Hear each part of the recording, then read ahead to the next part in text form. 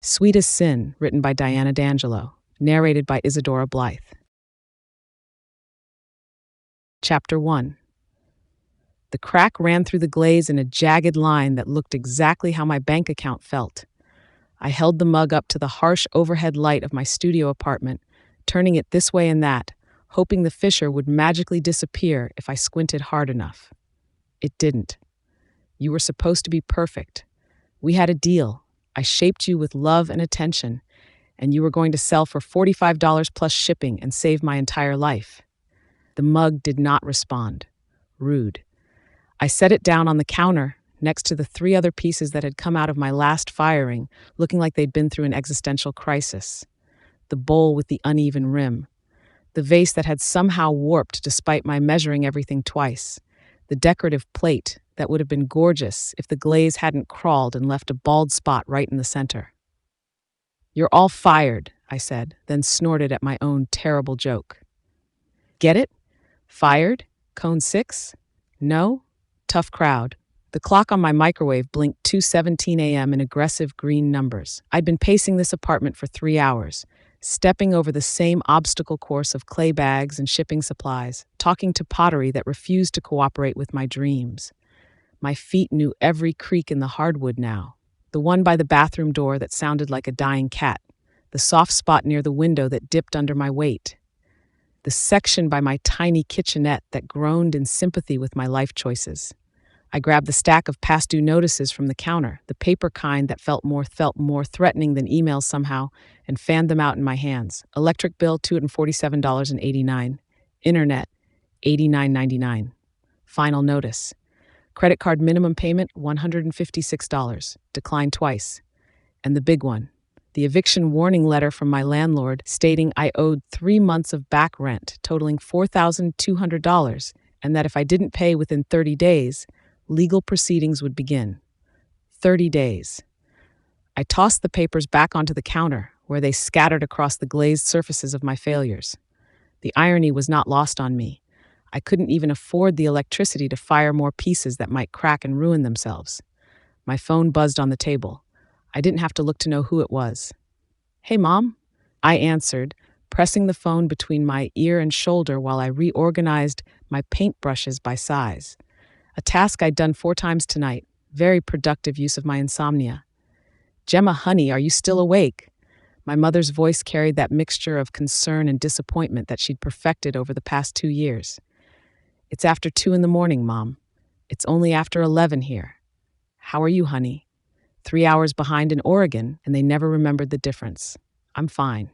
Your father and I have been talking." Those 6 words had never preceded anything good in the history of parent-child communication. I abandoned the brushes and sank onto my second-hand couch, which smelled faintly of the previous owner's cat, despite 3 rounds of deep cleaning. "We really think you should come home," she continued as if I hadn't heard this exact speech every week for the past 6 months. "The school district is hiring. With your art background, you could get certified to teach within a year. Benefits, Gemma, health insurance, a retirement plan. Mom, your Aunt Linda's neighbor's daughter got a teaching certificate and she loves it. She says the summers off are wonderful and she has a 401k now. Do you have a 401k, sweetheart?" "I have a kiln." Had a kiln. I glanced toward the industrial beast squatting in the corner of my studio space. "And passion and 17 Instagram followers who really believe in my vision. Passion doesn't pay the rent." I pressed my lips together. The statement landed in my chest with the precision of a well-aimed arrow. She didn't mean to be cruel. She genuinely believed she was helping, that her practical wisdom would save me from myself. "I know, Mom." I rubbed my temple with my free hand. "I'm working on it. I have a plan." This was technically true in the same way that "I'll figure it out" counted as a 5-year business strategy. "What plan?" "Honey, you haven't sold a piece in weeks. Your father looked at your Etsy shop. It's called an online storefront, and Dad doesn't understand the algorithm. 0 sales this month, Gemma. 0. Her voice softened, which was almost worse than the lecturing. "We're not saying this to hurt you. We're saying it because we love you, and we don't want to watch you struggle anymore. Art was a beautiful dream, sweetheart. But sometimes we have to grow up and accept reality. I stared at the wall of my apartment where I'd hung my favorite pieces from art school, the sculptural vessels with organic forms, the functional teapots with whimsical handles, evidence of a talent I'd been so sure would translate into success. I need to go, Mom. Early morning tomorrow. Doing what? Creating existential crises in ceramic form, apparently. Business stuff. Very important meetings with my broken kiln to assess exactly how much of my savings I didn't have would need to go toward repairs I couldn't afford. We exchanged I love yous that felt heavy with everything unsaid, and I hung up feeling hollowed out. The silence of my apartment pressed in around me, broken only by the occasional car passing on the street below and the hum of a refrigerator that was probably plotting its own dramatic death. Okay, I muttered to the empty room, pushing myself off the couch. Pity party's over. Let's assess the damage. I approached my kiln with the cautious reverence of someone approaching a potentially dead thing they'd really prefer to find alive. I'd bought it used 2 years ago with the last of my graduation money, and it had been the workhorse of my entire operation. I flipped the switch. Nothing. Again. Nothing. A third time. Still nothing. My stomach dropped. I crouched down and checked the panel. Error code. I Googled it on my phone. Element failure. $800 for parts alone, plus labor if I couldn't install it myself, which I absolutely could not, because the one time I'd tried to fix anything electrical, I'd nearly set my freshman dorm room on fire. $800. I didn't have $800. I didn't have 800 cents. The loop snapped shut. No kiln. No inventory. No sales. No rent. I slid down onto the concrete floor next to my dead kiln and pulled my knees to my chest. This is fine, I whispered. This is totally fine. Everything is fine. It wasn't. The tears came fast and hot. I pressed my hands to my face and let it happen. Everyone had been right. My parents, my former professors who'd suggested I have a backup plan, the college boyfriend who'd said art was a nice hobby but not a career, everyone who'd told me I was being naive and irresponsible and childish for thinking I could build a life doing what I loved. They were all right, and I was going to have to go home and admit it. Get the teaching certificate. Give up. I can't do this alone anymore, I said to the universe, to God, to whatever cosmic force might be listening at 2:47 a.m. to a crying woman surrounded by cracked pottery and unpaid bills. I don't even know, a guardian angel or something. I laughed, thank you, at my own melodrama. Guardian angels weren't real, and even if they were, they probably had better things to do than save struggling ceramicists from their own poor life choices. Just, if anyone up there is listening, I would take literally any form of divine intervention right now. Winning lottery numbers, a viral TikTok, a wealthy benefactor, wonky mugs, whatever. I'm not picky. Silence. Of course. The universe didn't answer desperate prayers from studio apartments at 3 a.m. I pushed myself up off the floor, and the air in front of me split open. There was no other way to describe it. One moment I was alone, and the next the atmosphere tore apart with a sound like reality ripping at the seams. Light poured through the gap, not the warm, golden light of every movie about heaven I'd ever seen, but something darker, deeper, edged with colors that shouldn't exist. A figure stepped through. Huge. That was my first coherent thought. The man was enormous, well over 6 feet tall, with shoulders that looked like they could support architectural structures. Dark hair past his collar, features sharp enough to cut glass. Eyes so dark they appeared black in the dim light of my apartment. And he was glaring at me with an expression of profound irritation, as if I'd personally inconvenienced him by existing. The tear sealed behind him with a soft pop. We stared at each other. Holy sweet ceramic kiln, I breathed. You summoned me, he said, and his voice was deep enough to register in my chest. He looked around my apartment with obvious disdain, taking in the mess of clay and failed pottery and past due notices.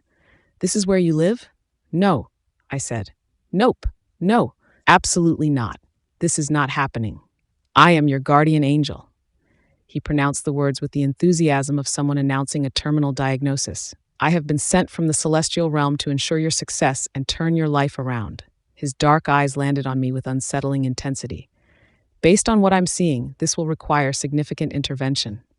I shook my head. No, I'm hallucinating. This is stress. Lack of sleep. Maybe a breakdown. I pointed at him.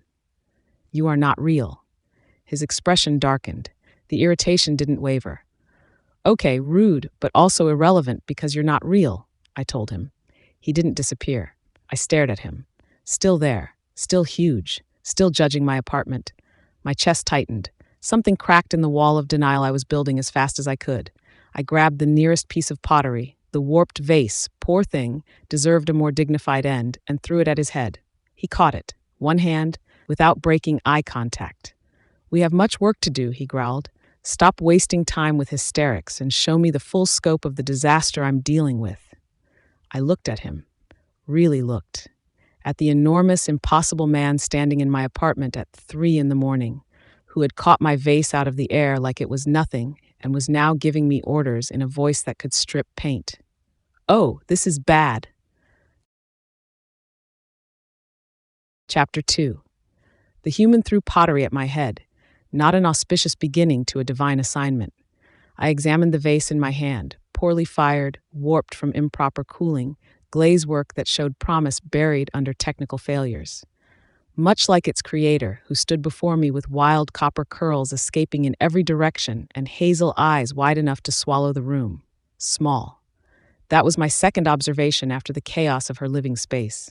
The top of her head would barely reach my chest if she stood closer. Her frame suggested irregular meals and nervous energy. Paint stained her fingers, clay dust clung to her clothes, freckles scattered across her nose. "You've got to be kidding me," she said, voice pitched high with hysteria. "I do not kid." I set the vase on her cluttered counter. "Humor is not among my assigned duties. You're assigned." She cut herself off, pressing both hands to her temples. Okay, I'm hallucinating. This is a stress-induced psychotic break. My brain has cracked under the pressure like one of my glazes, and I'm having a very vivid dream about an angry man who materialized in my apartment claiming to be an angel. I am not a man. The response came automatically. What followed did not, a reaching inward for what I was, and finding only static where the answer should have been. You look like a man, a very large, very judgmental man who apparently shops at whatever brooding immortals wear. She gestured at my clothing, dark trousers, a black shirt, boots that had walked paths she could not imagine. Where are your wings? Your halo? Aren't angels supposed to be, I don't know, glowing and benevolent? Your expectations are based on human artistic interpretation rather than celestial reality. My expectations are based on not having supernatural beings show up in my living room at 3 a.m. Her voice cracked on the last word, a pull. Toward her distress, toward the gap between us that suddenly felt too wide.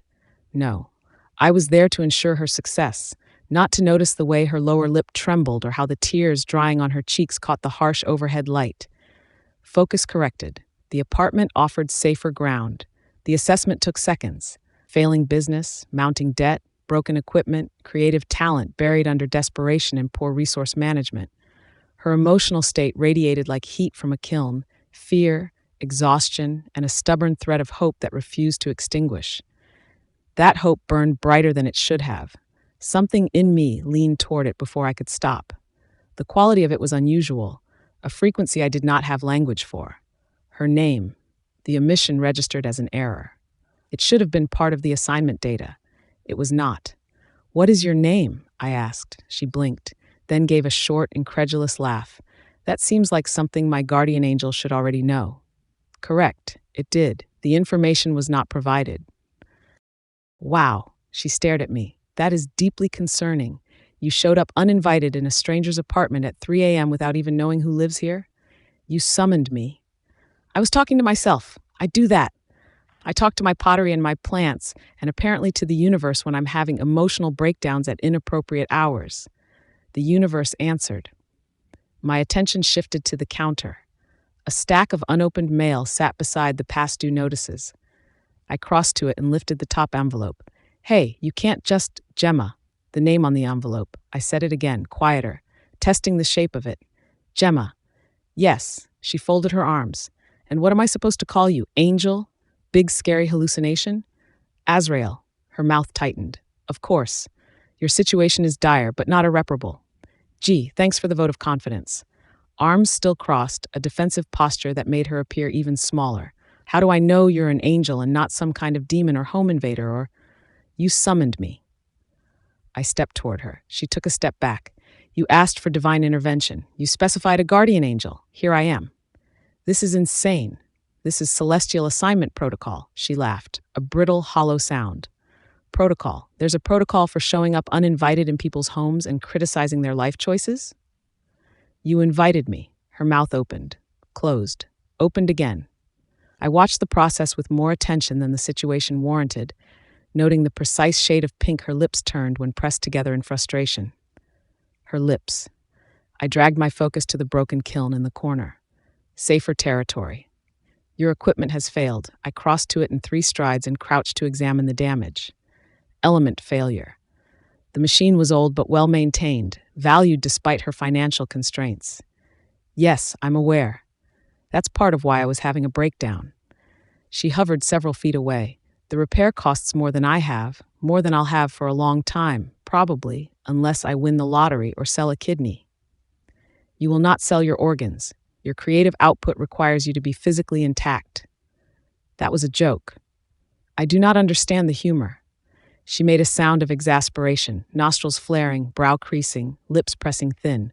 I gripped the kiln's frame. Several 100 pounds. I lifted it to chest height to get a good look at the heating elements from every side. The gasp behind me was gratifying in a way it should not have been. That thing weighs. The element has degraded beyond repair. I set it down with controlled precision. It will need replacement. I know that. I Googled it. Her voice had shifted from hysteria to something quieter, more focused. She stared at me with her head tilted, reassessing. You actually picked that up, one-handed. Yes, like it was nothing. It weighs little to me. She stepped closer, another step. I held still, tracked her approach the way a predator tracks prey. No, wrong comparison. I was her guardian, not her hunter. The instinct to close the remaining distance and crowd her against the nearest surface was a malfunction, one I would correct. Okay, she breathed. Okay, so maybe you're actually something. Maybe I accidentally summoned a supernatural being into my apartment. Not by accident, by intent. I didn't mean to. Your need was genuine. Your plea was specific, the celestial realm responded. Why I needed to convince her was unclear. The assignment existed regardless of her belief. I am here now. That is what matters. She was close enough to smell, clay dust and something floral, soap or shampoo, underlaid with the salt of dried tears. The scent filled my lungs and settled there. Guardian angels do not catalog the scent of their charges. I stepped back. Her eyes tracked the movement with an awareness that suggested she'd felt the same pull and was equally confused by it. I moved to the counter instead. Picked up the cracked mug from the lineup of failures, turning it to study the glaze pattern beneath the fissure. You have talent, I heard myself say. Raw, unrefined, but present. Your instincts are sound. Your execution requires discipline. She went still. What? Your work. The color choices are bold. The form is organic without being chaotic. The crack is a firing error, not a design flaw. I set the mug down. You know what you are doing. You lack the resources and guidance to do it well. She pressed her hand to her chest as if I'd struck her. Her eyes went bright, not tears, but something adjacent. Her voice wavered. That's the nicest thing anyone said about my work in months. It is not nice. It is accurate. She laughed. My heartbeat accelerated. My focus narrowed to the curve of her mouth. Angels do not feel carnal interest in their charges. The warmth in my chest when she smiled was a malfunction, one that required correction. You're weird, she told me, still smiling. A weird, bossy, giant angel who appeared in my apartment and critiqued my pottery skills. This is my life now, apparently. It is. No. The smile faded. It isn't, because this isn't real. She pressed her fingers to her temples again. I'm having a psychotic break. This is what psychotic breaks look like. Very convincing, very detailed hallucinations of extremely tall men who lift kilns one-handed and have opinions about my glazes. I am not a hallucination. That's exactly what a hallucination would say. The logic was circular, also annoying. I should sleep. She rubbed her eyes with the heels of her palms. That's what you're supposed to do, right? When you're seeing things, sleep it off. Wake up sane. You are not insane. You good morning appeared out of a rip in the air. Either I'm insane or reality is, and I'm going with the option that has a solution. She was already moving toward her bed, an alcove barely separated from the rest of the apartment by a bookshelf overflowing with ceramic techniques, books, and romance novels. I'm going to sleep, and when I wake up, you'll be gone, and I'll call my therapist. Former therapist. I can't afford her anymore, but this feels like an emergency. She pulled back the covers and caught herself, glancing back. You're not going to, watch me sleep, are you? Angels do not require rest in the same way humans do. That's not an answer. She was correct. It was not. I will be here. I will not watch you sleep. Promise? The word hung between us. Heavy. Promises bound. They mattered. Whatever I was, whoever I had been before this assignment, and my memories felt strangely fragmented, incomplete. I knew that my word was absolute. I promise. She held my gaze, searching. Whatever she found satisfied her enough to nod and climb into bed, pulling the blanket to her chin. This is the strangest night of my life, she murmured, eyes already closing. I asked for a guardian angel and got a grumpy giant who hates my apartment and lifts kilns like they're coffee mugs. I do not hate your apartment. You absolutely do. Fainter now, almost gone. And when I wake up, you won't be here, because you're not real. I did not respond. She was wrong about the apartment. The space was cramped, cluttered, barely functional. But any space containing her had a value I could not quantify. She was also wrong about the rest. I would be here when she woke. I turned from her sleeping form and began cataloging the financial documents scattered across her counter, forcing my attention toward practical matters, the past due notices, the repair estimates, the 30-day eviction timeline that would require immediate intervention. But part of my awareness remained trained on her breathing. Part of me was already counting the hours until she woke. Chapter 3. My alarm didn't go off because I'd never set it. I woke up the way I always did, slowly, reluctantly, with the vague sense that consciousness was a mistake and the pillow deserved better than to be abandoned. The kiln was broken. That was the first thought. $800 I didn't have. 30 days until eviction. My mom's voice echoed from last night's phone call. Art was a beautiful dream, sweetheart. Rent, $4,200 behind. Electric, past due. Credit card, declined. Kiln, dead. Career, unclear. Emotional state, a mug with a hairline fracture everyone pretends is fine until someone pours hot liquid in it and it splits in half. Normal morning. Terrible but normal. Then I smelled coffee. I didn't own a coffee maker that ran on a timer. I didn't have a roommate. I lived alone in a studio apartment that could barely fit me and my pottery wheel, and there was absolutely no reason for my apartment to smell like fresh coffee yet. I squinted at the microwave, 7:12 in the morning. Unless, I sat up so fast, my vision spotted. He was still here. He was at my counter, standing in my kitchen, sorting my pottery supplies into categories with the focused intensity of someone performing surgery. Same dark trousers, same black shirt from last night, same impossible shoulders, same jaw set like the concept of relaxation had personally offended him. Not a dream, not a hallucination, not a psychotic break that would dissolve in the morning light like I'd promised myself it would when I'd pulled the covers over my head and squeezed my eyes shut and told whatever he was. When I wake up, you won't be here.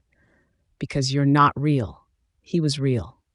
He was sorting my cobalt blue. My hands were shaking. I pressed them flat against the mattress and made myself breathe.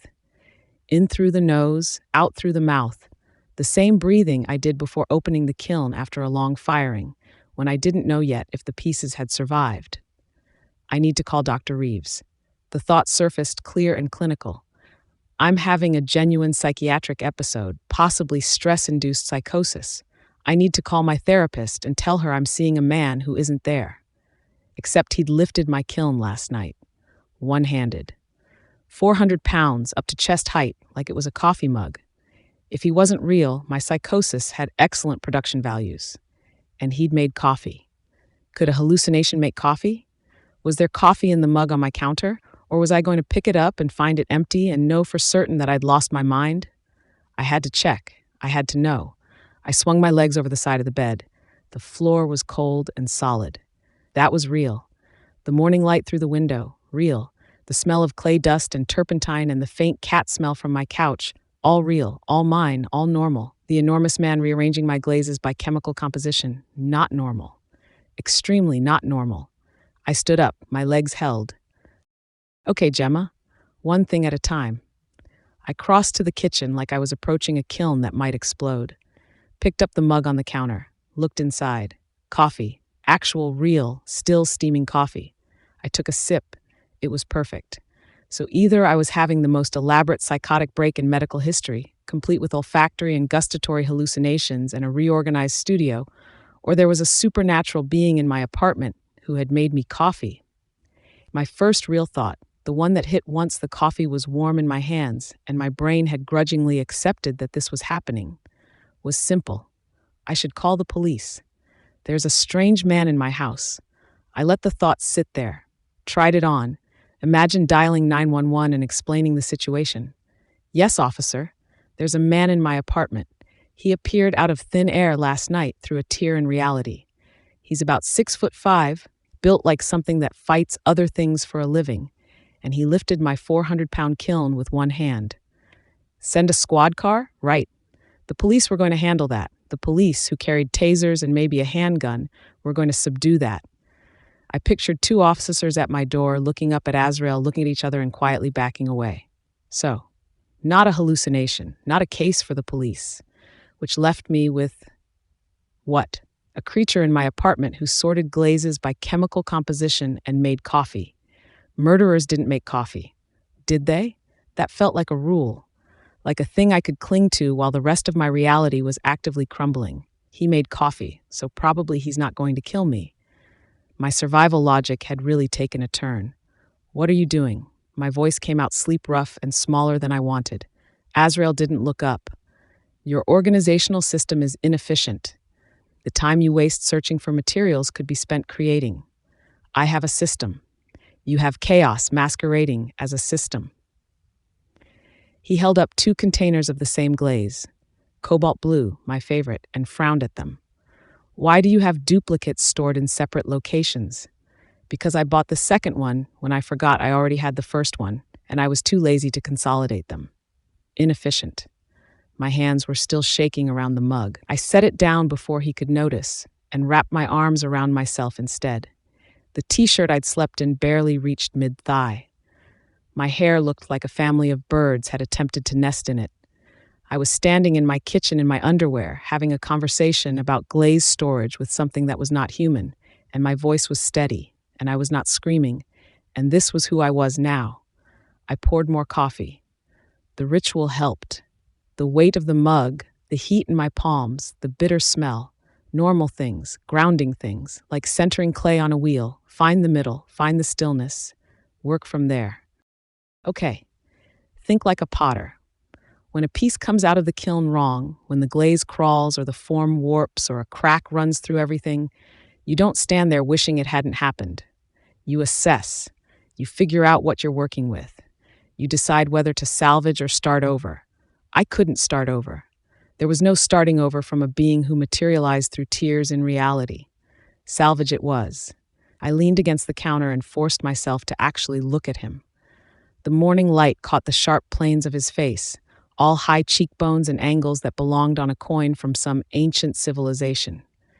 He moved with an economy of motion that suggested he'd calculated the most efficient path for every action, every reach, every turn. He'd also rolled up the sleeves of his black shirt, exposing forearms that were frankly ridiculous, corded with muscle. Capable looking, the kind of forearms that made a person think inappropriate thoughts at 7 a.m. I took another sip of coffee and tried to remember that this was allegedly a celestial being on divine assignment, and that I'd been terrified of him 30 seconds ago. The terror and the forearm situation were not as mutually exclusive as I would have liked. You're staring, he said without looking at me. I'm assessing my situation, which currently involves a supernatural being organizing my studio. I'm allowed to stare. I set down the mug. You went through my finances last night. Not a question. I'd seen the stack of past due notices he'd squared into a neat pile on the corner of my counter, arranged by due date. Your financial situation required immediate assessment. And you have 30 days before eviction proceedings begin. Your debt-to-income ratio is catastrophic. Your kiln repair will cost $800 you do not have. Your online storefront has generated zero revenue this month. He paused, holding a needle tool up to the light as if checking for imperfections. But your material costs are reasonable. Your technique is sound, and your pricing is too low by approximately 40%. I blinked. My pricing is too low? Significantly. Your work demonstrates skill that your price points do not reflect. This is a correctable error. Something flickered in my chest, the echo of what he'd said last night about my pottery. It is not nice, it is accurate. He'd looked at my cracked mug and seen talent underneath the failure. Nobody had done that in months. I shoved the feeling down. Warm fuzzies about a supernatural creature's pottery opinions were not going to help me think clearly. A sharp knock at my door cut through the moment. The knock had a particular quality to it. Demanding, impatient, infused with the promise of bad news. "Miss Holloway," my landlord's voice carried through the thin wood. "I know you're in there. We need to discuss your situation." My stomach dropped. Gerald Whitmore, 57 years old, receding hairline, the personality of a calculator with a grudge. He owned this building and 3 others in the neighborhood, and he'd been circling my financial carcass for months. "One moment," I called, then hissed at Azrael, "Hide." He raised one dark eyebrow. "No." "What do you mean, no? There's a massive stranger in my apartment at 7 in the morning. How do I explain that?" "You don't. I will handle this." "You will absolutely not handle." Another knock, more aggressive. "Miss Holloway, I have the eviction paperwork ready to file. If you'd prefer to discuss this in court." I yanked open the door. Gerald Whitmore stood in my hallway with a manila folder clutched in his soft hands, his thin lips pressed into a line that suggested he'd been practicing this confrontation in the mirror. He took one look at me in my oversized shirt with my bird's nest hair, and satisfaction crept across his face. Then his gaze moved past me to Azrael. The satisfaction evaporated. Azrael had appeared at my shoulder. Looming was the only appropriate word, and he was looking at my landlord the way a cat looks at a mouse it's deciding whether to eat or simply torment. "You are Gerald Whitmore." Azrael said it like he was reading off a file he'd already memorized, which, I realized, he had. The eviction notice, the lease, every piece of paper in that neat stack on my counter. Landlord, 3 properties in this neighborhood. Gerald's mouth went slack. Who are you? "I am Miss Holloway's business manager."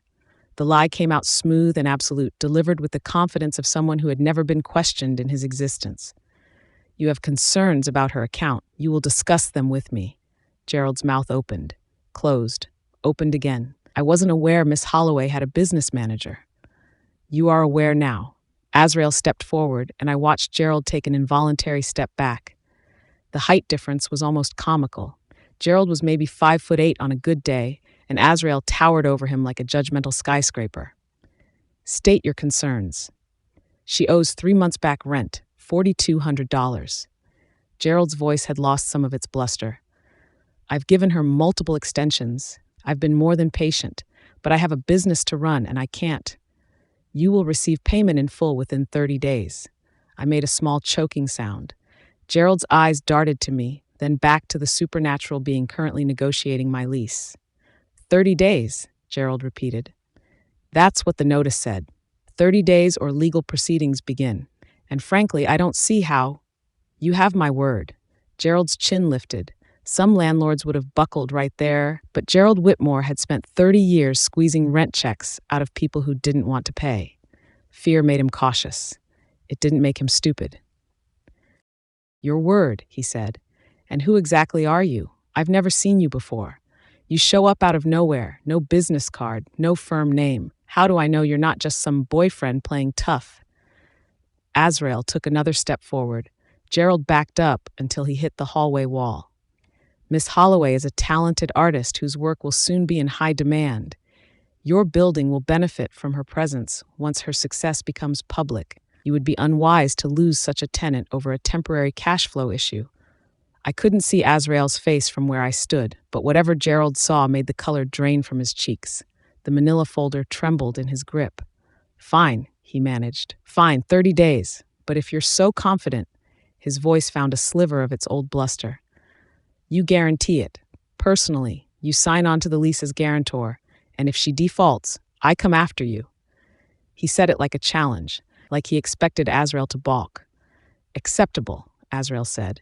Gerald blinked, then a calculating look crossed his face, the look of a man who'd just gotten someone to agree to legal liability and couldn't believe his luck. "I'll have the addendum drawn up by end of day. You'll need to come to my office to sign. I'll need a copy of your ID. Bring the paperwork here. I will sign it now if you have a standard form." I do keep blank addendums in my car for situations like. Gerald was already backing toward the stairs, torn between wanting to escape Azrael's presence and wanting to lock down the signature before this terrifying man changed his mind. "Don't go anywhere. Either of you." He scurried down the hallway. I stared after him. "You just agreed to be legally responsible for my rent." "Yes. You don't have a social security number, or a bank account, or, as far as I can tell, a legal identity of any kind. The signature will be sufficient." "It absolutely will not be." Gerald reappeared with a form and a pen, slightly out of breath. The paperwork was signed in under 2 minutes. Azrael's handwriting looked like it belonged on ancient scrolls rather than a standard lease addendum, and Gerald practically jogged back to the elevator, clutching his guaranteed extension like a life raft. The door closed, and I slumped against it. What just happened? "I secured your housing stability for the next 30 days. Azrael returned to organizing my tools as if he hadn't just intimidated my landlord into compliance and signed legal documents in a name that may or may not have existed in any human database. This provides adequate time to establish income streams and resolve your financial situation." "What happens when Gerald tries to verify your identity? When he runs a background check and finds nothing?" Azrael looked down at me, way down, the height difference even more pronounced when we were standing this close, and his mouth pressed into a hard line. "I am here. That is verification enough." "That is absolutely not how human bureaucracy works. Then human bureaucracy will need to adapt." I threw my hands up. But here's the thing I couldn't say out loud because saying it would mean admitting I was operating on a logic system that would get me committed. It worked. Gerald was gone. The extension was signed, 30 days secured. And the being responsible was standing in my kitchen sorting my wire tools by gauge like it was the most natural thing in the world. I didn't believe he was an angel. I didn't believe in angels at all. But I believed in results. And in the last 12 hours, Azrael had assessed my finances, reorganized my studio, made perfect coffee, and terrified my landlord into granting me a reprieve. The cops couldn't do that. My parents couldn't do that. I couldn't do that. "Okay," I said. "If we're doing this, and I'm not saying I believe a single thing about divine assignments or celestial realms, but if we're doing this, we need rules. Rules. Ground rules for cohabitation." The word tasted absurd. "Rule 1, personal space. This apartment is tiny, in case you haven't noticed. You stay on your side, I stay on mine." Agreed. "Rule 2, you don't go through my things without asking. Finances, fine, that ship has sailed, but my emails, my phone, my personal stuff, off limits." He paused over a sponge he'd been examining. "I accessed your email correspondence last night." The words landed like a brick. "You did what?" "Your friend Delilah Martins has been suggesting portfolio reviews for 7 months. You declined each offer. This was an error in judgment that I have corrected." "You corrected." "I emailed Velocity Contemporary Gallery at 3:42 a.m. Their owner responded at 6:47. She will review your portfolio at 4 o'clock today." For a full 5 seconds, I couldn't speak. Not because I was processing the information, because I was so angry my vision had gone spotty around the edges. "You went through my private emails." My voice came out low and steady in a way that should have been a warning. "While I was asleep, you read my conversations with my best friend, conversations that were mine, and then you emailed her from my account in the middle of the night. I identified myself as your business manager. I did not pretend to be you." "Oh, that's so much worse." I was in front of him before I realized I'd moved, jabbing my finger toward his chest. I didn't actually make contact. partly because his chest was approximately at my eye level, and partly because some survival instinct suggested that poking a supernatural being was a bad idea even by my standards. You told my best friend that some man she's never heard of is sitting in my apartment at 3 in the morning sending emails on my behalf. Do you have any idea what that looks like? Efficient. It looks like I have a stalker. I pressed both hands to my temples. Delilah's going to think she's going. I couldn't even finish the sentence. The number of wrong conclusions a sharp, protective best friend could draw from that email was staggering. The point is that those are my emails, my words, my relationships. You don't get to puppet my life because you decided you know better. Azrael looked down at my finger hovering near his sternum, then at my face. If he was intimidated by 5'3", a furious ceramicist in an oversized t-shirt, he hit it well. You have been declining opportunities that would advance your career for 7 months. Pride is not a financial strategy. It's not about pride, it's about... I faltered, because the horrible thing was that he wasn't entirely wrong. It wasn't pride, it was shame. Shame at showing Delilah work that wasn't good enough. Shame at admitting I needed help. Shame at the gap between the artist I wanted to be and the artist I was. But that was mine too. My shame to carry, my decision to make, my timeline for being ready. It doesn't matter why I said no, I said, and I was surprised by how steady my voice was. What matters is that I said it, and you don't get to override that. Silence. He held my gaze with those impossible dark eyes, and for a moment I thought he might argue. The meeting is at 4 o'clock, he said. I heard you. Will you go? And there it was, the question underneath the violation. Because he'd read my emails and he'd seen 7 months of Delilah reaching out and 7 months of me flinching away, and in his blunt, graceless, boundary-obliterating way, he'd kicked the door open. Velocity Contemporary. Delilah's gallery. My best friend's gallery, which I'd been too embarrassed to approach because Delilah had actual successful artists on her roster, and I had cracked mugs and past due notices. I hated that he'd done it. I hated more that I was relieved. If I go, I said, it's because I'm choosing to go. Not because you chose for me. And if you ever go through my emails again, I will find a way to hurt you. I don't care if you're celestial, I'll figure it out. Noted. Rule 2 stands. No more going through my things. Acknowledged. It wasn't an apology. I had a feeling apologies weren't in his vocabulary. But the way he returned to sorting my tools more carefully with fractionally less certainty told me the message had landed. Rule 3, I said, because stopping meant thinking about it, and thinking about it meant crying, and I refused to cry twice in 12 hours. You explain things. No cryptic supernatural mystery stuff. If you're going to be I stumbled over the words. Whatever you are, then you communicate like a person, in words I can understand. I will attempt to translate celestial concepts into human terms. See, that right there, just talk normal. This is how I speak. I am efficient. There is a difference. His gaze dropped to my mouth for a fraction of a second before snapping back to my eyes. You should change. We have work to do. I stared at him. He stared back. My phone buzzed on the counter. I grabbed it. A text from Delilah. Got an email at 3 a.m. from a man calling himself your business manager. From your account. Gemma, what the hell is going on? Are you safe? A second text sent 2 minutes later. I confirmed the 4 p.m. because I want to see you with my own eyes. Bring him. I have many questions. I could practically hear her tone through the screen. Delilah Martins didn't let things go. She was already pulling at the thread. I typed back, I'm safe. Long story, tell you at 4. 3 dots appeared, then, you better. I pocketed my phone. I didn't believe he was an angel. But I believed he was useful, and right now, useful was the only currency I could afford. I'll get dressed. I said, if we have until 4, we have a lot of work to do. His mouth twitched, not quite a smile, closer than anything I'd seen from him yet. Good, he said.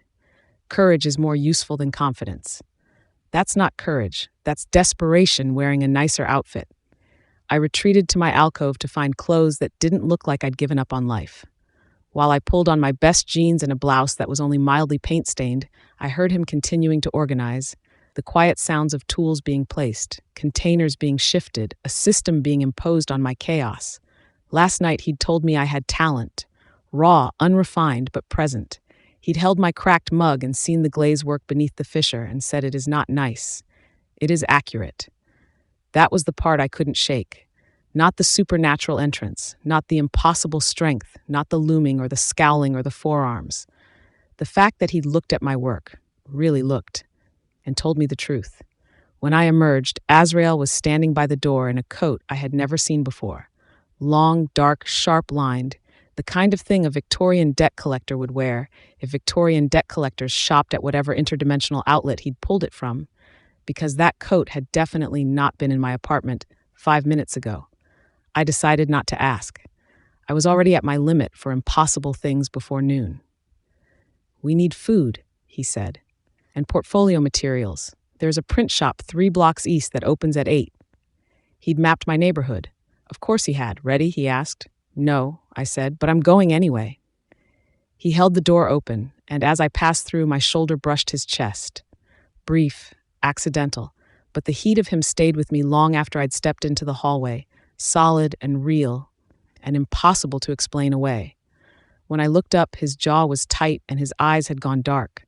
"We should go," he said, his voice rougher than before. "Yeah, we should." Before I did something stupid like examine why a creature who claimed to be celestial was looking at me like he was considering sin.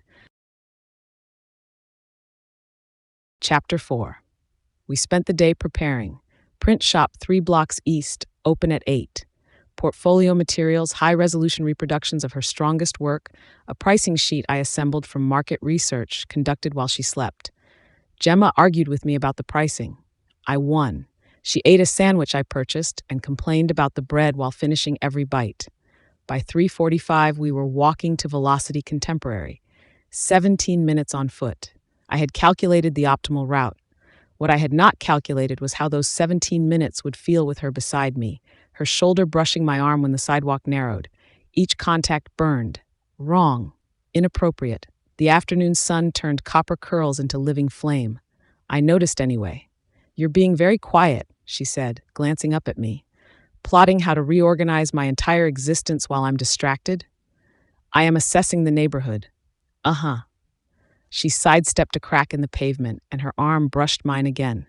Wary, still watching me the way she'd been watching me all day, like I was a tool she hadn't decided whether to trust.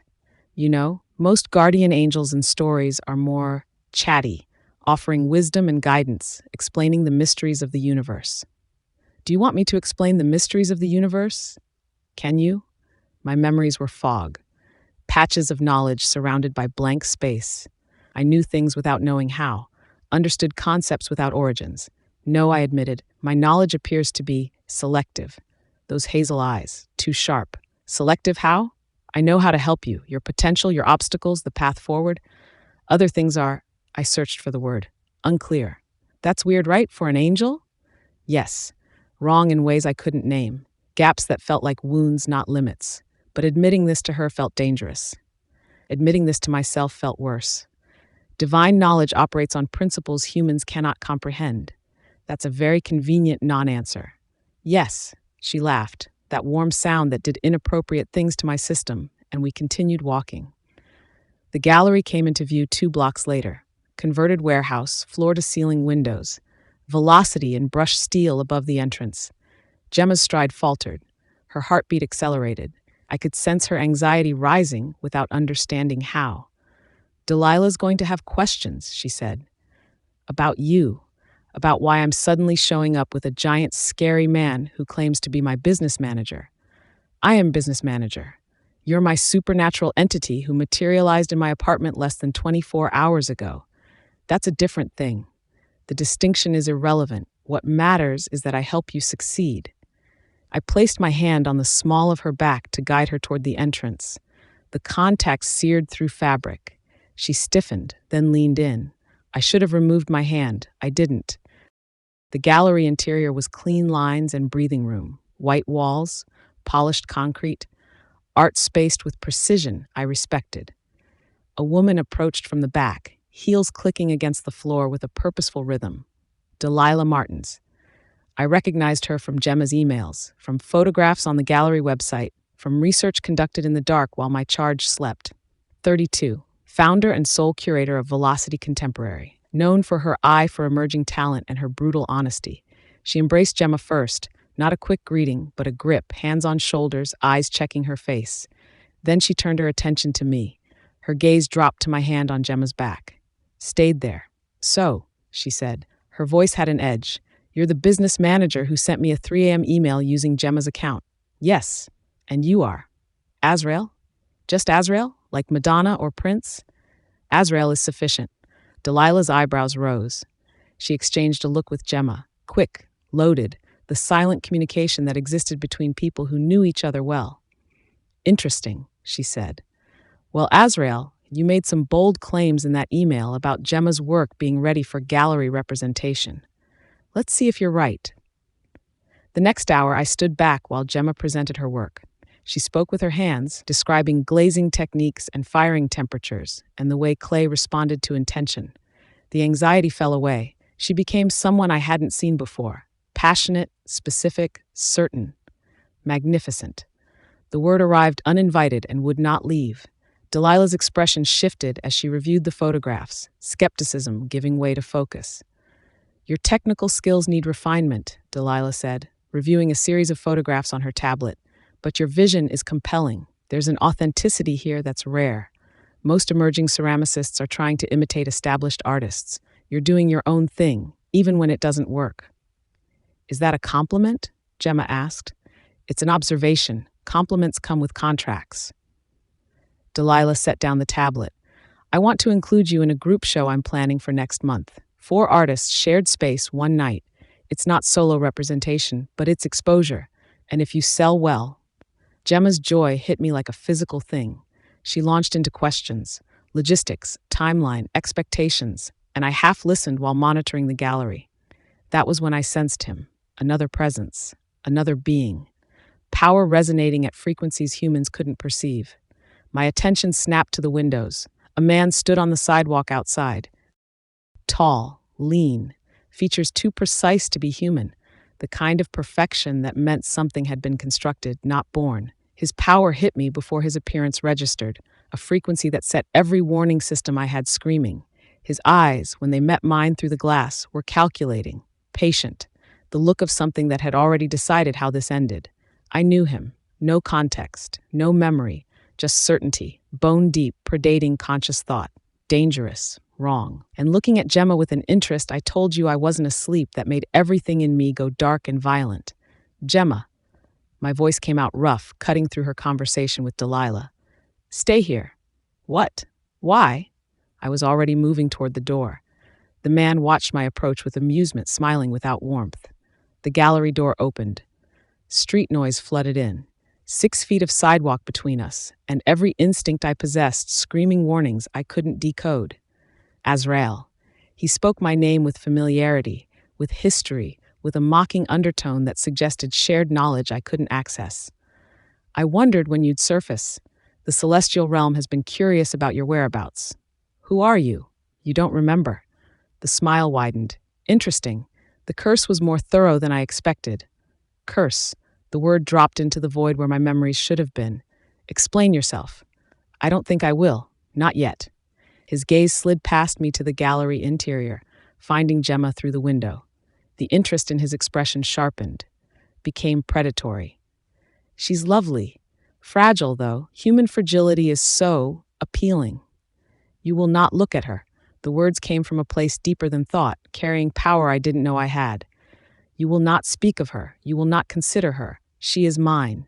The declaration ripped through the air. I felt it settle over Gemma through the gallery walls. A bond, a claim, locking us together in ways I couldn't comprehend. Her presence in my awareness sharpened until it was constant, a hum beneath everything. His eyebrows rose. His amusement deepened. You claimed her. Fascinating. Do you even know what that means? I didn't. Instinct, not intention. Leave. Now. Oh, I'm going. I've learned what I came to learn. He adjusted his cuffs with deliberate casualness. We'll speak again, Azrael, when you remember what you are. Act when you understand what you've done to that human by marking her as yours. He turned and walked away. His presence faded, but the wrongness lingered. I stood on the sidewalk with my fists clenched. I had claimed her. I didn't know what that meant. I only knew the words had come out of me like a command, and I could still feel where they'd landed, on her, around her, binding us in a way I couldn't undo. In centuries of service, nothing. No framework for this. No precedent. I'd acted before choosing to act, and the blankness where an explanation should be terrified me more than the stranger's threats. Angels do not claim humans. The thought repeated, but it couldn't dislodge what I'd done. The satisfaction was still there, dark and absolute, and I couldn't make it stop. Azrael, not behind me, beside me. Her face was pale, her hands gripping her own elbows. What the hell was that? Go back inside. No, something just, I felt.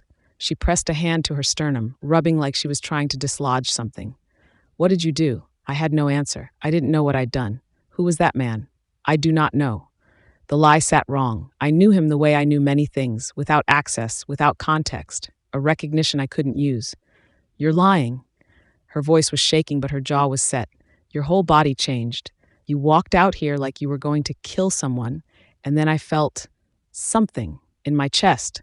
Like, well, I've no idea what it was, but we should go back inside. Stop telling me what to do.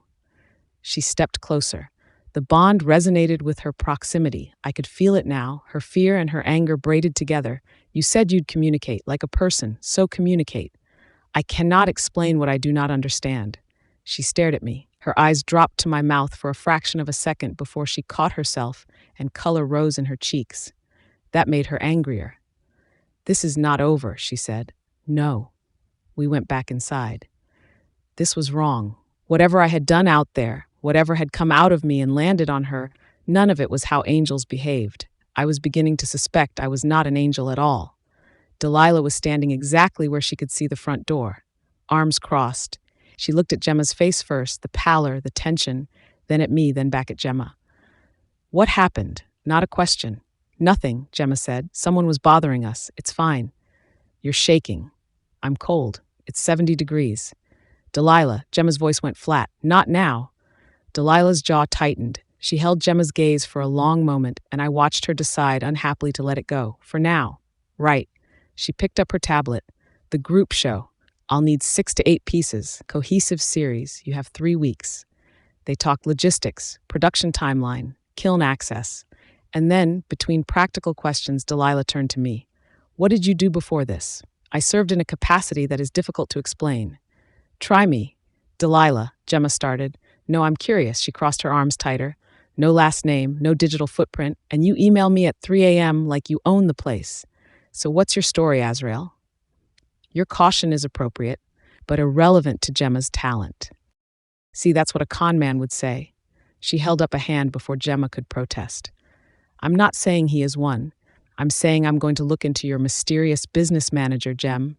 That's what friends do. You won't find anything, I said. We'll see. I did not know what I was. I did not know what I had done. But I knew with a certainty that required no memory to support it that I would destroy anyone who tried to take her from me. That was not an angelic thought. That was not an angelic thought at all. Chapter 5. I woke knowing exactly where Azrael was before I opened my eyes. The awareness sat in my chest like a second heartbeat. His presence, his location, something about the way he was holding himself that I shouldn't have been able to read from across the room with my eyes closed. He was by the window, approximately 15 feet away, and whatever was going on with him felt tightly wound. This was new. This was very, very new. Except, and this was the part that made no sense, it didn't feel new. It felt like turning a corner in your own apartment and finding a room you forgot existed. Not something added, something uncovered. As if this awareness had always been there, tucked away, waiting for whatever happened yesterday to strip it loose. I pressed my palms against my eyes, counted to 3, moved on. What did you do to me? The question came out sleep-rough and confused as I pushed myself upright in bed. The morning light streamed through my thin curtains, and there he was, exactly where I'd sensed him, standing at the window with his arms crossed and his jaw tight. I do not know. An edge in his voice I hadn't heard before. Frustration, maybe. Fear.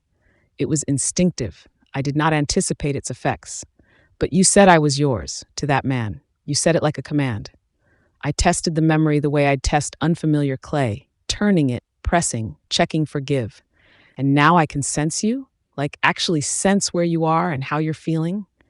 He turned from the window, and something lurched in my chest, sharp, uncomfortable, not entirely mine. It appears the bond works both directions.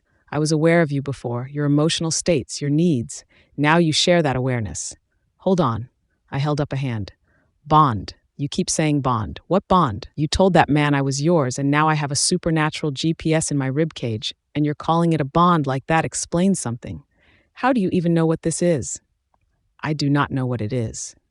His jaw tightened. The word is instinctive. The way what I did yesterday was instinctive. I have no framework for this. I only know the connection exists, and that it is bilateral. So you gave it a name you don't understand for a thing you can't explain that you did to me without asking. Yes. Great. Very reassuring. I should have been terrified. A supernatural being had tethered himself to me through some kind of mystical ritual, and I could tune into him like a radio frequency I hadn't known existed. This was insane. This was the plot of every cautionary tale about making deals with forces you don't understand. Instead, I felt relieved. The sensation surprised me, but there it was. Relief that I was no longer alone in this, that the connection between us was tangible rather than imagined. Relief that whatever Azrael was, he was bound to me now in ways that meant he couldn't simply disappear when things got complicated. And underneath the relief, something that didn't sit right, because I should have been furious. He'd done this to me without asking, whatever this was, and I couldn't get rid of it, and the fact that part of me didn't want to get rid of it was maybe the most alarming thing of all. I didn't have time to sit with that. I had coffee to drink and a life to keep functional. You're not upset, he observed. His dark eyes studied me with that intensity that made my skin warm. I expected anger, fear. I've been scared for months, scared of failing, scared of proving everyone right, scared of ending up exactly where I am. I pushed back my covers and swung my legs over the side of the bed.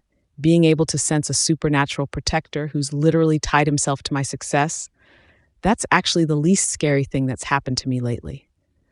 Something shifted in his expression, barely, the way a crack shifts in drying clay. Not a smile, not softness, just less granite than usual. You are remarkable, he said. I'm caffeinated deficient. Let's start with coffee before we analyze my coping mechanisms. The morning unfolded in what was becoming our pattern. Azrael made perfect coffee while I attempted to tame my hair into submission, and we circled each other in my tiny apartment while pretending the bond between us wasn't making every accidental brush of contact feel like a static shock. While he poured, I checked my phone out of habit. The Etsy dashboard loaded with its usual depressing blankness, but there was a notification I almost scrolled past. A message from someone called @ClayandChaos blog. Hi, I found your shop through your Instagram and I love your aesthetic. Would you ever be open to a short interview about your process for my ceramics newsletter? It's small, about 2K subscribers, but growing. 2,000 subscribers, more people than had ever looked at my work combined. I stared at the message, thumb hovering. Then Azrael set my coffee down with that precise clink he did, and the awareness in my chest pulsed, a flare of something I couldn't interpret. And I closed the app. I'd answer later. Right now, I had bigger problems than a tiny blog wanting to talk about my glazing technique. The rest of the morning passed in tense domesticity, me throwing practice pieces on the wheel while Azrael stood guard over my apartment like a particularly disapproving gargoyle. We didn't talk about the bond. We didn't talk about what he'd done or what it meant or why I could feel him in my chest like a second pulse. I threw clay. He loomed. It was almost normal if you didn't think about it too hard. By 1:30, I'd run out of excuses not to get dressed. We have an appointment today, he announced as I was cleaning slip off my hands. 2:00, Greystone Gallery. The coffee turned to ash in my mouth. No, yes. Azrael, I am not going to Greystone Gallery. Theodore Whitfield runs Greystone Gallery, and Theodore Whitfield told me 6 months ago that my work was, and I'm quoting here, derivative amateur craft better suited to flea markets than fine art exhibitions. Something hot flared in my chest, dark and sharp. I couldn't tell if it was his reaction or mine. That was the unsettling thing about this connection, I was learning. The borders were gone. He said this to you. Not a question, to my face, after keeping me waiting for 2 hours and barely glancing at my portfolio. The memory still burned. I'd worn my nicest clothes, prepared my best pieces, practiced my artist's statement until I could recite it in my sleep. Theodore Whitfield had dismissed everything in under 5 minutes. I cried in my car for an hour afterward. I'm not putting myself through that again. You will not need to. I will handle Theodore Whitfield. That's what I'm afraid of. But Azrael was already moving toward the door, and his absolute certainty that this meeting would proceed wrapped around me like armor. Despite my protests, part of me wanted to see what happened when he confronted the man who'd made me feel worthless. The walk to Greystone Gallery took 23 minutes. I knew this because I counted every step, trying to distract myself from the way our bond intensified when we were moving together. Azrael walked close enough that our arms kept brushing, and each contact jolted through me like a static shock. You're tense, he observed. I'm about to face a man who crushed my dreams and called my life's work suitable for bargain bins. Tension seems appropriate. He was wrong. You've known me for 2 days. I have seen your work. I have felt your passion through our connection. Theodore Whitfield lacks the vision to recognize exceptional talent when it stands before him. Azrael's hand found the small of my back, steadying me as we navigated a crowded intersection. He will correct his error today. And if he doesn't, he didn't answer. He didn't need to. The look on his face said everything his mouth wouldn't. He will, Azrael said. I guarantee it. Greystone Gallery occupied a converted townhouse in the Arts District, all exposed brick and reclaimed wood, and the kind of carefully curated aesthetic that screamed money and exclusivity. Theodore Whitfield greeted us in the foyer, and my stomach dropped at the familiar sight of him, silver-haired, immaculately dressed, with the permanent expression of someone smelling something unpleasant. Miss Holloway.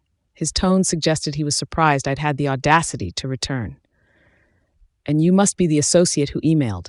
Azrael, was it? Yes. Unusual name.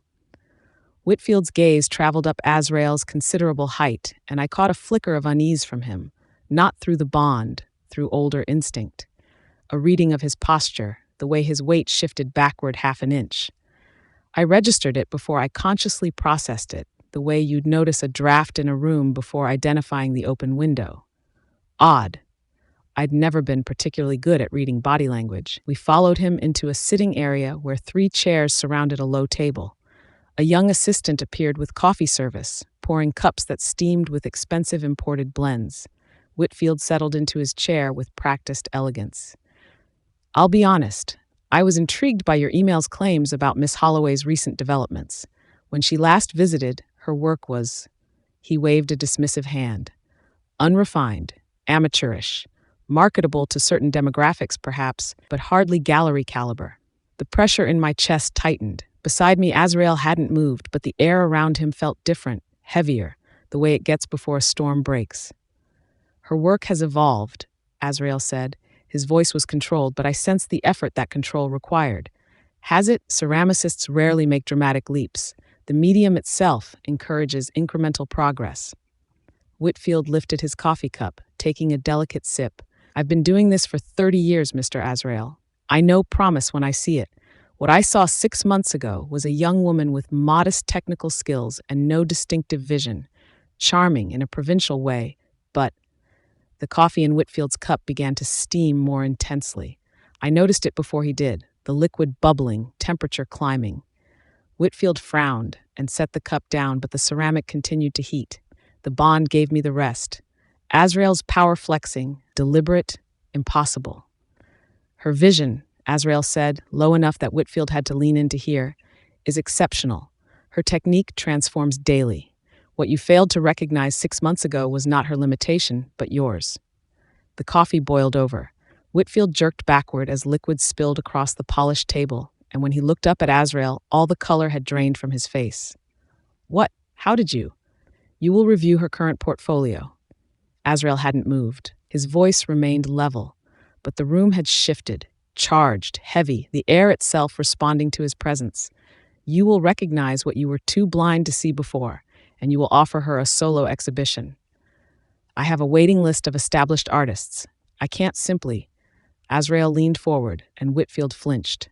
Old power pulsed through my guardian, the kind that had nothing to do with angels and everything to do with command. You can, Azrael said. You will, because Miss Holloway's work deserves recognition, and you have the means to provide it. This is not negotiable. I watched Theodore Whitfield, sophisticated, cynical, 30 years in the art world, crumble under Azrael's gaze. The man who'd made me cry reached for his assistant's intercom with shaking hands. "Cancel my 3 o'clock," he said, "and bring Miss Holloway's portfolio file from the archive. The one he swallowed. The one I should have looked at more carefully." The next hour blurred. Whitfield reviewed my work with the attention he'd denied me before, and I heard him making notes about texture, about form, about the distinctive voice he'd claimed didn't exist. Azrael stood behind my chair, silent, radiating the smugness of a man who had been right and intended to enjoy it. By the time we left, I had a commitment for a solo exhibition in 3 months, and Whitfield's personal card with his direct lines scrawled on the back. The fresh air hit my face as we stepped onto the sidewalk, and I started to shake. His coffee boiled. I said, "You made his coffee boil just by being angry." "Yes, that's not," I stopped, regrouped. "Is that something angels do? Boil liquids? Terrify people into compliance? I do not know what angels do." The words came out clipped, hard. "I know what I did. I know it worked. I do not know what that makes me. The man on the sidewalk yesterday, he knew your name. He talked about a curse. He talked about many things. Not all of them were true. He believed that, or he was trying to. I could see the effort it cost him. The jaw tight, the shoulders locked, the whole body held together by sheer refusal to examine the cracks. I let it go. Not because I was convinced, but because pushing harder felt like pushing on a fracture line. So you might be, what? Something other than what you think you are? I might be anything. His eyes met mine. I might be dangerous in ways I do not yet understand. If you want to walk away from this from me, I don't. The words surprised both of us. His whole body went still, the kind of still that meant something big was happening underneath. The thing in my chest flared, sudden and bright, and I didn't know if that was him or me or both of us reacting to a word neither of us expected me to say. "Gemma, you made a gallery owner who destroyed my confidence. Give me my first solo show. You reorganized my entire life in 2 days. You signed yourself as my guarantor without hesitation and claimed me as yours in front of a stranger who was probably another supernatural being." I stepped closer, looking up at him. Way up, the height difference more pronounced than ever. "I don't care what you are. I care that you're here. I care that you're helping me. And I care that whatever this bond is between us, it feels more real than anything I've experienced in years. You cannot know what you're accepting. I cannot know what I'm offering. So we figure it out together." I reached out and took his hand. The bond ignited at the contact, not lightning this time, steadier. A decision made real. Partners, not guardian in charge. Partners who face whatever comes next as equals. His resistance crumbled. I didn't need the bond to see it. It was right there on his face, in the way he looked down at our joined hands and then back at me like I'd done something impossible just by not letting go. "Partners," he repeated. "Partners.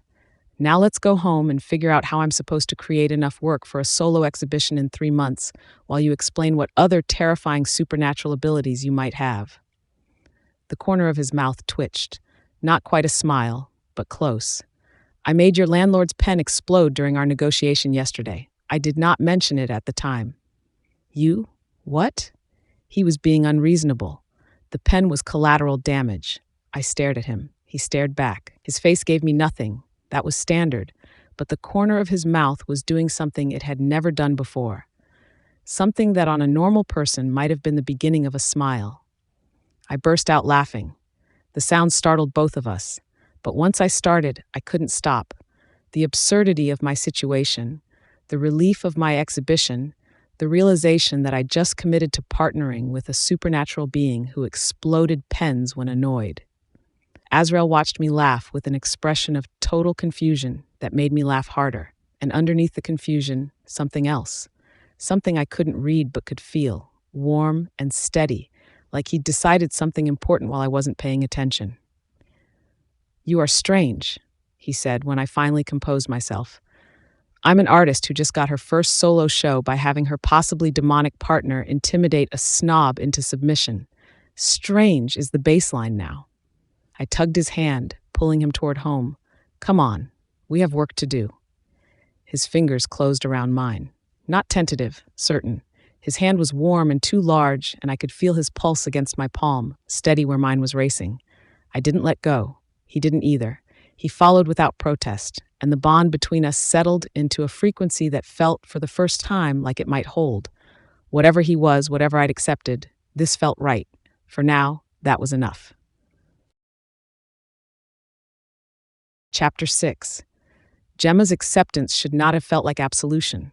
I stood in her studio watching her prepare the pottery wheel, my thoughts circling what she'd offered yesterday. Partnership, equality, commitment to facing unknown dangers alongside a being who could not even identify his own nature. She should have run. Any rational human would have run. Instead, she laughed and pulled me home by the hand. Her contentment reached me as she centered clay on the wheel. Warm, steady, settling in my chest without permission. The curve of her neck when she bent over. Clay dust caught on her freckled forearms. The way she hummed under her breath while working, melodies I didn't recognize but wanted to hear again. "You're brooding again." Her voice cut through my thoughts. I can feel it through the bond. Big, dark clouds of broodiness. "I do not brood. You absolutely brood. You're doing it right now." She looked up at me with those hazel eyes that saw too much. "Want to tell me what's wrong, or should I guess?" Everything. I'd claimed a human as territory in front of a being who recognized me, bound myself to her through instincts I didn't understand, marking her for forces I couldn't remember but knew were dangerous. "I am concerned about your technique." She raised an eyebrow. "My technique. Your centering is inconsistent. The clay wobbles when the wheel accelerates. Azrael, I've been throwing pottery for 8 years, and yet your centering remains inconsistent." I moved toward her before I could stop myself. Legitimate critique and desperate proximity, tangled past separation. "You apply pressure unevenly. The left hand compensates for what the right fails to establish." "Fine." She shifted on her stool, making room. "Show me how it's supposed to be done, oh supernatural pottery expert." The invitation was innocent. Her intention was purely educational, but when I positioned myself behind her, my arms bracketing her smaller frame to reach the wheel, nothing about what ignited between us was educational. She fit against me. Her back curved into my chest, her head barely past my shoulder, the heat of her body through thin fabric. I should not have noticed this. I noticed. "Okay." Slightly breathless, her pulse quickening, I caught it without trying. "Now what?" "Now you center." I guided her hands to the clay, my fingers wrapping around hers. The contact hit like a closed fist. My voice came out steadier than the rest of me. "Feel the wheel's rotation. Match its rhythm. Your pressure should be constant, not reactive." "Constant pressure. Got it." The wheel spun. Clay rose and fell beneath our joined hands, and I spoke instructions I hadn't planned. "Slower. Let it build. You're rushing the foundation. Everything after depends on what you establish now." The words came out low, rough. "Open the center, get the clay really wet before you push in." A small sound from her. Not quite acknowledgement. Her arousal registered against my awareness like heat off a kiln. She was trying to suppress it. Failing. Deeper. I guided her fingers into the opening clay. "You need more depth here. Don't be afraid to push harder. Azrael, feel how the walls respond to your touch. Firm but not aggressive. The clay tells you what it needs if you pay attention." Her breathing went shallow. Guardian angels did not press their charges against pottery wheels while describing technique in ways that sounded like instruction for entirely different activities. But I was not an angel. I was increasingly certain of this, and what I wanted from Gemma had nothing to do with celestial duty. A sensation brushed the edge of my awareness, not a thought, not a memory. The feeling of standing at an immeasurable height, of openness so complete it had no horizon. It surfaced and vanished before I could turn toward it, leaving only the faintest ache of something that predated every memory I possessed. I did not examine it. Gemma's hands were still beneath mine. This is. She trailed off, her hands stilling in the clay. You know exactly what you're doing, don't you? The way you're phrasing things. The way you're... She gestured vaguely at our position, standing. I am teaching technique. You're driving me insane. She turned her head. Her face was inches from mine, clay spattered and flushed and close enough that I could count the freckles on her nose. Either you're completely oblivious to how this sounds, or you're torturing me on purpose. She wanted me. The knowledge arrived without ceremony. Absolute, like gravity. But it was more than want. She met what I was without flinching from it, held my full attention without breaking under it. That should not have been possible. The frequency of her grace, the unusual depth of the bond, the way my power didn't overwhelm her so much as find something in her that rose to meet it. None of it made sense. All of it was true. Perhaps both, I admitted, her laugh caught in her throat. You're impossible. So you have said. We stayed frozen, her looking up, me looking down, the clay forgotten between our fingers. Want pulsed between us, my control frayed. Then I sensed it, not the observers. Not yet. Something closer. The last thread of my control, snapping. I kissed her, my hands, her face, her mouth opening under mine, and the sound she made, surprised, hungry, relieved, and then I couldn't think anymore. Coffee, clay dust, the taste of her underneath both, warm and sweet and entirely hers. Her fingers fisted in my shirt, pulling, and my body obeyed her before my mind could intervene. Closer. More. Her hands found the back of my neck, and the contact detonated through the bond, and I stopped knowing where I ended. Had I ever, the blankness offered nothing. No memory of lips against mine, of fingers in my hair, of the specific agony of wanting someone so badly my hands shook with it. If this had happened before, in whatever life preceded the void, it was gone. There was only her. Only now. Only the devastating reality that her body was pressed against mine and I was shaking. The height difference. She was on her toes, straining up, and I lifted her without deciding to. Pure instinct, her legs wrapping around my waist, her back hitting the wall beside her pottery wheel, and the new angle pressed her against me in a way that made my vision white out at the edges. Azrael, my name from her lips, prayer and profanity combined. Her fingers dug into my shoulders. Oh God, you. Not God. I took her mouth again, swallowing her laugh. Something else entirely. Don't care. She tugged at my hair, dragging my head back to access my throat.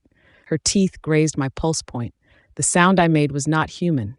My hips jerked against her, grinding into the heat between her thighs, and through the bond her pleasure hit me like a wall. Not an echo, a flood. I felt what she felt when I pressed against her. The ache, the friction, the desperate want, layered on top of what I already felt, and the combined weight of it nearly took my knees out. I braced one hand against the wall to keep us upright. The other found the curve of her hip and pulled her tighter. Whatever you are, I want. I took her mouth again, deeper, harder. Her curves fit my palms and her sounds vibrated through me, not through the bond, through my chest, my spine, settling low in my stomach where it coiled and pulled. My hands found the hem of her shirt, slipped beneath, warm skin, trembling muscle. She arched into my palms and I felt her gasp in my own lungs. This was what drowning felt like.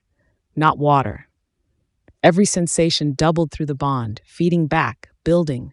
Her pleasure and mine, tangled past separation. I couldn't tell what mine was. I didn't care. My lips found her collarbone, her throat, the hammering pulse beneath her jaw. More. Breathless. Azrael, please. The please. Low and wrecked and aimed directly at the base of my spine. I kissed down her throat, tasting salt and sweetness, her pulse against my lips, and I was gone. Nothing left of the being who cataloged and assessed and maintained control. Just nerve endings and hunger and the terrifying bottomless need for more of her, more of this, more. I went rigid. Not by choice. My body locked mid-kiss, every muscle seizing at once, my head snapping toward the window with a precision I did not consciously direct. My hands stopped, my breathing stopped. Something old and buried surged to the surface. Not thought, not memory. Instinct, the kind that predated the blankness, that lived in the marrow of whatever I'd been before. Threat. Multiple. 6 at minimum, circling the building, close enough that I could feel the pressure of their attention, fixed on what burned between us. The mark, the signal, whatever I'd created by claiming her, now amplified to a scream by what we'd just done. I set Gemma down, not gently, moved her behind me and toward the interior wall in a single motion, placing my body between her and the windows. The tenderness was gone. Something else had replaced it, something that operated on calculations I had had no memory of learning. Azrael? What? Don't move. The word came from somewhere I didn't recognize. Stay away from the windows. What's happening? I didn't answer. I was already at the window, the figures below, too still, faces turned upward, arranged in a pattern I recognized without understanding how. Containment positions, not circling randomly, establishing a perimeter. I couldn't have said how I knew this. The knowledge lived in my body the way her taste still lived on my tongue, present, undeniable, sourceless. 6 confirmed, 2 more at the corners, possibly a 9th, hanging back. Coordinated, patient. They'd been drawn by what we'd lit up between us, and now they were settling in to watch. 8, possibly 9. The calculation ran without my permission. Angles, distances, power signatures measured against my own. The math came back wrong. I could take 3, maybe 4, if I positioned correctly, and they came individually. But 8, coordinated, while protecting a human who couldn't survive what these beings could do. No. The answer was no. Azrael. Gemma's voice, behind me, careful. Your eyes, something's different. I can't. She didn't finish. I caught my reflection in the window glass and understood why.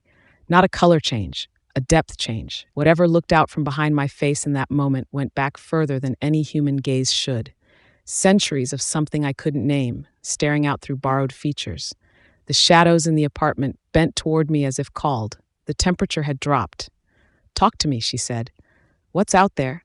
6. The word came out in that flat voice that wasn't mine, wasn't the voice she knew. 8. No, 9. They are not leaving. What are they? I don't know. What do they want? I opened my mouth to say I don't know again. But the answer wasn't that simple. There were 2 groups. The realization arrived the way all my knowledge arrived, fully formed, no memory attached. The figures establishing the perimeter, the ones I'd been counting, 6, 8, possibly 9. Their signatures carried a brightness that pressed against my awareness like sunlight through closed eyelids. Organized, precise, patient. Beings accustomed to operating on timescales humans couldn't comprehend. But at the edges, further out, skirting the periphery like wolves circling a campfire, something else. Darker signatures. Fewer of them, maybe 3, but heavier somehow. Different in a way I could feel, but not articulate. The 2 groups weren't together. They occupied the same space the way rival predators shared a watering hole, aware of each other, tolerating the proximity, focused on the same prey. Us. They were both focused on us. There are 2 groups, I said. Different. One closer, bright. The other at the edges, darker. They are not working together. That's worse, right? 2 groups is worse than 1. Yes, 2 groups was worse. 2 factions with different agendas drawn to the same signal meant we were caught in something larger than a single threat. I knew how to assess a tactical perimeter. I knew I couldn't take the bright ones and the dark ones simultaneously. I did not know how I knew either thing. You're scaring me. Her voice was quiet. You don't look like you. I caught my reflection in the window glass, the depth behind my eyes, the shadows pulling toward me, the absolute stillness of a body that knew how to wait for violence. I am still here, I said, but the voice was still wrong, and we both knew it. One of the dark ones moved. It broke from the edge and came toward the building, fast, direct, the patience gone, replaced by something hungry, covering the distance between the street and the entrance in seconds. I didn't decide. The window shattered outward, and I was through it. 4 stories of empty air, and I didn't register the fall, only the landing, the impact traveling up through my legs and into my spine, concrete cratering under my feet that should have broken every bone below my waist. It didn't. My body absorbed it the way it absorbed everything tonight, with knowledge it shouldn't have possessed. The dark one was close, 10 feet. Its signature, Heavy, cold, wrong, resonating deep in my chest like a frequency I'd been tuned to hear. It saw me land and didn't stop, didn't slow. I hit it at full speed. My body moved through a sequence written into my muscles the way breathing was written into my lungs. My hands found it, and what they did was fast and absolute, and I was not in control of any of it. The sound it made when I tore into it, I would hear that sound in quiet moments for a long time. The other two dark signatures pulled back. Fast. They retreated to the far edges of my awareness, and I let them go because the bright ones hadn't moved. 9 of them, still in position, and not one had shifted during the entire exchange. Their patience was worse than the attack. I stood in the street with something on my hands that wasn't clay. Dark, wet, cooling rapidly in the night air. My chest heaved. My body vibrated with adrenaline that had nowhere left to go. I looked up at the shattered window. 4 stories. I could see the edge of Gemma's ceiling from here, the light from her studio spilling out into the dark. I had no memory of jumping, no memory of deciding to jump. One moment I was at the window. Then I was here, with a broken thing at my feet and evidence on my hands. I took the stairs back up. My hands were shaking, not from fear, from something I didn't have a name for. The aftermath of a body that had done terrible things efficiently and was now waiting to be told whether to do more. Her apartment door was open. She hadn't closed it. She was standing exactly where I'd left her, against the far wall, clay on her hands, lips swollen, eyes wide. She looked at my face, then at my hands. I looked at them too. The dark substance was already fading, dissolving, evaporating. In another minute, there would be no evidence of what I'd done. Just the memory of it in my muscles and the shattered window letting cold air into her studio. What? Her voice cracked. She started again. What did you just do? I don't know, I said. The bright ones held their positions outside. The remaining dark ones kept their distance. Nothing moved. Gemma looked at my hands, then at the window, then back at my face. Okay, she said. Very quiet, very steady. Okay. She did not ask me to leave. She did not step closer. I did not move toward her. The cold air poured through the broken window, and I stood in it, and I waited for her to tell me what I was, to tell me to leave, to turn from me and run. She didn't, and she didn't look away either. Chapter 7. You jumped through my window. Azrael stood just inside the door, hands at his sides. The last traces of whatever he destroyed were still fading from his skin, and cold air was pouring through the 4-foot hole where glass used to be, and my lips were still swollen from a kiss that had happened in a different lifetime, 20 minutes ago, and the first words out of my mouth were about property damage. My window, Azrael? Gerald Whitmore is going to have an actual stroke. The window was necessary. Necessary. You couldn't have used the door that you then used to come back up? The door would not have been fast enough. Gerald charges me for scuff marks on the baseboards. Scuff marks. What do you think he will do about a shattered 4th-floor window? I will speak with Gerald. You will not. The last time you spoke with Gerald, his pen exploded. The pen was defective. The pen was fine until you looked at it. I shoved my hands into my hair and tugged because the alternative was screaming, and my neighbors had heard enough tonight. This isn't. I can't just. There's a hole in my building, Azrael. He didn't answer. He stood there, enormous, still, his hands no longer shaking but held carefully at his sides like he wasn't sure they belonged to him, looking at me the way you look at something you're about to lose. Ugh. Glass on the floor. Shards everywhere, across my work table, in the crevices between floorboards, glinting in the overhead light like the world's worst art installation. I pulled the dustpan off its hook and held it out to him. You made the mess. You clean it up. He looked at the dustpan, then at me, then back at the dustpan, as if I'd handed him something from another dimension instead of a $4.99 piece of plastic from the hardware store. Take it. We swept glass in silence. The ordinary sounds of bristles on hardwood, shards clicking into the dustpan filled the space where conversation should have been. His hands picked up larger pieces with careful precision. The same hands that had just torn something apart in the street. The same hands that had cupped my face 30 minutes ago, thumbs on my cheekbones, tilting my mouth up to his. My body was still wrecked from that kiss. Not emotionally, physically, The interrupted kind of wrecked, where everything had been building towards something, and then the window exploded, and the something never arrived.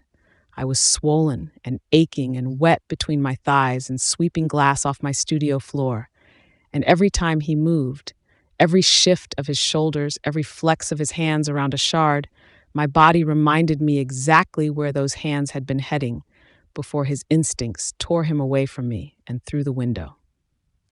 He reached past me for a piece near the base of my pottery wheel, and his arm brushed mine, and I nearly dropped the broom. Just his forearm against my forearm, the heat of him through his sleeve, and my hips remembered the pressure of his, the wall hard against my back, the way I'd wrapped my legs around him and pulled. He'd made a sound like something breaking open. I gripped the handle until my knuckles went white and kept sweeping. He pulled his arm back. Through the bond, I caught something. Not a thought, not a feeling I could name. A shift, like standing near a closed door and feeling warmth leak through the gap without knowing what's burning on the other side. It could have been guilt. It could have been the same thing crawling through my body right now. I couldn't tell, and the not knowing was its own kind of torture. The things outside, I said, because it was easier to ask terrifying questions when my own hands were busy. You said there were two groups. What does that mean? Are they different kinds of whatever they are, like good ones and bad ones? He didn't look up from the glass. I do not know what they are. The ones closer to the building carry a brightness I can sense but not name. The others at the edges, darker, heavier. One of those is He paused. What came toward the building? The one you killed. Yes, and the bright ones just watched while you did it.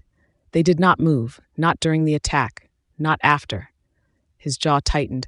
I cannot explain how I know any of this. The knowledge arrives without context. So you don't know if the bright ones are on our side. I do not know if anyone is on our side. Great. I swept glass into the dustpan he held steady. Two mystery groups, no explanation, and you fight on instinct you can't account for. This is going well. That man outside the gallery, I said after a while. Quieter. You told me you didn't know him, but you did. Your whole body changed when you saw him. Azrael set down the dustpan. The careful way he placed it, aligned with the edge of the counter, handle facing out, told me more than his face did. Yes, I recognized him, without remembering how. And tonight, whatever you did out there, the jumping, the fighting, I gestured at the window. Your body knew how to do all of it, but you didn't. Correct. So there's a whole version of you that your body remembers and your mind doesn't. Combat training, how to kill things, how to recognize threats. I watched his face. That's not a guardian angel skill set, Azrael. I stopped sweeping, leaned the broom against the wall, looked at him. You showed up in my apartment and told me you were my guardian angel. You said there was protocol. You said it like you'd done it 100 times. Were you lying? No. The word came out immediately, certain. I believed it. I believe. He stopped, his brow creased. I was sent to help you. By who? Silence. Who sent you, Azrael? Who gave you the assignment? Was there, I don't know, a briefing, an office, someone who said, go to this address, help this woman? He opened his mouth, closed it. His expression did something I hadn't seen before. Not the controlled blankness, not the scowl. Something raw, like a man patting his pockets for keys he was certain he'd had a second ago. I do not recall.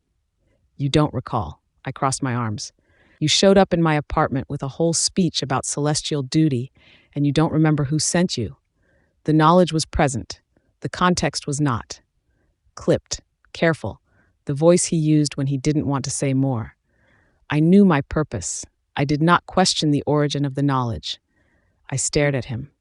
He was either lying, which was possible because he'd lied about recognizing the stranger at the gallery, or he was telling the truth, which was worse, because that meant the man who'd reorganized my studio and intimidated my landlord and kissed me against a wall couldn't account for his own existence.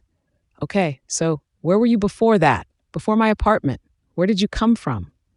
The silence that followed was different from the others. Not his usual controlled pause. His face just emptied, like watching someone reach for a shelf and find the wall smooth. I do not know, he said. You don't know where you were before you appeared in here? No, not the city, not the country, not anything. There's just nothing before me. There is nothing before you. I didn't know if I believed him. I didn't know if it mattered. The idea of him having no past was chilling, whether it stemmed from a calculated lie or an actual lack of history. Whatever he was, a guardian angel, supernatural weapon, con artist with a very committed bit, he either couldn't or wouldn't account for where he'd been before he walked into my life. And watching his face when I asked, I didn't think he was performing. I went to the kitchen, filled the kettle, put it on. Tea? He looked at me like I'd asked him to explain quantum physics in interpretive dance. It's chamomile.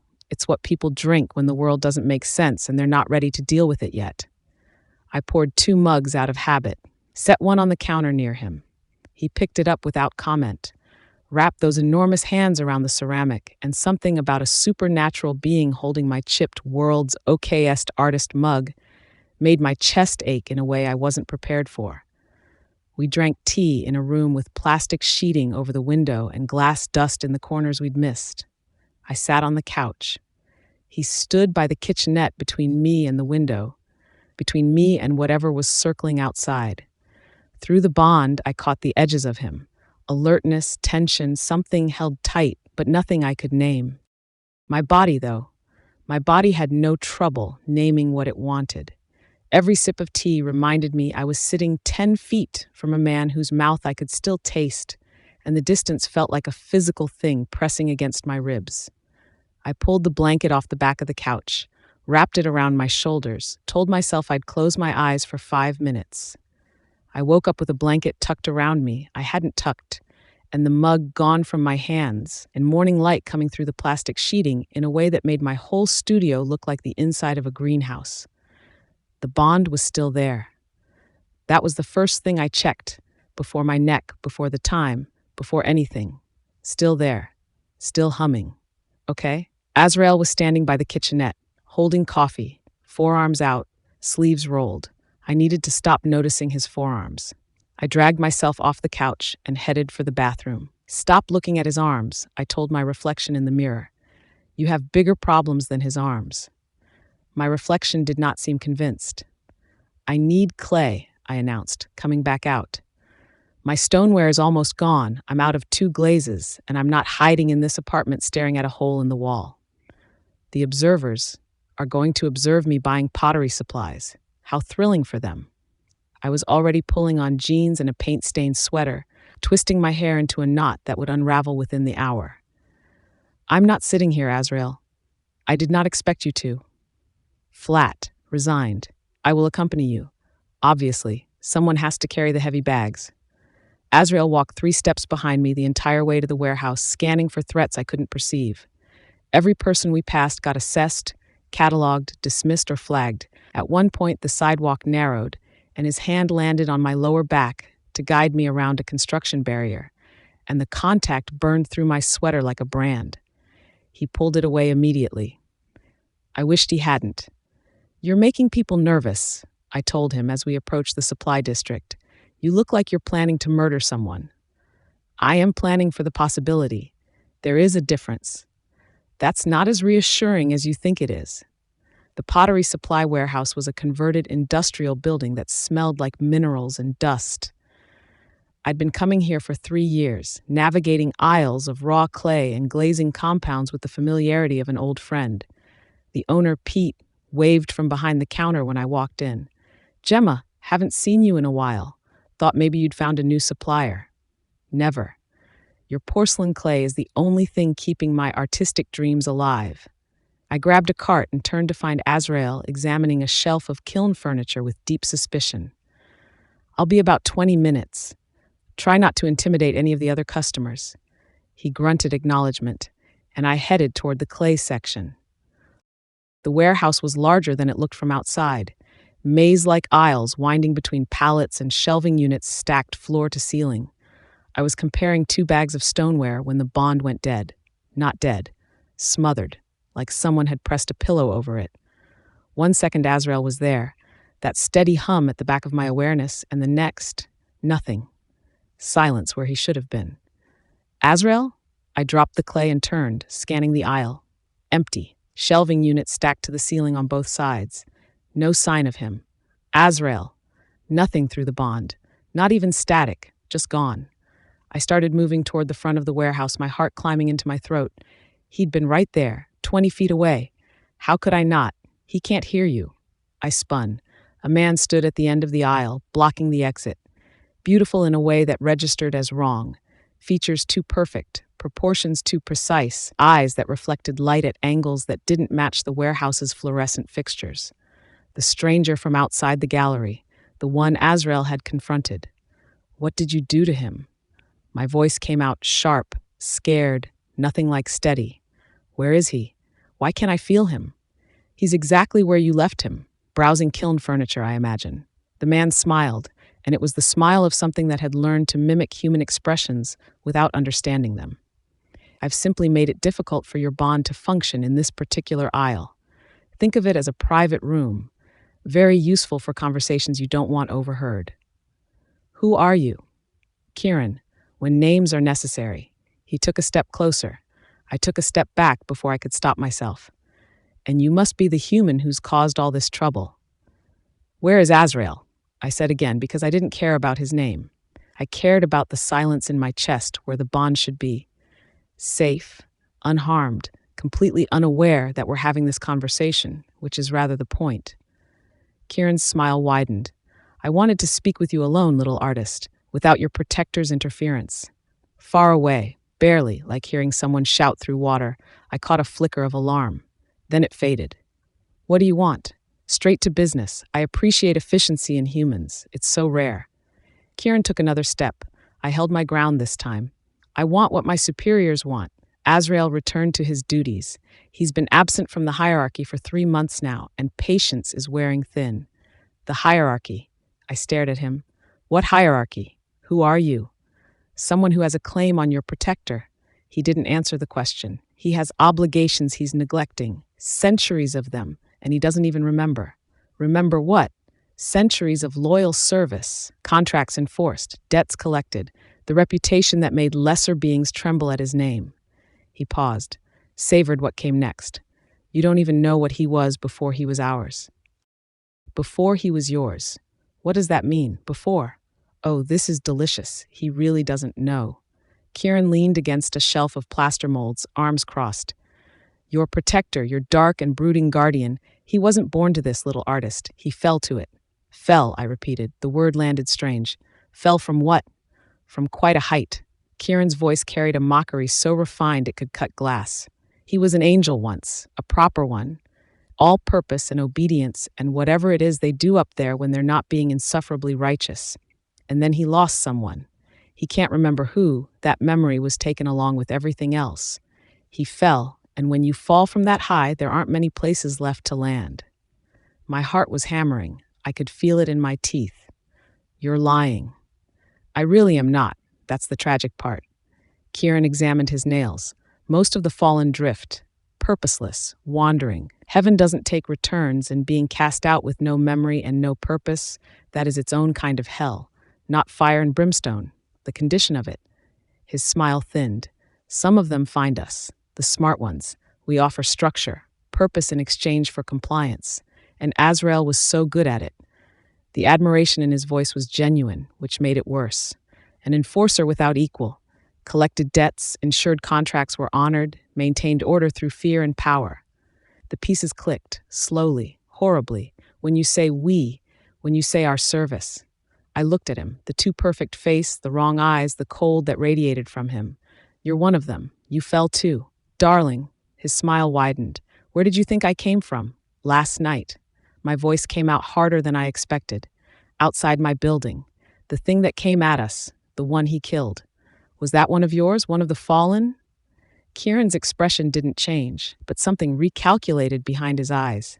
Yes, he killed one of his own kind. Didn't recognize him, didn't pause. Kieran's voice stayed smooth, almost admiring. Killed him the way he used to kill for us, fast, efficient, total. A weapon with no safety and no memory of who made him. He tilted his head. You think that's something you can keep? Something you can fix? So he did this for centuries, collecting, enforcing. I swallowed. And then? Then 3 months ago that he got difficult. Kieran's expression twisted with disgust. A contract, a family. The terms required their complete destruction, not just death, erasure. There were children. He waved a hand. He refused. First time in centuries. Erasure. The word tasted like metal. Of children. Who orders something like that? Who makes a contract to destroy a family? Kieran looked at me the way you'd look at a child who asked why the sky is blue. Debts are debts, little artist. Contracts are contracts. The terms are agreed to freely and enforced absolutely. We don't write the terms. We collect on them. But children, you think morality applies to us? Something hard surfaced beneath his smooth voice. We fell. We lost everything. Memory, purpose, home. Morality is a luxury for beings who still have somewhere to fall to. The hardness vanished as quickly as it appeared, replaced by his usual polished indifference. Azrael understood this for centuries, and then, inexplicably, he didn't. So you, what, punished him for having a conscience? We reconditioned him. Kieran's smile returned, thin and precise, stripped his memories, gave him a pretty little identity, guardian angel, divine purpose, celestial duty, turned him loose. He examined his nails again. No destination, no assignment, just a broken enforcer wandering the human world believing he was something holy. He was supposed to attach to someone, anyone, build a fragile little life and come crawling back when the loneliness ate through the lie. That's the design. The despair of having goodness and losing it is so much more effective than a cage. Breaks them faster, breaks them completely. I stared at him. No destination, no assignment, just loose. And he'd ended up in my apartment anyway. But he had to go and mean it. Kieran's voice dropped. The smooth performance cracked, and what showed through was irritation. Real, raw, the first honest thing I'd seen on his face. He wasn't supposed to claim anyone, wasn't supposed to bond. He was supposed to stumble through a few pathetic months and come apart at the seams when we showed him what he really was. He looked at me with something I couldn't read. Instead, he found you. And whatever you are, little artist, you were not part of the calculation. Whatever I am, my voice sharpened. What does that mean? Whatever I am. It means you're leveraged now. Kieran closed the remaining distance between us, and I felt cold radiating from him that had nothing to do with temperature. Whatever you are, whatever you aren't, it doesn't matter. He claimed you, marked you, made you the most valuable piece on this particular game board. My superiors want their enforcer back, and you're going to help us get him. The thing's outside my building, I said, because if I was leverage, I might as well use it. Last night there were two groups, yours and something else, something that isn't fallen. What are they? Something shifted behind Kieran's eyes, not fear, but a flicker of calculation, the recalibration of someone who'd expected a scared human and was getting questions instead. You noticed that, not a question. Interesting. Azrael noticed, I'm asking. The others are not your concern. His voice stayed smooth, but the temperature dropped another degree. They are not our concern either, not yet, and I would very much prefer to keep it that way. Your little bonding display lit up half the spectrum. You've attracted attention that has nothing to do with the fallen, and none of it is friendly. He didn't explain further. Now here's how this works. Kieran's voice shifted, still smooth, but the amusement was gone. Business. You have 3 days. Convince Azrael to return voluntarily, and you get to keep your insignificant human life. Fail, and we collect payment through other means. He reached out and trailed one cold finger along my jaw. You have such interesting potential. The things we could make you become if we took our time. I slapped his hand away. Go to hell. Kieran laughed, a sound like breaking glass. I live there, darling. Get your hands off her. Azrael's voice resonated through the warehouse. Not just sound, but power, vibrating through the air and into my bones. Something cracked, audible, physical, like a pane of glass giving way, and the bond flooded back in full force. His eyes. Last night at the window, I'd seen something change in them, something I couldn't name, couldn't finish the sentence about. Now I could see it. They weren't dark. They weren't the near black I'd been assuming for days. They were blue, a deep, burning blue that had been hiding under all that darkness, and his rage had dragged it to the surface. Bright in a way that didn't match anything in this warehouse, in a way that didn't match anything human. The shadows were crawling toward him like they'd been called. His gaze found mine and his face changed. The rage didn't leave, but something moved across it fast and unguarded. He knew. Whatever had gotten through Kieran's block on the bond, however much he'd heard, I could see it. He knew what Kieran had told me. Enforcer. Kieran didn't seem alarmed, though he did remove his hand from my face. There you are. I was just explaining your situation to your pet human. Leave. The word made the shelving units rattle. Now. 3 days, Azrael. Return to your duties, or we take payment from her instead. Kieran stepped back, and reality folded around him as he prepared to depart. Ask her what I told her. See if she still wants to play partners when she knows what you really are. His smile turned blade-like. Or what you were, rather. Before you were ours. He vanished. Cold air. The echo of his threat. I stood frozen in the clay aisle, heart slamming against my ribs. Azrael crossed to me in 3 strides. His hands found my shoulders, turning me to face him, and I watched his eyes fade. That blazing blue dimming, deepening, settling back to dark. Did he hurt you? Are you injured? I felt the bond go dead, but couldn't find, I know what you are. He went still. Not the controlled stillness of a man choosing his words, the stillness of a man who doesn't have any. Azrael. I looked up at him, the blue fading from his eyes, his hands on my shoulders, his face open in a way I'd never seen it. Kieran told me everything.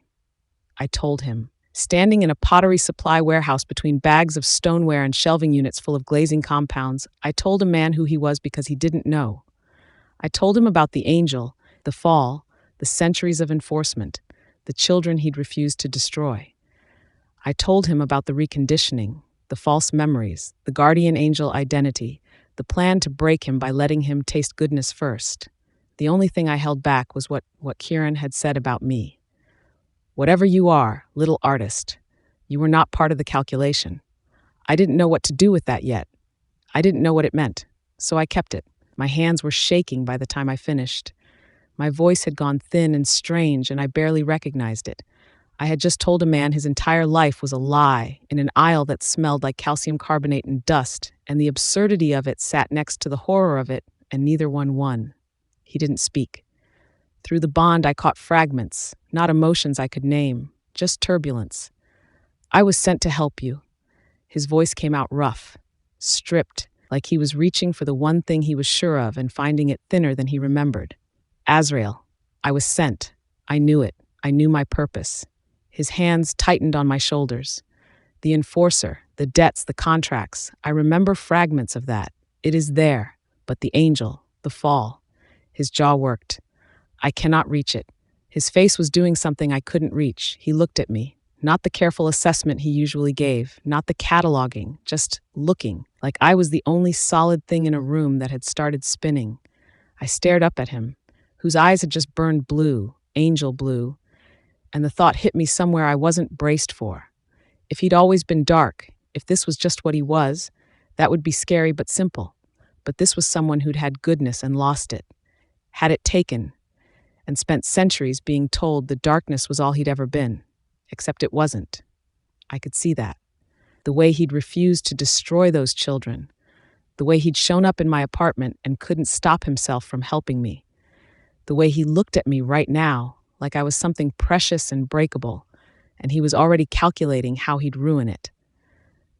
That wasn't darkness.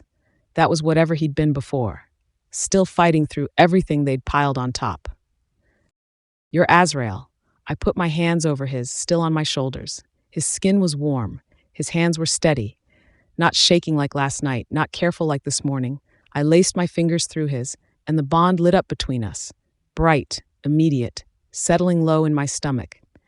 You're the man who showed up when I asked for help and couldn't stop himself from giving it. Whatever you were before, angel, enforcer, all of it, you're here. I held his gaze.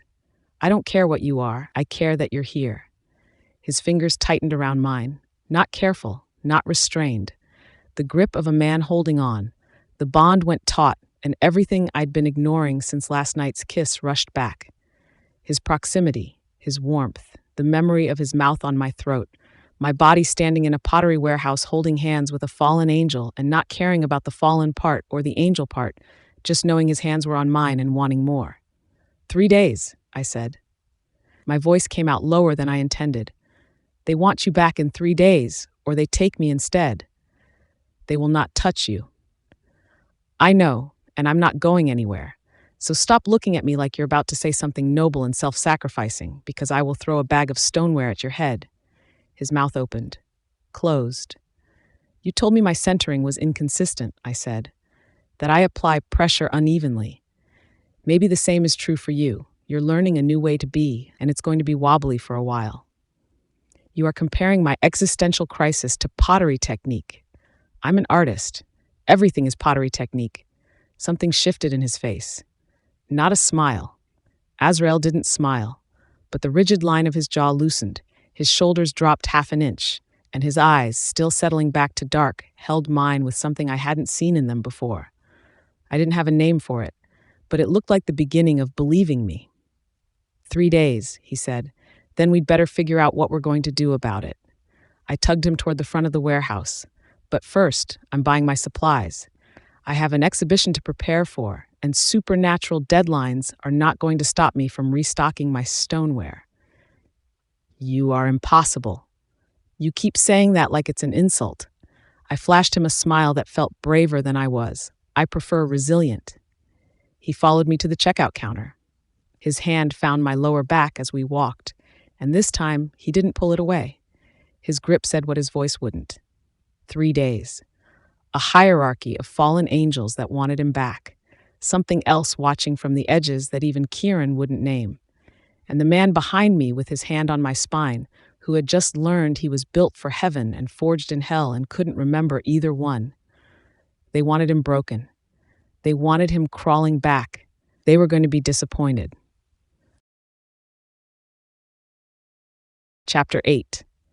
The window had been replaced before noon.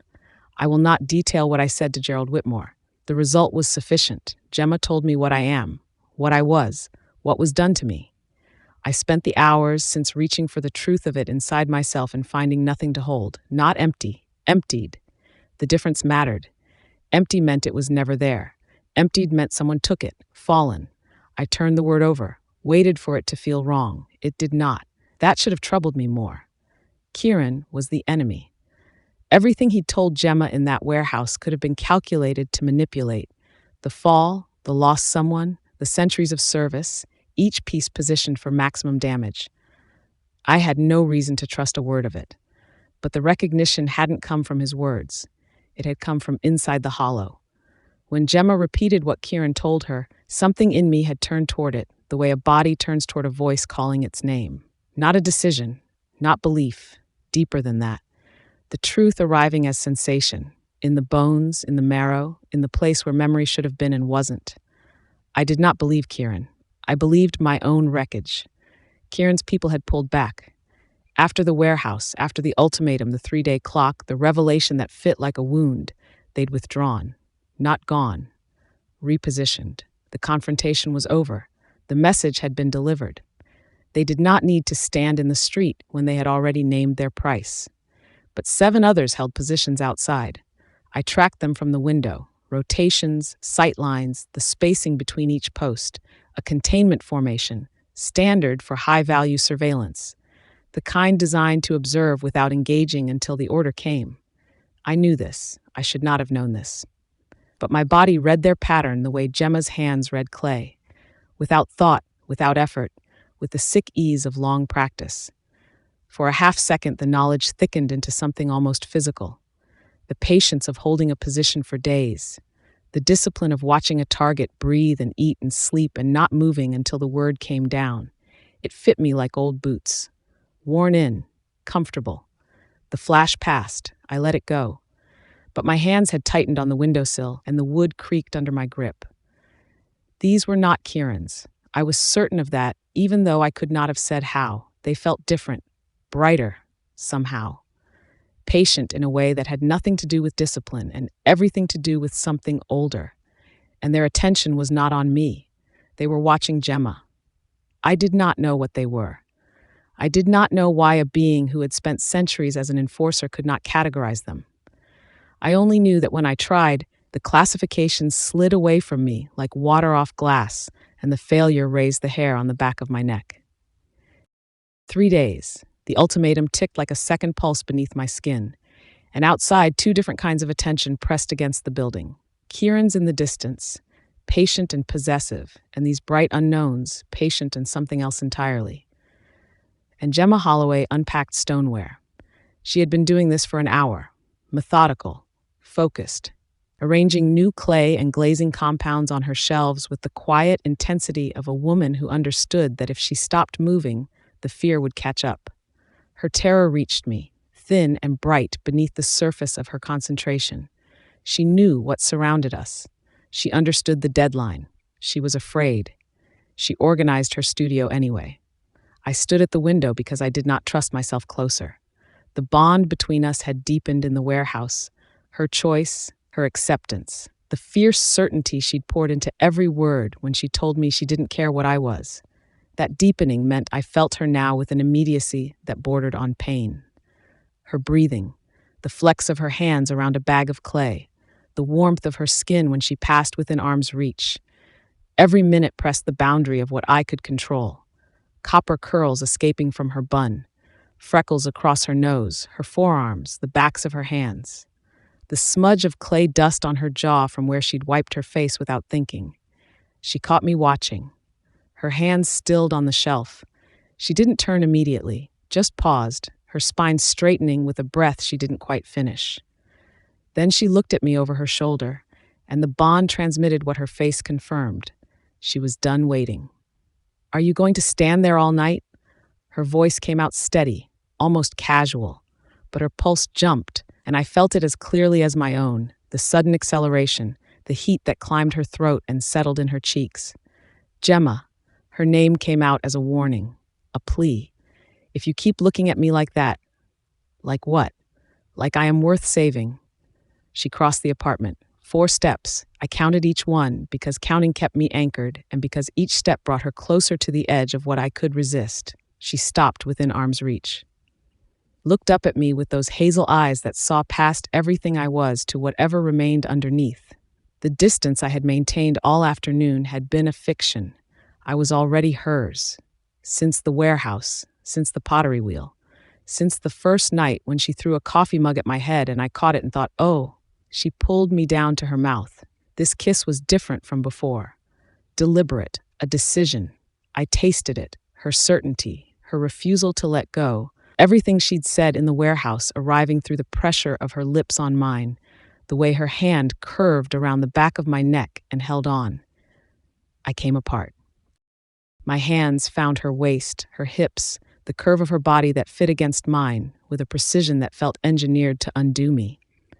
"The observers," I managed against her mouth. "They're still. Let them watch." She pulled at my shirt, yanking the fabric free. "Let them see exactly what they're trying to take from you." Dark. The satisfaction that hit me was entirely dark. I lifted her off her feet and carried her toward the bed alcove while her legs wrapped around my waist. Her weight against me, the heat of her thighs through denim, her fingers fisting in my hair as she kissed me like she was trying to consume me. I had no memory of being touched like this, no framework for the way every point of contact fed the bond, her want reaching me as clearly as my own, a sharp, aching demand that had been building since the pottery wheel. "You are certain." Not a question, but I needed to hear it. "I'm certain." She pulled back enough to meet my eyes, her breathing ragged. "I want you, the angel you were before you fell, the enforcer you became, all of it, every piece." I lowered her to the bed and followed her down, covering her. She arched into me. "More," she demanded. "Whatever you've been holding back, I want all of it." The request broke the leash. My mouth found her throat, her collarbone, the sensitive skin below her ear. Each taste fed the hunger rather than sating it. Then her pleasure spiraled into me and doubled back. No warning. Her sensation registered in my own skin, low and liquid, and I didn't understand it, couldn't separate what was hers from what was mine. My response fed back to her. She gasped, her back bowing off the mattress. What was? The bond. My voice had dropped to a register I didn't recognize. "I feel what you feel, and you feel everything." Her eyes went wide. "Oh, that's..." I pressed my mouth to the pulse point beneath her jaw, and the feedback loop ignited. My pleasure in tasting her skin, her pleasure at being tasted. both sensations colliding, amplifying, feeding back again. Her fingers dug into my shoulders hard enough to bruise, and the sharp bite of it registered in both of us simultaneously. Her shirt disappeared. My hands mapped her body, the dip of her waist, the swell of her breasts, the softness of her stomach that trembled under my touch. My hands knew where to go. I did not know how they knew. The same body knowledge that had read the surveillance pattern, muscle memory from a life I couldn't access, guiding me while my conscious mind drowned in the newness of her skin under my fingers. "You are beautiful." The words tore out of me, raw and unplanned. She stared up at me, surprised, maybe, that I could sound like that I could mean it the way I meant it. "Tell me again." She pulled at my clothing until I helped her remove it, until we were skin against skin with nothing between us but heat and want. Her palms flattened against my bare chest, and the bond transmitted her reaction. The solidity of me under her touch, the heat of my skin, the way my muscles tightened when she dragged her nails lightly down my ribs. I felt myself through her and nearly lost the ability to think. "I want to destroy you." She said it against my throat, her breath hot on my skin. "Just a little." I laughed. The sound surprised us both. I could not remember the last time. This was different. This was warmth and chaos and copper curls spread across her pillow. This was Gemma. Behind her knee, she gasped. In her thighs, she moaned. When my mouth found her center, she arched off the bed entirely. The taste of her undid me. Salt and warmth and the specific sweetness that was only hers. I pressed my tongue flat against her, slow, and the bond split the sensation wide open. I felt what my mouth was doing to her from the inside. The wet heat and the pressure building in the tight bundle of nerves under my tongue, and she got my hunger for her, the dark greed of wanting to stay here until she couldn't speak. The feedback built on itself, compounding. I circled, pressed, found the rhythm that made her thighs clamp against my ears and her hips grind up into my mouth. Her fingers twisted in my hair hard enough to hurt, and neither of us cared. "Azrael." My name broke on a sound that was half sob, half demand. "Please." I gave her what she was begging for, faster, harder. 2 fingers sliding inside her while my tongue worked her clit, curling into the spot that made her whole body seize. She was so wet I could hear it, and the sound of my fingers moving inside her, while she panted my name, was something I would remember when every other memory was gone. Her spine lifted clear off the mattress. Her release crashed through me, an echo in my own body, consuming, the rhythmic clench of her orgasm gripping my fingers, rippling through me until my hands fisted in the sheets. She came apart under my mouth, and the satisfaction that flooded me was darker than anything angelic. Inside me. She pulled at my shoulders before she had fully recovered, her voice wrecked and demanding.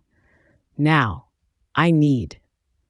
My own need had become a physical ache so acute that I shook as I moved back up her body. I pressed my forehead to hers, breathed her in, flushed from her jaw to her chest, lips swollen, eyes unfocused. Then her hips tilted against me, insistent, and the contact of her bare skin against my length jolted through us both. I positioned myself above her, bracing my weight on my forearms. The height difference meant I towered over her, even lying down, my shadow covering her body entirely.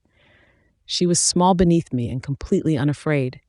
Her legs opened wider, her hands sliding down my back to pull me closer. "Look at me." I waited until her eyes focused on mine.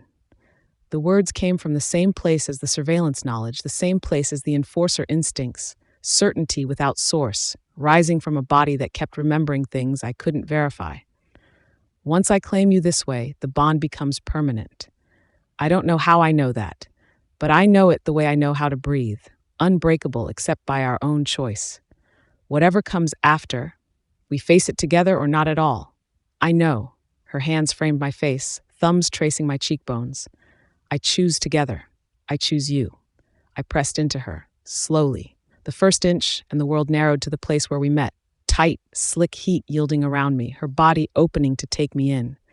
I did not know if I had done this before. The curse had taken that along with everything else. What I knew was now. The physical reality of being inside her. The bond magnifying everything until I couldn't. I was inside her and I was her, feeling the stretch of accommodating me, the impossible tight warmth gripping me, both at once from both sides. My arms trembled. I stopped. buried halfway, could not move, could not think, could not do anything except exist inside a station that had no precedent in the wreckage of my memory. Gemma. Her name was the only word I could form. You feel? I cannot. She wrapped her legs around my hips and pulled me the rest of the way in, taking me to the hilt in one decisive movement. The breath punched out of me. She gasped. Not pain, the bond would have told me pain, but the shock of fullness, of completion, of the bond locking into place between us like a key turning in a lock that had waited centuries to be opened. The flash hit without warning. Not a memory, a knowing. The same body certainty that had read the surveillance pattern and recognized the word fallen. Sharper than either, permanent. Hers now, yours. No reversal, no undoing. She doesn't know what this means. I should have stopped, should have told her. The words were right there. This is more than sex. This is a claiming you don't understand what you just bound yourself to. I didn't stop. I didn't speak. She was around me, under me, warm and alive and mine, and I buried the knowledge the way I buried everything else that might make her leave. For 3 seconds, neither of us moved. I was buried inside her as deep as I could go, and her heartbeat pulsed against me, fast and hard. Her hands gripped my shoulders. Her breath came in short, shallow pulls. And from her, wordless, yes, yes, yes, not language, but the pure distillation of want. I began to move, slow and deep, watching her face. Each stroke sent a cascade through the bond, the drag of her body around me, the weight and depth of me inside her, both feeding back, building, compounding until I could not tell where the sensation originated. Nothing in my fractured memory had prepared me for this. She was dismantling me with every roll of her hips, and I did not know how to survive it, and I did not want to learn. More. She wrapped her legs tighter, changing the angle, and I sank deeper. The sound she made, low, broken, satisfied, landed in the base of my spine like a fist. Don't hold back. I can take it. The permission stripped the last of my control. I drove into her, hard, deep. She cried out, and her nails raked down my back, and I did it again, again. The slap of skin on skin, the wet grip of her body on every stroke. I pulled almost out and slammed back to the hilt, and she met me, hips rising, legs locked around me, demanding more with her whole body. Raw, unperformed. The sounds we made together were not quiet. The bond feedback loop reached a pitch that bordered on unbearable.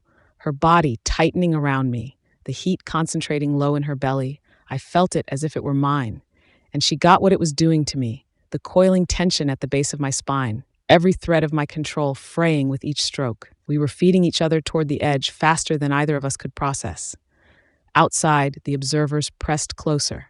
Their increased attention prickled against my awareness, their recognition that something irrevocable was occurring.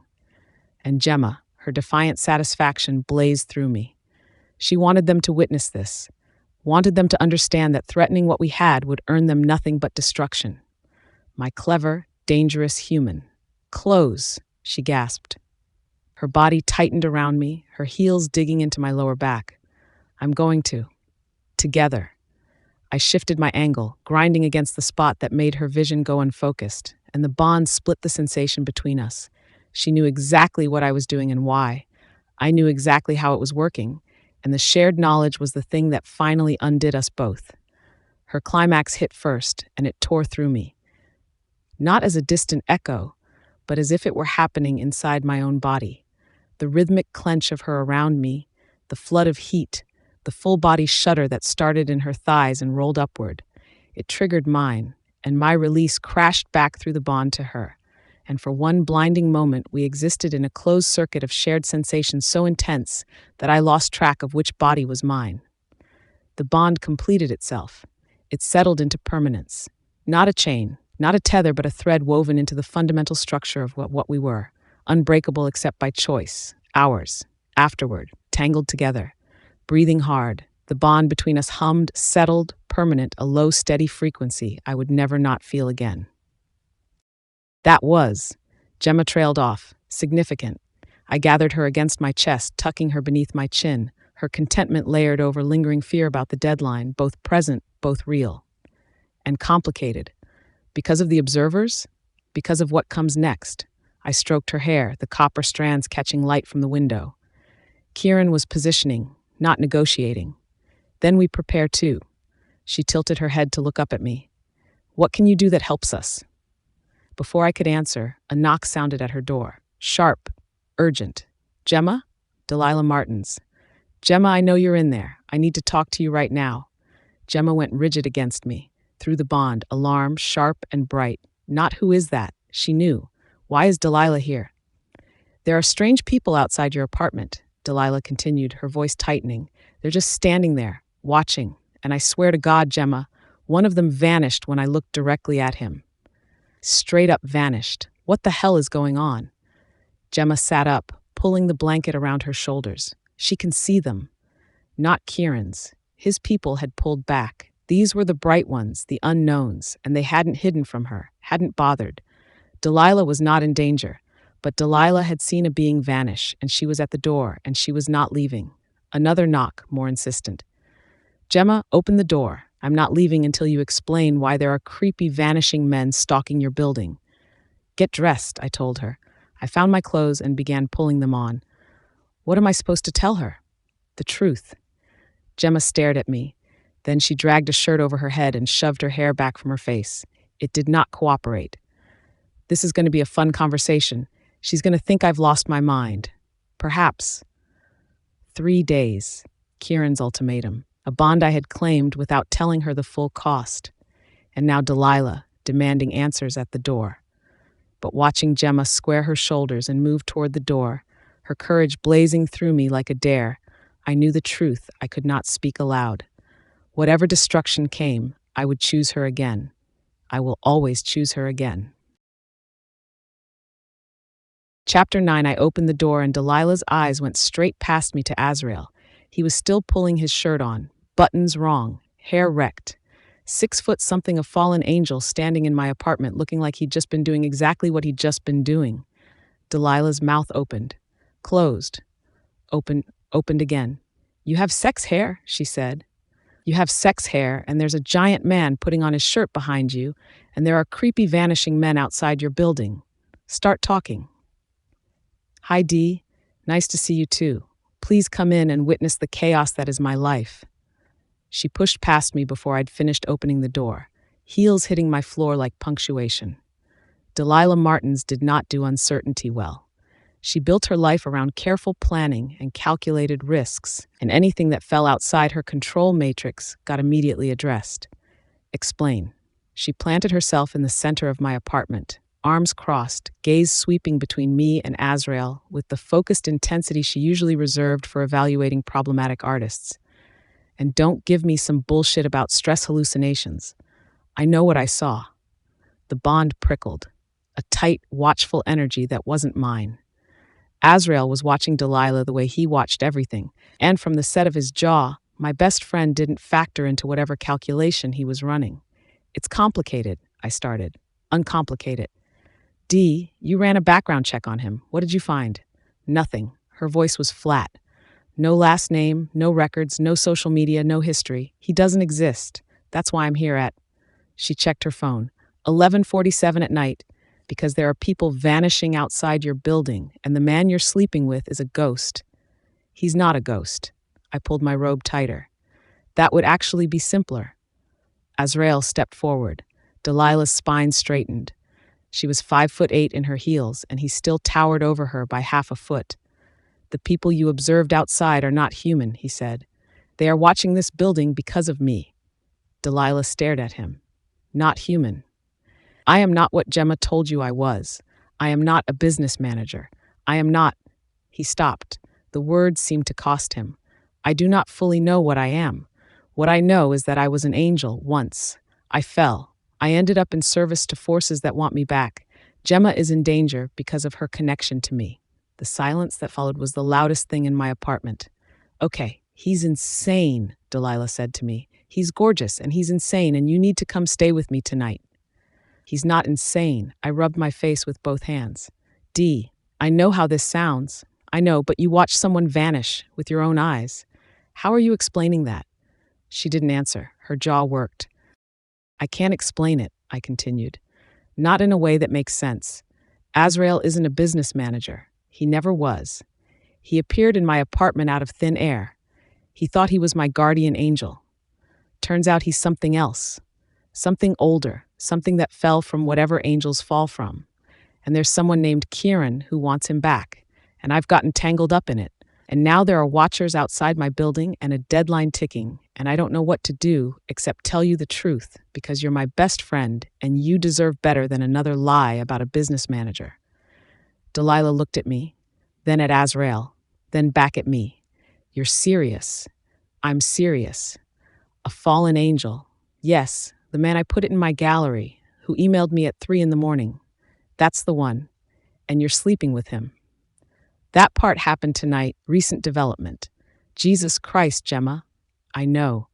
Delilah sat down on my couch, not gracefully. She dropped like her legs had simply stopped participating. She stared at nothing for 10 seconds. I counted. Then she looked up. The man I saw vanish outside, what was he? We don't know exactly, I said. They're connected to whoever wants Azrael back. That's as much as we understand. Kieran, Azrael said. He is the one making demands. He gave Gemma an ultimatum. I must return to service or they take her instead. Take her. Delilah's voice went very quiet.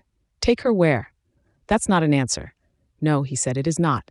Delilah looked between us. I could see her running the calculation. Then go back. If that's what they want, give it to them. Problem solved. Gemma's safe. No. Azrael's voice was flat, final. The bond has changed her. She is visible to them now in ways she was not before. Even if I return, I do not trust that they release her. How do you know that? He was quiet for a moment. I do not remember what I was, not fully, but I know what a false bargain feels like. I moved to the window, looking out at the street below while Delilah processed. The watchers were still there, 2 still forms positioned at intervals around the building. Delilah had seen them. Anyone could see them. But I wasn't just seeing them. I could feel them. Each one a cold knot of wrongness pressed against the night, not just the ones on the street. 3 more on the roof across the street, out of any sightline.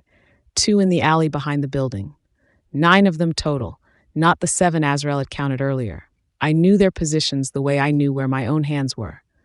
Azrael, my voice came out strange. I can feel them, not just see them. I know where they are, all of them, even the ones I can't see from here. He crossed to me, his hand finding my shoulder, his grip tightened. That should not be possible. His voice dropped rough. How many? 9, 3 on the roof across the street, 2 in the alley, the rest on the sidewalk. The information was just there, like knowing which direction was north, natural, inevitable, terrifying. What's happening to me? The bond. He turned me to face him, dark eyes searching. When we completed it, something shifted. I did not understand the implications. What implications? The bond was not meant for humans. The claiming, the connection. You have been altered. Your ability to perceive them suggests the bond has awakened capacities that were... He paused, chose his words. Dormant. Fantastic. I laughed. It came out wrong. I asked for a guardian angel and got a fallen angel who accidentally upgraded my senses. This is very normal. Everything is very normal. I am not your boyfriend. We had soul-bonding sex 20 minutes ago. What would you prefer I call you? Partner. The word landed heavy. You are my partner. In every way that matters. Delilah cleared her throat. Not to interrupt whatever this is, but if there are things surrounding this building and Gemma can now sense them, shouldn't we be doing something about it? She was right. We should have been strategizing, planning, preparing. But my head was spinning with revelations that kept stacking higher. Then the air changed. I felt it before anyone else. A pressure shift, a fold in reality that my new awareness registered as wrong with a capital W. Azrael whirled toward the disturbance, putting himself between me and the forming presence. Kieran, he said. He stepped through the tier with the casual elegance of someone walking into a party rather than a confrontation. His beautiful face arranged itself into pleasant surprise, as if finding 3 people in various states of alarm was exactly what he'd hoped to discover. Well. His eyes found me immediately. The interest in them had sharpened since the warehouse. You've changed, little artist. Can you feel it? The way you've become something more than human? Get away from her. Azrael's voice resonated with command that made my windows rattle. Rights are negotiable. Besides, I'm not here to fight. Kieran spread his hands, the gesture mockingly peaceful. I'm here to adjust our timeline. 3 days was generous. My superiors have grown impatient. Azrael went rigid beside me. What adjustment? Dawn. Kieran's smile didn't reach his eyes. You have until dawn to return willingly, or we take both of you by force. The human's transformation makes her valuable. They would very much like to see what happens when one of the fallen binds himself to a human. It's so rare. That's less than 6 hours. I heard my own voice, distant and strange. You're giving us less than 6 hours. I'm giving you exactly enough time to make the smart choice. His attention shifted to me with uncomfortable intensity, adapting faster than expected. Can you feel what you're becoming? The bond is rewriting your potential. Given time, you could be quite powerful. He tilted his head. Of course, without guidance, that power might destroy you instead. Untrained abilities in human bodies tend to burn through their hosts rather spectacularly. She is not going with you. Azrael moved closer to me. Neither of us are. Then you'll be taken. Kieran shrugged with manufactured indifference. 12 enforcers will arrive at dawn. They have orders to collect you both intact if possible, but intact covers a wide range of damage. His gaze slid to Delilah, who had gone very still in the corner of my apartment. Your human witness complicates things. She's seen too much to be left unaddressed. You will not touch her. I don't need to touch her. I just need to report her existence to parties who handle such complications. Kieran's smile turned predatory. Unless she proves useful. Leverage comes in many forms. The threat hung in the air. My new awareness recoiled from Kieran the way skin recoils from an open flame. Seriously, leave. The word came from me before I could second-guess it. Take your deadline and your threats and get out of my home. Kieran's eyebrows rose. The human speaks with authority. How charming. I'm altered in ways neither of us understand, and I can sense every one of yours that you've positioned around this building. Something flickered across Kieran's face. Quick. Gone. Those aren't mine. I didn't stop. I couldn't. Whatever was rising in my chest wouldn't let me. I stepped forward, past Azrael's protective stance. You think I'm leverage? You think I'm a weakness to exploit? Fine. Come at dawn. Bring your 12 enforcers. See what happens when you try to take what's mine. The claim echoed through the bond. Kieran stared at me with an expression I couldn't read. Interesting, he murmured. Very interesting. He stepped backward toward the fold, in reality still shimmering behind him. Dawn, then. I look forward to seeing what you've become by then. He vanished. The pressure in the room released, and I swayed on my feet. Azrael caught me before I could fall. That was reckless. That was necessary. I leaned into his chest, letting the steadiness of him hold me up. He was testing me, pushing to see how I'd react. If I'd cowered, he would have known exactly how to break us. You cannot fight 12 enforcers. Neither can you. Not alone. I pushed back enough to meet his eyes. But together, with time to prepare, maybe we have a chance. Gemma? I'm not running. The words came out fierce. Absolute. I'm not hiding while you sacrifice yourself to protect me. That's not how this works anymore. I pressed my hand to his chest, felt his heartbeat under my palm. Partners, remember, we face this together or not at all. His resistance crumbled. I didn't need the bond to know it. I could see it in his shoulders, the way they dropped half an inch. Together, he agreed. The words sounded like surrender and vow combined. Delilah stepped forward. Her composure was back, stitched together with visible effort. I don't understand everything that just happened, but I understand that my best friend is in danger, and there's apparently a war happening outside her apartment. She squared her shoulders. What can I do to help? Dee, you should leave. Get far away from... Not a chance. Her voice cut through my protest. You're facing an army at dawn. I'm not abandoning you to that. Yet she pulled out her phone, fingers moving across the screen. I'm canceling my morning meetings and researching everything I can find about fallen angels, binding rituals, whatever that bond thing is. There has to be something in human history about this, her gaze did to Azrael. You said you were an angel who fell. That means this has happened before, and if it's happened before, someone wrote it down. He watched her. Something shifted in his expression that I couldn't quite read. You would risk yourself for her, he said. I would do anything for her. Delilah's gaze met his without flinching. So whatever you are, whatever you've done, you'd better be worth the danger you've brought into her life. I intend to be. We had less than 6 hours. 12 enforcers were coming. My best friend was refusing to leave, and I felt different in ways I couldn't name and didn't have time to think about. A week ago, I was worried about making rent and fixing my kiln.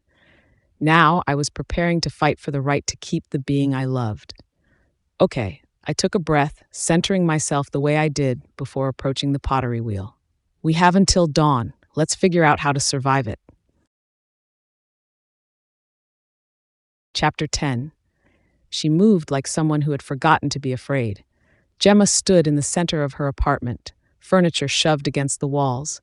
Delilah cross-legged on the kitchen floor with her laptop balanced on a stack of old art magazines.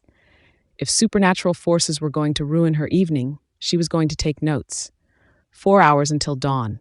Less than 6 until whatever Kieran had promised. Okay, Gemma rolled her shoulders. Teach me how not to die.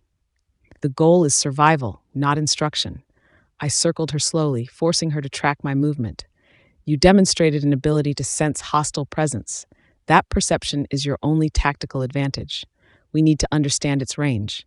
So I can sense them coming before they kill me. Very helpful. Stop deflecting with humor. Never. Her jaw set. I recognized the stubbornness. I had been watching it for days. The way she locked her teeth together when something scared her and she intended to do it anyway. Close your eyes, I said. If this is some wax-on, wax-off situation, I should warn you my pop culture patience is limited. Close your eyes, Gemma. She closed them. Her breathing evened out. The bond between us carried her state. Elevated heart rate. Adrenaline still metabolizing. The particular tension in her shoulders that meant she was controlling fear rather than feeling none. I moved. Not at full speed. A step to her left, silent on the hardwood. There. Her eyes stayed closed. Her hand came up, palm out, pointing exactly where I stood. You're at my 9 o'clock, about 6 feet. I moved again, behind her this time. Behind me. Closer. She opened her eyes. That's weird. I can feel you without hearing you. Like a warm spot in the room. Extend further. Past this apartment. What do you sense outside? She went quiet, her brow furrowed. I watched her attention shift outward. Not with her eyes, but with something else, something that had no name in any language I knew. Cold, she said. Lots of cold spots. They're arranged, like they're in a pattern. She tilted her head. 12, no, more than 12. Some of them feel different from the others. Sharper, wrong in a different way. 21, she was counting them all. Enforcers and the others. The ones Kieran said were not his. Good, I kept my voice level. That awareness gives us a second set of eyes. If anything shifts in the perimeter, tell me immediately. Fantastic. I'm a supernatural smoke detector. From the kitchen, Delilah snorted without looking up. I moved closer. Defense, then, if something gets through. Can I fight them? The honest answer was no, not 12 enforcers. Not one enforcer, if that enforcer was competent and intended to kill. She was faster than she should have been. I had seen her dodge a closing door yesterday with reflexes that made no sense for a human. But speed without training was just panic with good timing. I can teach you how to create distance, I said, how to break a hold, how to buy the seconds it would take me to reach you. Seconds. Great. Seconds are not nothing. I positioned myself behind her, close. My hands found her shoulders to adjust her stance. Weight forward, knees soft, center of gravity low. Her skin was warm beneath my palms.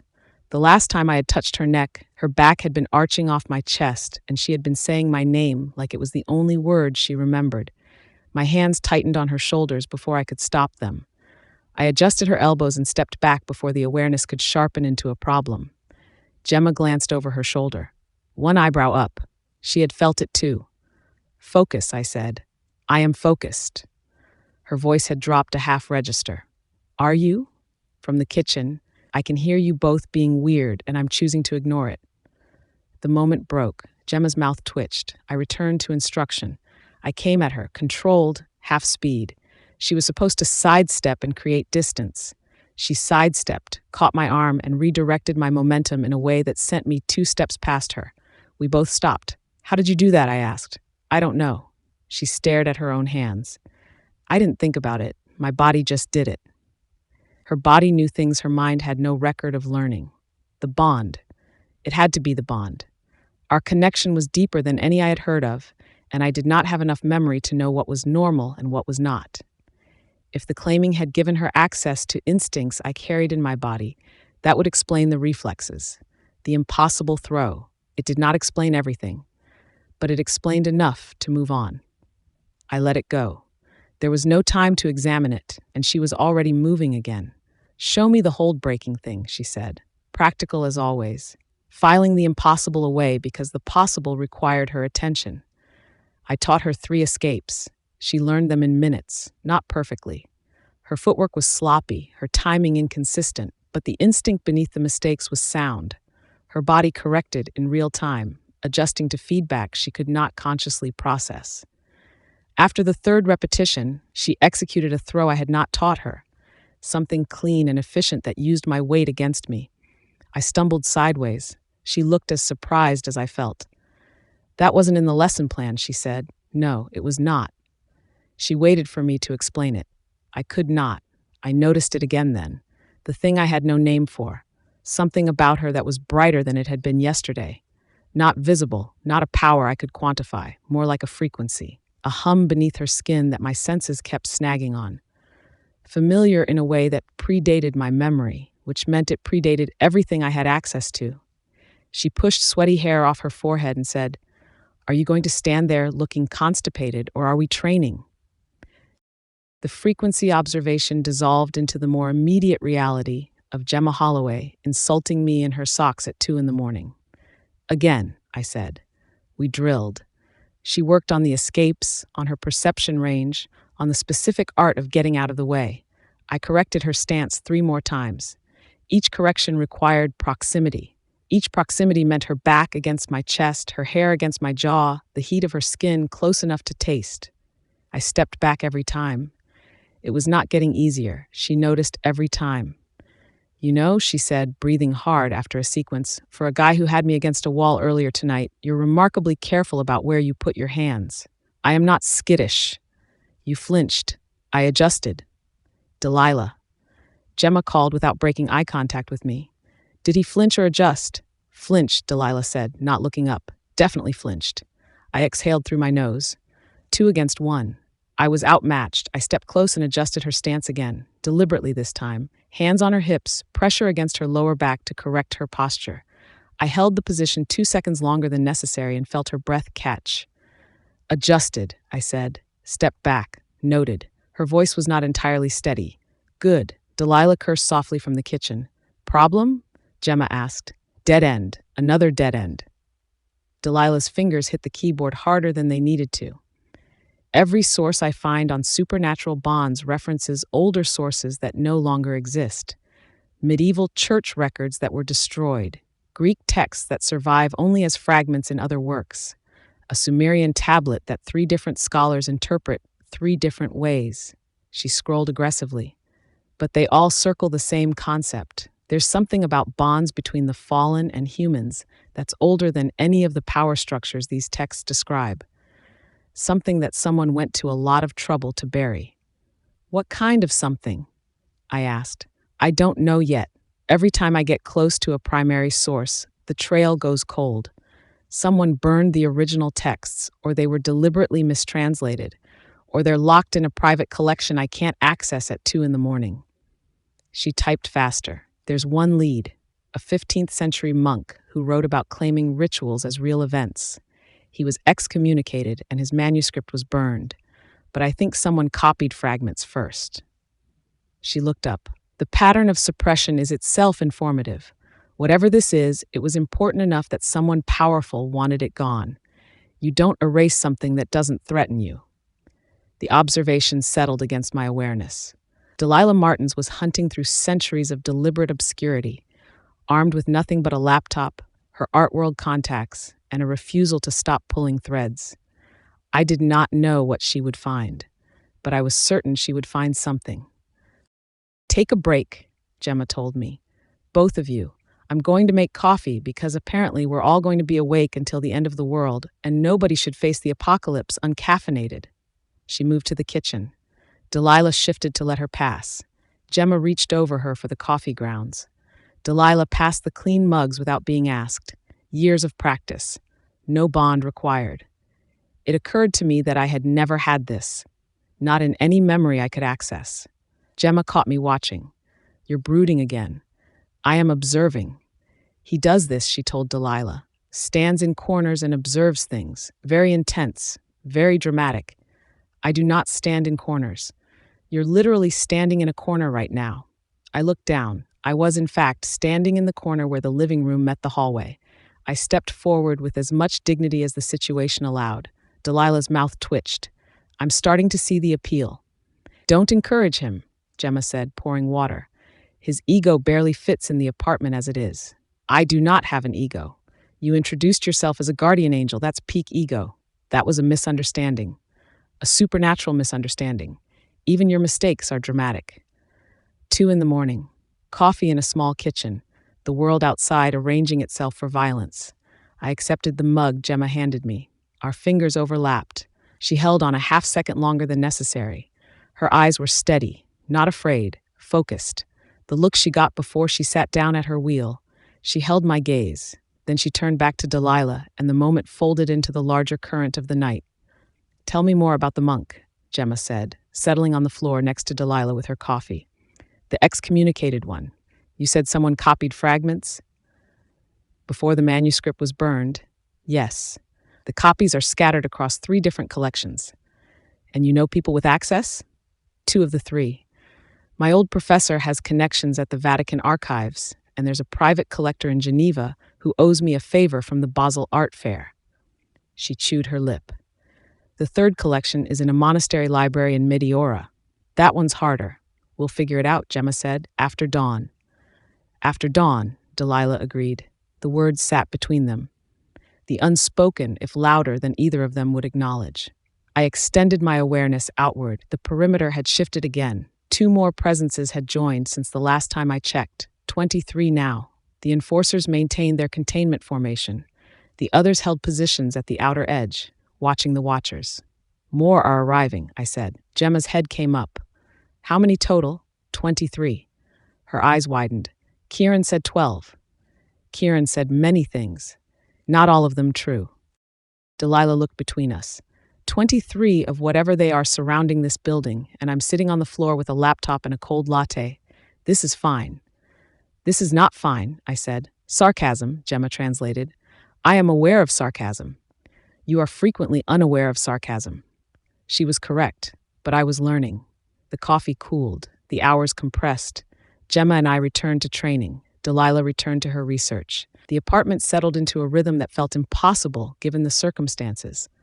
Work, banter, silence, work again. As if the approaching dawn were an exam they could study for, rather than a violence that might end them. During a break, Gemma sat on the floor with her back against the couch. She flexed her hands, opened and closed them, stared at her own fingers like they belonged to someone else. She had been training for hours. She should have been exhausted. She looked confused that she wasn't. I sat down beside her, close enough to feel her warmth, not touching. Hey, she said quietly, hey, if these are our last hours, they will not be. If they are.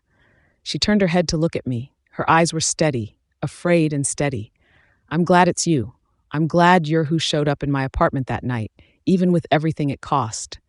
The words landed in a place I had spent centuries armoring. I reached for a response that matched what she had given me and found only the truth. If these are our final hours, I said, I am glad they are spent with you. She leaned her head against my shoulder. Just that, her temple against my arm, her copper curls brushing my jaw. Her heartbeat reached me, steady, strong. Something surfaced, not a memory, older than memory, a certainty, the way you know which direction is down. Dawn would not end me. Whatever came through that door, whatever force the hierarchy sent, it would not be enough. I did not know why I knew this. I did not know what it meant. But the knowledge sat in me like bedrock. Gemma did not know this, and I would not tell her. Fear was the only thing keeping her careful. If she stopped being afraid of losing me, she would stop listening when I told her to stay back. She would stop calculating risk. She would be Gemma with nothing left to lose, and that version of her would walk straight into something that could kill her without flinching. I said nothing. From the kitchen, the blue-white glow of Delilah's laptop cast shadows across the ceiling. Her typing had gone quiet. I glanced over. She was staring at her screen. Still, intent. Whatever she had found, she was not ready to say it aloud. Maybe nothing, she said to no one. Then she opened a new tab and kept searching. I pressed my mouth to the top of Gemma's head, one breath. The scent of clay and sweat and the specific warmth of her. Then I stood, held out my hand.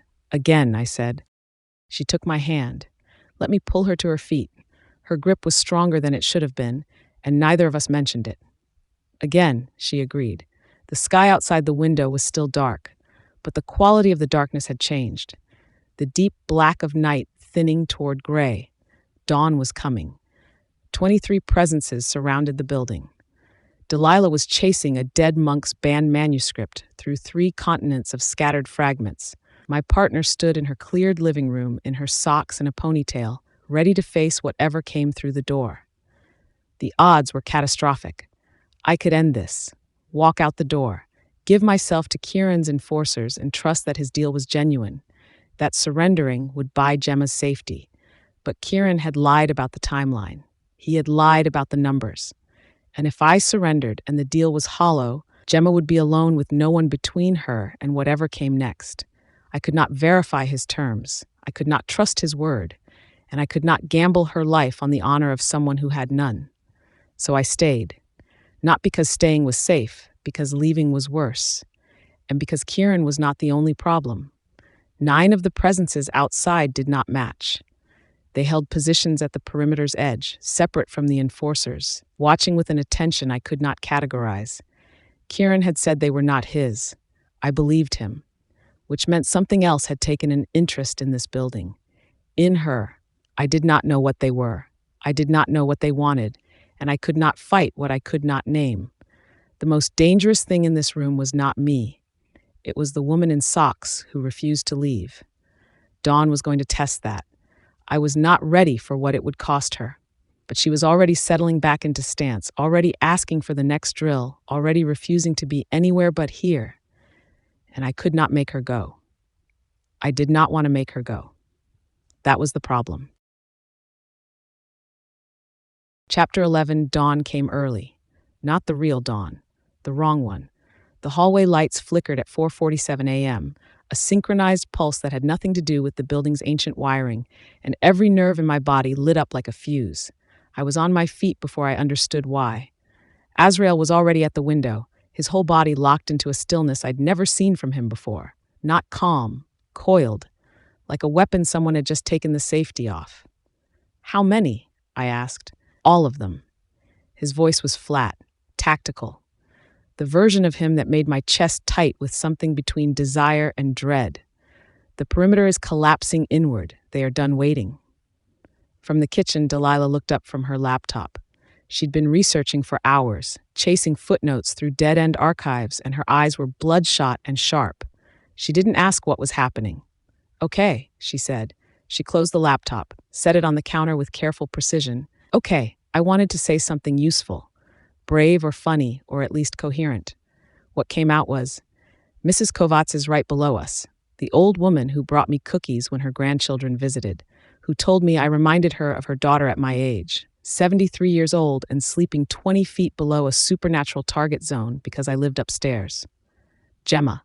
Azrael's hand found my shoulder, warm, steady. The bond hummed between us, and I felt him in my bones. His solidity. The physical fact of him beside me like a wall I could lean against. I didn't lean. "What do I do?" I asked. "Stay close to me. If they breach the corridor, get the civilians behind closed doors. Do not engage them directly. And if they come through the floor, through the walls," his jaw tightened, "they will not. You don't know that. I know what I will do to anything that tries." A pounding on my door. Gerald Whitmore's nasal whine cutting through the tension like a kazoo at a funeral. "Miss Holloway, I've received multiple noise complaints. Open this door immediately." My landlord, at 4 a.m, during an imminent supernatural siege. I almost laughed. Almost. "Go away, Gerald. I will not be dismissed." Mr. Patterson from 3B reports unholy sounds, and your guarantor's identification has been flagged as fraudulent. I've contacted the authorities. Azrael opened the door. Gerald stumbled backward, his face cycling through outrage to confusion to something his mouth couldn't form words around. Azrael filled the doorframe the way he filled every space he entered. Too large, too still, too much. Go back to your apartment, Azrael said. Lock your door. Do not open it. You can't order me around in my own building. The hallway window shattered, not cracked, shattered. Glass blew inward in a spray that caught the fluorescent light, and for one crystalline second looked almost beautiful. Then something came through the gap, and beautiful stopped being a word that applied to anything. I'd sensed it a half second before it happened. Not sight, not sound. A pressure change, a wrongness in the air that my body registered before my brain caught up. The same flicker of perception that had been surfacing since the bond. I didn't try to explain it. I was already running, not toward the thing coming through the window, toward Mrs. Kovacs's door, which was opening, because of course it was opening, because the crash had woken her and she was 73 years old, and her first instinct was to see what the noise was about. She appeared in her doorway in a housecoat, her white hair in a braid, her face creased with irritation that hadn't yet become fear. What is all this? I reached her as the glass hit. I grabbed her arm and pulled her back, hard and graceless and just barely fast enough. Glass sliced across my forearm. A piece caught Mrs. Kovacs on the cheek. I saw the blood before I felt the sting, saw her eyes go wide, her mouth open, her body fold against mine as I shoved us both through her doorway and onto her living room carpet. Behind us, the hall became a different place. Azrael moved. From Mrs. Kovacs's living room, I heard it. The sudden crack of impact, a sound like the air itself tearing, then silence. A silence worse than the noise. Whatever he was doing out there, it was fast, and it was brutal, and the walls shook with the force of it. I heard Gerald scream. A high, reedy sound that cut off abruptly. Fainted. I hoped he'd fainted. Stay here, I told Mrs. Kovacs. She was shaking against me, blood on her cheek, her eyes huge and uncomprehending. Lock the door behind me. Don't open it for anyone. What are those things? What? Lock the door. I went back into the hallway. It was over. That was the part I didn't understand until later. The whole thing. From first breach to silence. Maybe 90 seconds. The hallway was destroyed. 2 windows blown in, plaster cracked, picture frames shattered on the floor, a long smear of something dark and wrong along one wall that I refused to look at closely. Gerald was crumpled by my door, unconscious, his mouth still open in the shape of his last scream. Azrael stood at the center of it, chest heaving. His eyes blazed, not their usual deep blue dark. Bright, wrong bright. The blue of something that had once been holy and had been burning ever since. He looked like nothing I had a word for. Not the man who'd held me an hour ago. Not the careful, controlled presence who'd been living in my apartment. Something older. Something that filled the destroyed hallway the way a storm fills a sky. He looked at me across the wreckage. Both of us wrecked. Both still running on adrenaline, still electric with it. For 1 second, the fear and the violence and the desperate relief of being alive collapsed into something raw and physical. I wanted his hands on me. Wanted to feel his heartbeat against mine. Wanted the specific proof of his body that we had survived this. The want hit so hard my vision narrowed. Then Mrs. Kovacs's door opened again. Just a crack. One eye peering through. She saw Azrael, standing in the wreckage with that terrible light still in his eyes and blood on his hands that wasn't his. The door slammed shut. I heard the deadbolt, the chain. My stomach dropped. Down the corridor, doors were opening. The young couple from the 3rd floor. Mr. Patterson from 3B in his bathrobe, holding a baseball bat he clearly had no idea how to use. All of them staring at the destruction, at the dark smears on the walls, at Azrael. Sirens, growing closer. Gerald's call to the police placed before the attack, arriving after it. They're gone, Azrael said. His voice had a rasp in it I hadn't heard before. They withdrew. Withdrew. I tested the word. Not retreated, not defeated, withdrew. On schedule. His gaze swept the hallway, slow, clinical. This was not an attack. This was a performance. I didn't understand yet. Mrs. Kovacs was bleeding because of me. Gerald was unconscious because of me. A dozen people had just watched something come through their windows that shouldn't exist, and it was here because I lived here, because I'd invited chaos into my life that brought destruction to everyone within range. My parents' voices played in my head, naive, irresponsible, childish. I sat down, right there in the glass and the plaster dust. My legs just quit. Get up. Delilah was beside me. Her mascara was smudged, her hands were shaking, but her voice could have cut steel. Get up, Gemma. Mrs. Kovacs is bleeding, Dee. She's 73 years old, and she's bleeding because I live next door to her. And you pulled her out of the way. You ran toward the danger, not away from it. Delilah gripped my face, both hands, firm, forcing me to look at her. We don't have time for this. Fall apart later. Right now, I need you functional. I can't. You can. You will. The command in her voice could have closed a 7-figure gallery deal. You are the strongest person I know, and you are not going to let guilt destroy you before this is finished. Understand? I looked at her, my best friend, who should have been anywhere but here, who stayed because I needed her, who was standing in a destroyed hallway at dawn because of my choices. I understand. I didn't believe it. But I said the words because she needed me to, because the alternative was giving up, and I had never been good at giving up. It was my best quality and my worst one, and right now it was the only thing I had left. The sirens reached a crescendo. Red and blue lights strobed against the shattered windows. Azrael stepped back from the center of the hallway, straightened his shirt, wiped his hands on his jeans, and what came off was dark and wet and not his. The first officer through the stairwell door took one look at the hallway and unholstered his weapon. Chapter 12. The officer's weapon was pointed at the wrong threat. I watched him take in the hallway, the blown-out windows, the plaster dust still settling, Gerald Whitmore's unconscious body, the dark smears on the walls that no amount of explaining would make reasonable. His partner came through the stairwell behind him, hand on her holster. Both their pulses were spiked. Elevated heart rates, shallow breathing, the smell of adrenaline and gun oil. Gemma stood 6 feet to my left. Glass in her hair, blood on her forearm where she'd pulled Mrs. Kovacs out of the path. Her chin was up, her hands were shaking. She was the bravest thing in this building, and none of these people would ever know it. Officers. Delilah stepped between the weapons and the wreckage. Gallery voice, boardroom posture. 10 years of managing difficult rooms in every syllable. I'm Delilah Martins, owner of Velocity Contemporary Gallery. There was a break-in. An intruder came through the window, caused damage, and fled before we could get a good look at him. The building manager called you about the noise before we realized what was happening. Ma'am, we received reports of breaking glass and screaming. The older officer swept his gaze across the hallway. Cracked walls, Gerald's unconscious form. This looks like more than a break-in. The intruder was violent. He had some kind of weapon. Delilah didn't miss a beat. The gentleman on the floor fainted from shock. We've been trying to calm the other residents. The younger officer looked at me. At my height, my stillness, the blood on my hands that was dark and wrong and not mine. I saw the calculation happen behind her eyes. She didn't holster her weapon. Smart.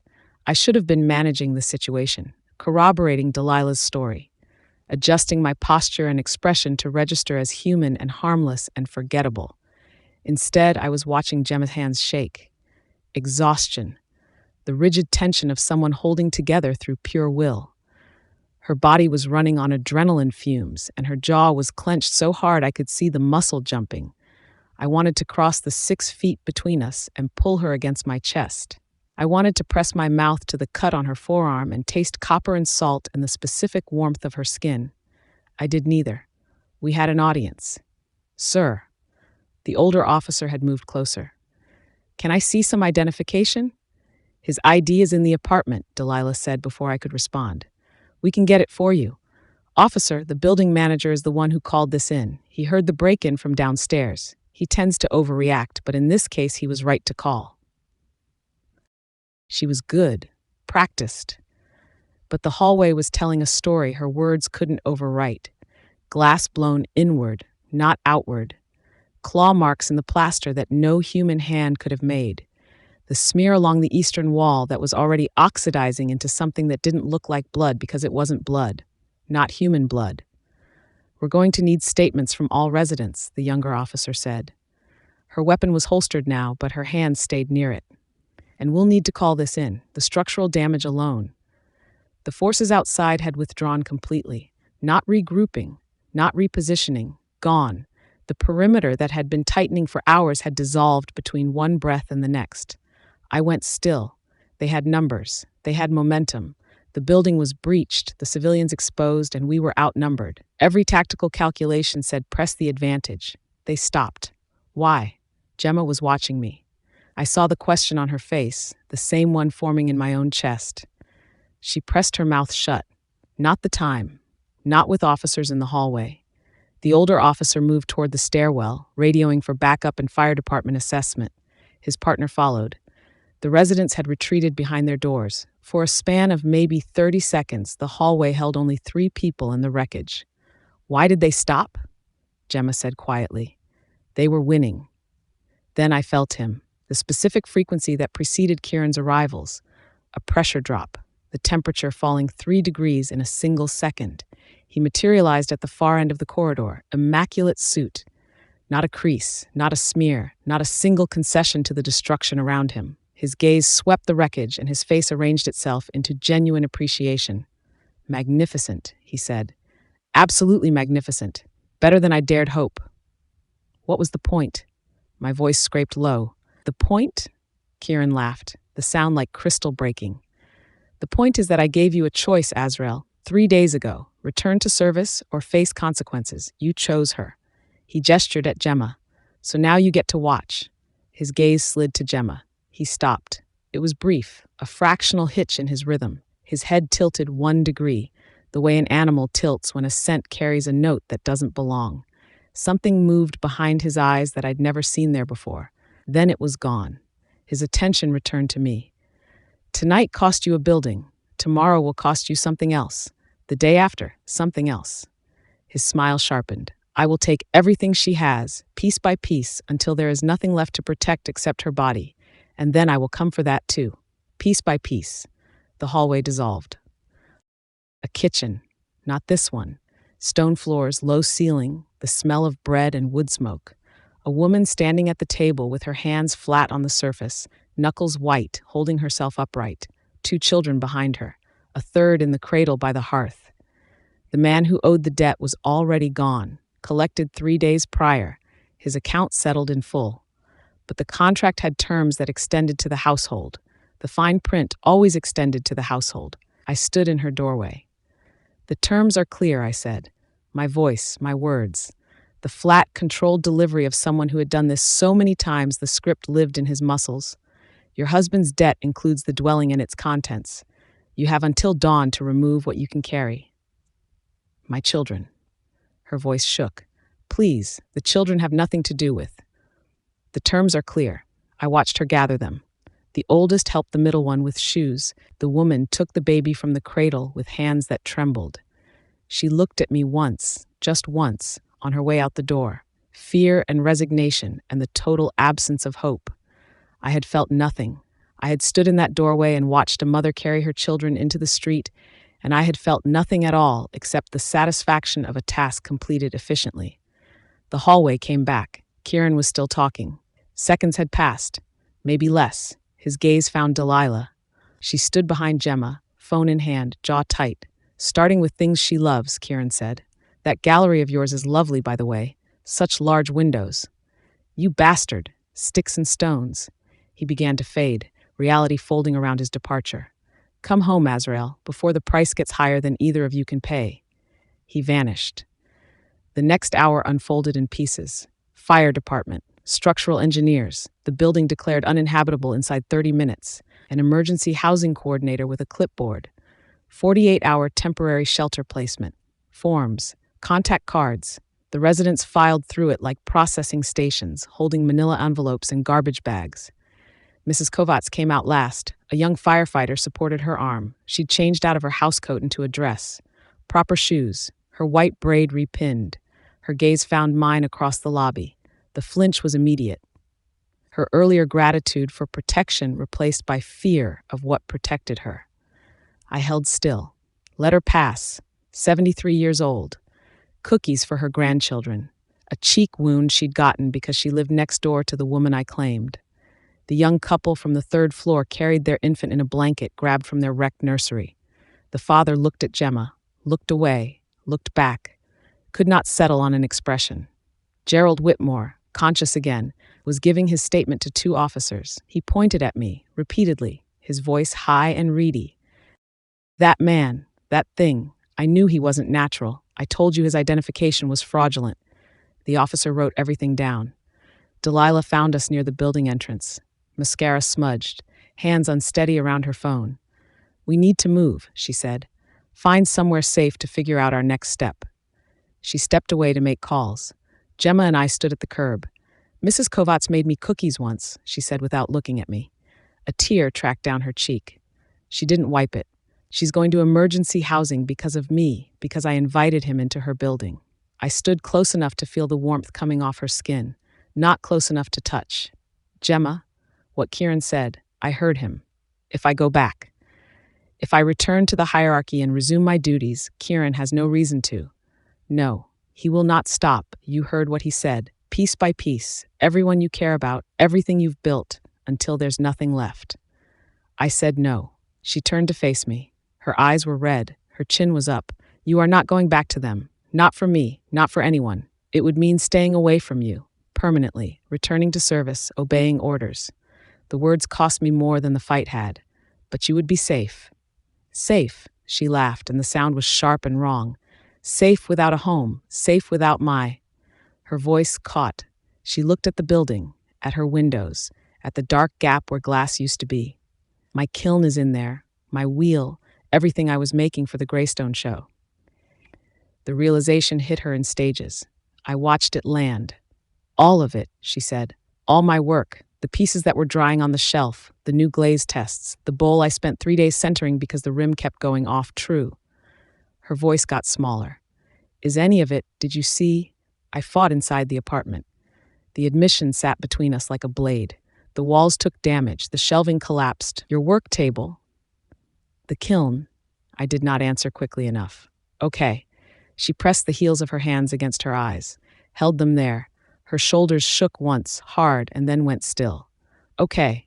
I waited, because there was nothing to say that would make a destroyed kiln whole or put shattered pottery back together, or undo the violence that had come out of my hands and landed on everything she'd built. It's only a building, she said, quietly, to herself more than to me. It's only things. I can make more things. Gemma, I am not letting you go back to them. She dropped her hands. Her eyes were wet and fierce and absolutely certain. Ever, Azrael, you can't do this. Not for me. You don't understand what he will. We can fight them. No, we cannot. We can and we will. I am not going to be bullied by some heaven reject who got tossed out of the sky and thinks he can. She stopped. I felt the flinch move through me before I could control it. Heaven reject. Tossed out of the sky. The words landed in the exact place Kieran's revelation had carved open and never let heal. Gemma's face changed. The fury drained into something worse. Azrael, I didn't mean... You meant Kieran. I meant Kieran. That's not what you're not. I am exactly what you described. My voice came out flat, controlled, made for heaven, rejected by it, claimed by hell because I had nowhere else to go. That is what I am. That is not all you are. She stepped closer, close enough that I could smell clay dust and copper and the floral shampoo she used that had become synonymous with the only home I'd ever chosen. You are the man who reorganized my entire studio because my system offended you. You are the man who caught my favorite vase out of the air and then critiqued my organizational skills. You are the man I chose, and I am not going to let some smug bureaucrat from hell take you away from me because he broke my kiln.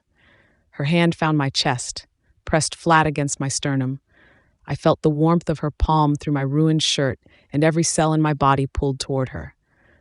I can make more pots, Azrael. Her voice cracked on my name.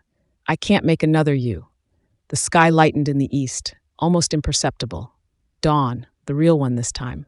I covered her hand with mine, held it against my chest where she could feel my heartbeat.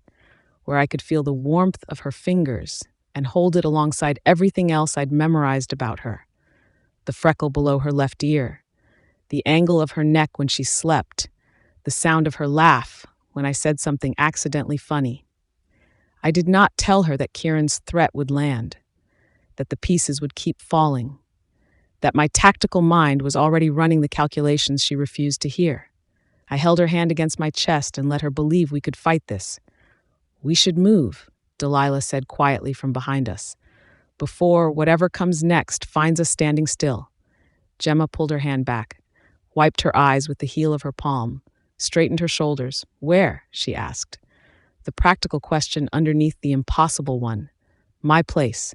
Delilah said it the way she said everything, like the decision was already made and the rest of us were catching up. "It's not a fortress, but it's better than a sidewalk." "Delilah, no." Gemma shook her head. "You heard what he said. Everyone I care about. If I come to your place, I'm putting a target on." "You're putting a target on me?" Delilah's eyebrows climbed. "Gemma, I've been standing in your destroyed hallway since 4 a.m. I've been targeted since the moment I walked through your door tonight. The question isn't whether I'm in danger. The question is whether I'm in danger alone or in danger with my best friend and her extremely large boyfriend who can fight things that come through walls." Gemma looked at me, searching for the argument that would protect Delilah from what was coming. I gave her one. "She is right that the danger exists regardless, but your presence in her home will concentrate the threat. You would be risking not only your life and dreams, but hers." It was a tactical play. I saw Gemma hear it, saw the guilt flash across her face. The one card I knew I could always play against her. If she wouldn't fold for her own safety, perhaps she would fold for Delilah's. Delilah saw it too. "Oh, no, you don't." She pointed at me. One finger. "Steady. You do not get to use me as the excuse to blow up your relationship. I see exactly what you're doing, and it stops right now. I am stating a tactical reality. You are manufacturing a reason for Gemma to let you surrender, and you're using my safety as the raw material." She pocketed her phone. "Both of you are coming to my place. End of discussion." Gemma's mouth twitched, the first thing close to a smile I'd seen from her since the attack. Get in the car, Gemma." Delilah started walking. "Both of you. Now." We followed.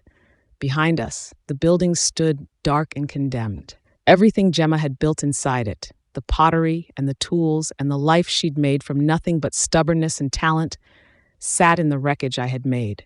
I came here to protect her, materialized in her apartment believing I was sent to help, to guard, to ensure her success. Her kiln was shattered, her home was gone, her neighbors were bleeding and displaced and afraid of the thing that had protected them. Some guardian. Gemma climbed into the car. I stood on the sidewalk for 3 seconds longer, looking at what I had done. Kieran wanted to dismantle her life. He would have to go through me first, but that was the problem. Going through me was exactly what he was counting on. Every day I stayed, the pieces fell faster. Every hour I remained beside her, the target on her back grew brighter.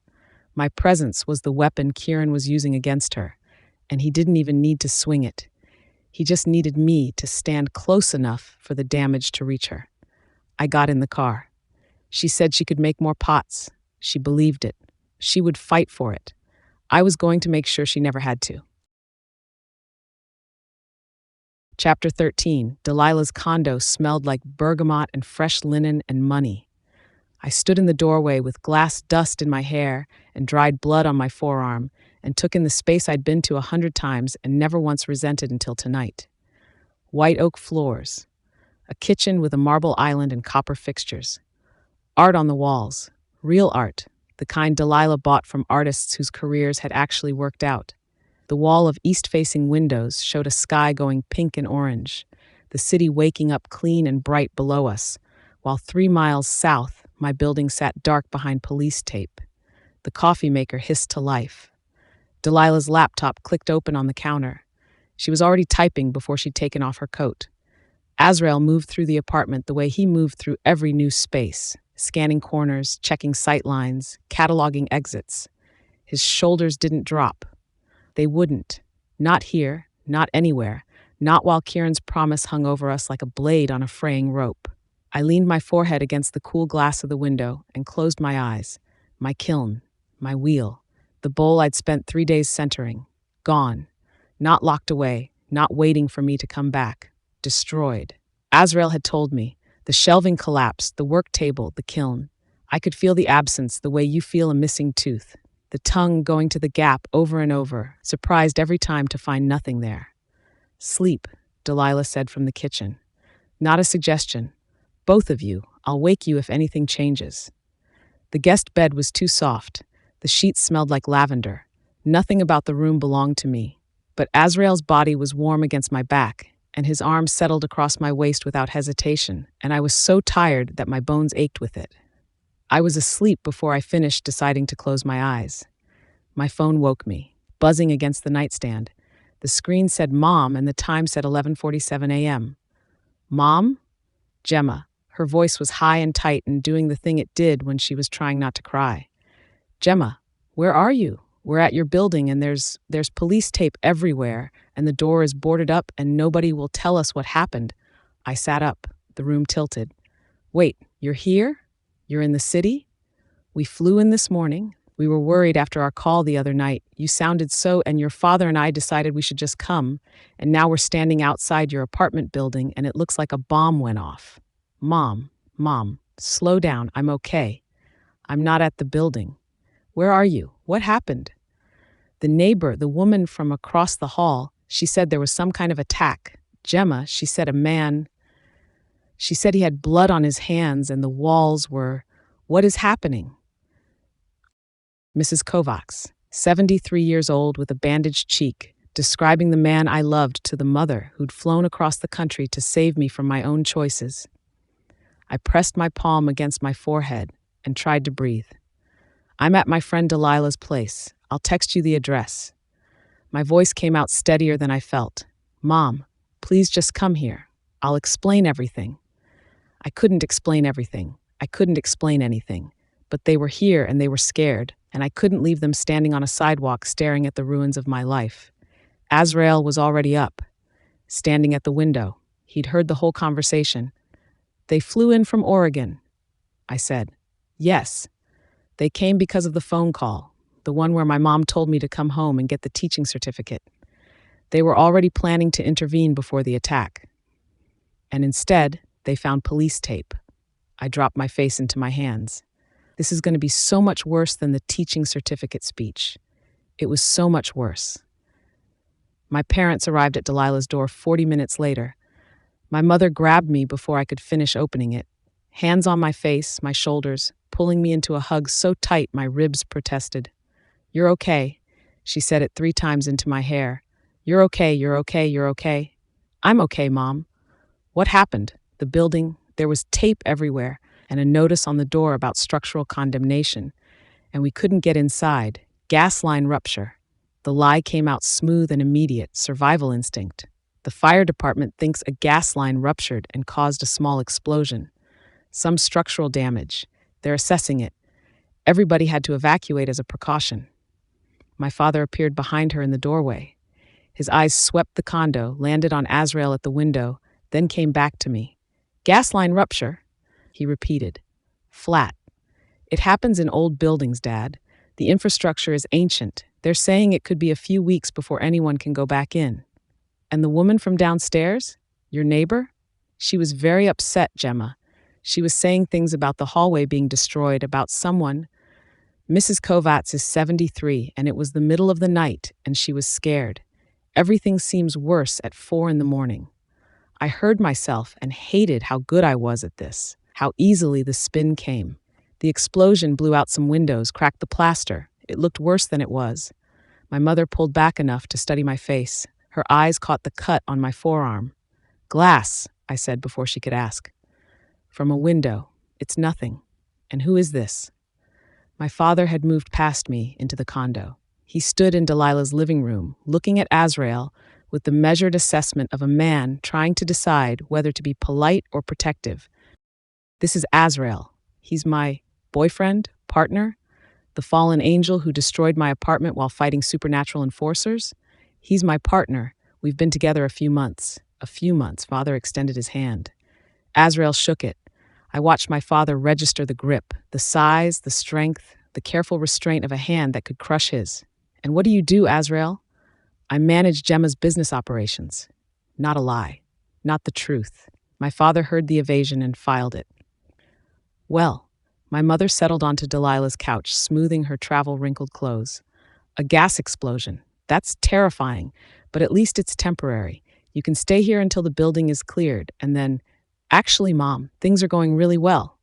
The sunshine armor, the performance I'd been giving my whole life. I have a gallery show coming up at Greystone Gallery. That's Whitfield's gallery. A solo exhibition. My first. And the online shop has been getting traction, and Azrael's been helping with the business side. That's wonderful, sweetheart. She meant it. The pride in her voice was genuine, which made what came next worse. But your father and I have been talking, and we think, especially now with the apartment situation, maybe it's time to consider the teaching certificate, just as a backup, just in case. Mom, I have a gallery show in 2 days. Gemma, Azrael's voice, from the window, low enough that I almost didn't hear it. Stop. I turned to look at him. He wasn't looking at me. He was looking at my parents with an expression I'd never seen on his face. Not guilt, not anger. Resignation. What she hasn't told you is that her kiln was destroyed, he said. Her pottery wheel, the pieces she was creating for the exhibition, all of it, gone. The apartment took significant damage and her work did not survive. The room tilted. I stared at him. 5 minutes.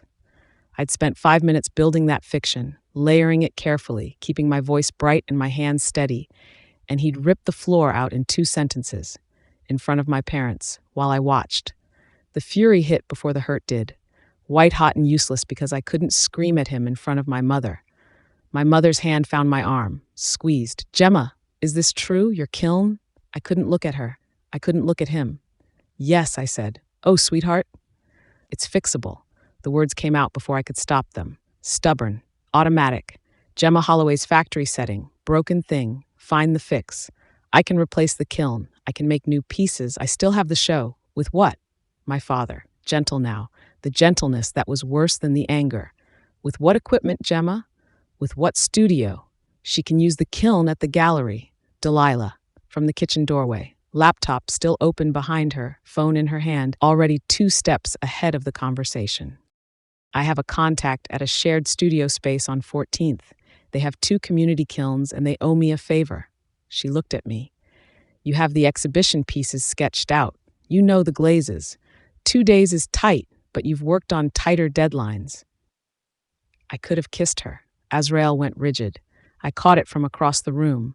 The sudden stillness, the jaw locking, the almost imperceptible shift in his posture that meant he was recalculating. Delilah had just handed me a reason to stay. A kiln, a timeline, a path forward that didn't require going home to Oregon and giving up. Every solution she offered was another anchor holding me in place. And every day I stayed was another day Kieran could reach the people around me. His jaw was locked. His eyes were on me, but seeing past me, running calculations I wasn't part of. Sweetheart, my mother, soft, the voice she used when she believed she was right and I believed she was wrong, and neither of us would budge. This isn't a life, this is a cautionary tale. The words landed the way they always did. Right in the center of my chest, where the pottery lived and the gallery show lived, and the stubborn belief that I could make a life out of clay and determination. Go home, Gemma. Azrael again, quiet. Final. Get the teaching certificate. Build a stable life. Be safe. Safe. My father straightened.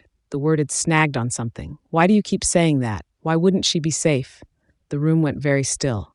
The building incident was frightening, Azrael said. Careful. I want her somewhere stable while what? My father's gaze moved between us. Slow. Measuring. I'm going to ask this once, and I'd like an honest answer. Why does her? He glanced at Azrael. Partner. Why does her partner keep telling her to leave? Partner. He'd used my word.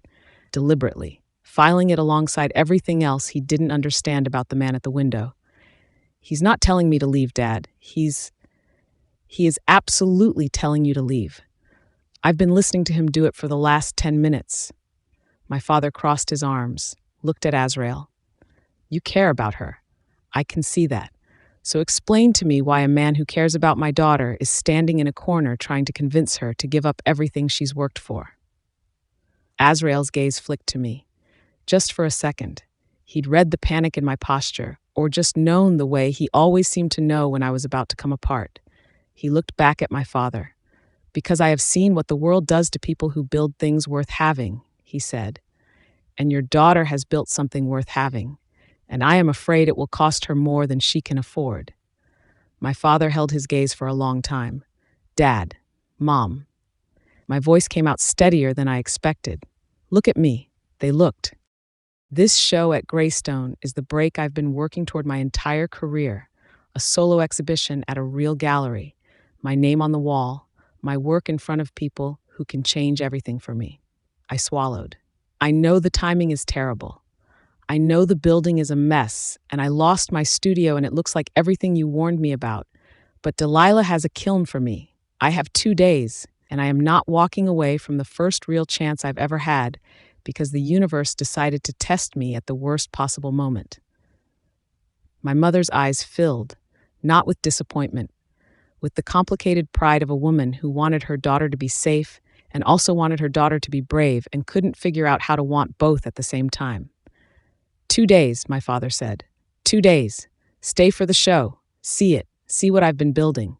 And if it's a disaster, if nothing sells and nobody comes, and I'm standing in an empty gallery talking to my own pottery, then we'll have the teaching certificate conversation. For real. I promise." My father looked at Azrael. Azrael looked at the floor. "I don't know what happened in that building," my father said. "I don't think you're going to tell me, but I know what a man looks like when he's carrying more than he can hold." He paused. "Whatever this is, figure it out, both of you." He took my mother's arm, gently. "Linda, let's go. We'll be at the Marriott on 5th. We're staying through the show." My mother looked at me one more time, then at Azrael, then back at me. "I love you," she said, "even when you make choices I don't understand." They left. The door closed behind them. I stood in Delilah's living room and listened to the elevator descend and waited until I was sure, absolutely sure, they were gone. Then I turned on Azrael. "How dare you?" He was still at the window, still not looking at me. "How dare you stand in that room and tell my parents, that my kiln is destroyed, that my work is gone, that I've been lying to them." My voice shook, not with tears, with rage. "That was mine to tell. Mine, not yours. You had no right. They needed to know. They needed to know what I decided to tell them. When I decided to tell them on my terms, I was shaking now. Hands, shoulders, the muscles in my jaw. You took that from me. The same way you've been taking every decision out of my hands since Kieran showed up. Go home, Gemma. Be safe, Gemma. Tell your parents they were right, Gemma." I was trying to. Protect me. I know. You're always trying to protect me. But you know what protection looks like from where I'm standing? I stepped closer, close enough to see the muscles in his jaw working. It looks like someone else deciding what's best for me. It looks like someone dismantling my choices because he thinks he knows better. It looks like I stopped because I heard what I was about to say, and it was true, and it was cruel, and I said it anyway. It looks like what Kieran does. He went still, not rigid, still, the kind of stillness that meant something had landed so deep he couldn't move around it. You took my story apart in front of my parents the same way he took my building apart, piece by piece. You decided what they should know. You decided I was wrong to protect them from it. You made the call. My voice cracked. That's not partnership, that's management. The silence lasted long enough for me to hear the coffee maker cycling in the kitchen and Delilah's typing falter and resume. "You are right," he said. 2 words. Flat. The flatness that meant everything underneath was too large to let surface. I need to check the perimeter. He moved toward the door. The building's security is inadequate. There are access points from the roof and the service entrance that... Don't do that. Don't turn this into a tactical briefing because you can't handle... I will be back. The door closed behind him. Quieter than my parents' exit. Somehow worse. I stood in the middle of Delilah's living room with my hands shaking and my chest burning, and the terrible knowledge that I'd said something true and something cruel, and both of those things were the same thing. From the kitchen, Delilah's typing had stopped. "I'm not going to ask," she said. "Good. But for the record, you were right, and he knows you were right. That's why he left." I sat on the couch, put my face in my hands, breathed. He didn't come back. Chapter 14. The condo was too quiet without him. I sat on Delilah's couch with my knees pulled up and my arms wrapped around them and listened to the silence where Azrael should have been. The fight kept replaying. It looks like what Kieran does. And every time I heard myself say it, the words got sharper, truer, worse. Delilah typed in the kitchen. She hadn't asked. She wouldn't, but she'd made me tea without being asked and set it on the coffee table close enough to reach, but not so close it carried expectation, which was such a perfectly Delilah move that it made my eyes sting. Her phone rang at 3. I watched her face change, focused to sharp to furious in the span of 4 seconds. "When?" she said. "How bad? Did they take anything?" A pause. "No, I'll be there in 20 minutes. Don't touch anything until I arrive." She hung up. Someone put a brick through the front window of Velocity overnight. The alarm didn't trip. Nothing was taken. The security camera shows a figure, but the footage is, my manager says it's corrupted, pixelated, like the camera glitched at the one moment it mattered. She grabbed her bag, her keys, her composure. "Kids," she said. "That's what the police will say. Random vandalism. Kids with a brick." Neither of us believed it. Delilah left. The condo went fully silent. I sat with it. The stillness, the tea going cold, the way the afternoon light moved across Delilah's white oak floors and made everything look peaceful while nothing was. Then the warmth came back. Not a sound, a sensation. The low hum that had lived under my skin since the bond completed. The one I'd stopped noticing the way you stop noticing your own heartbeat. It had gone dim when he left. Now it flared, warm and close, and my whole body oriented toward the door a full second before it opened. He stood in the hallway, hands at his sides. He looked like he'd been walking for hours, not tired exactly, but worn in a way that had nothing to do with his body. I didn't say anything. He didn't say anything. He went to the window. I stayed on the couch. The silence between us was a different shape now. Not the absence of words, but the presence of too many, none of them right. When Delilah came back, she had a boarded-up gallery, a police report, and an expression I'd only ever seen on her face once, when a collector tried to lowball her on a Basquiat, and she responded by raising the price. There has to be a way to keep these supernatural fuckers out of my gallery. She opened her laptop on the kitchen counter, started typing. Wards, protections, something. If these things can be blocked or repelled or, I don't know, warded off, then someone in the last 3,000 years figured out how and wrote it down. She looked at Azrael. "You're one of them, or you were. So tell me what works. Salt? Iron? What's got to keep them out?" "We are not demons." His voice was flat, offended almost. "Salt is folklore for things that crawled up from below. We did not crawl, we fell." Delilah didn't blink. "Fine. Not salt. Then what?" He didn't answer immediately, reaching for something. I could see the effort, his jaw working, his eyes unfocused, the way his hands opened and closed like he was trying to grip a memory that kept slipping. "Consecrated materials," he said. "Blessed objects. Not the symbols themselves. A cross from a shop window is decoration, but something that has been ritually dedicated by someone with genuine authority." He trailed off. "That carries a charge. An echo of what the fallen lost. It causes pain." "Okay, what else?"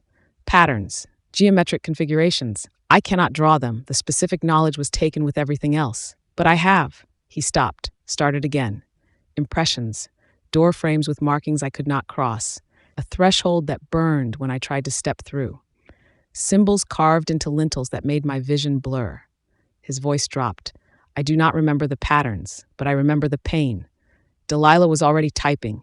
Consecrated objects, threshold wards, sacred geometry, angelic protection sigils. She muttered to herself as she searched. Enochian, Solomonic, Coptic tradition. She looked up. "If I find patterns, can you tell me which ones are real? Like, if I show you a symbol, will your body recognize it even if your mind doesn't?" He considered this. "Yes, I believe so." Then we start with what hurts, and I work backward. Delilah turned back to her screen. "Every tradition that ever tried to keep an angel out of a building. There's gotta be a common thread. Delilah researched until her eyes couldn't stay open. Azrael stood at the window. I sat on the couch pretending to look at my phone while my mind ran the same loop. The brick, the camera glitch, the gallery with its boarded-up window and its show in 2 days. My show, my name on the wall. And somewhere out there, Kieran deciding which piece to take next. Around 10, Delilah closed her laptop. I'm setting an alarm for 6, the Glazier's coming at 7. She paused at her bedroom door, looked at me, at Azrael, at the space between us that neither of us had crossed since he'd come back. Figure it out, she said, not unkind. She closed her door. The condo went still, just us, just the fight and the silence and the city lights through the window. I went to him, not to forgive him, not for comfort, not for any of the gentle reasons people reach for each other when the world is falling apart. I went to him because the anger and the want had gotten tangled into the same knot, and I couldn't separate them anymore, and I didn't want to try. Gemma. He read it on my face before I reached him. You should rest. I don't want to rest. Your body is... My body wants you. I stopped in front of him. I'm still angry at you. I'm going to be angry at you for a long time, and I don't care. I need you to stop trying to leave me and start reminding me why I shouldn't let you. His hands came up, covered mine, held them against his chest, over his heartbeat, pressed flat. Delilah is 20 feet away. Then we'll be quiet. His mouth found mine in the dark. We were not quiet. We tried. God, we tried. His mouth on my throat and my hand pressed against my own lips to muffle the sound, and both of us shaking with the effort of keeping the volume down, while the bond turned every touch into a feedback loop that made silence physically impossible. He carried me to the guest room, kicked the door shut, pressed me against it, the memory of the wall in my apartment the first time, his hips and my hips and the solid surface behind me. But this was different. The first time had been choice and discovery. This was need, raw and graceless and fueled by the fight we hadn't finished. My shirt came off. His followed. I ran my hands down his chest, his ribs, the hard plane of his stomach, and he made a sound against my throat that I felt between my legs. Quiet, I breathed. You first. I bit his shoulder to stop myself from crying out when his hands found the waistband of my jeans. He pulled them down my hips, my thighs, dropped to his knees on the guest room floor. His mouth on my stomach, my hip bone, the inside of my thigh, slow, dragging, his breath hot against my skin while I shook above him.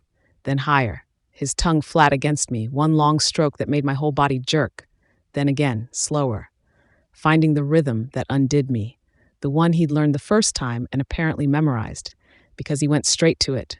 No hesitation, his mouth working me with a precision that should have been clinical, except for the sounds he was making.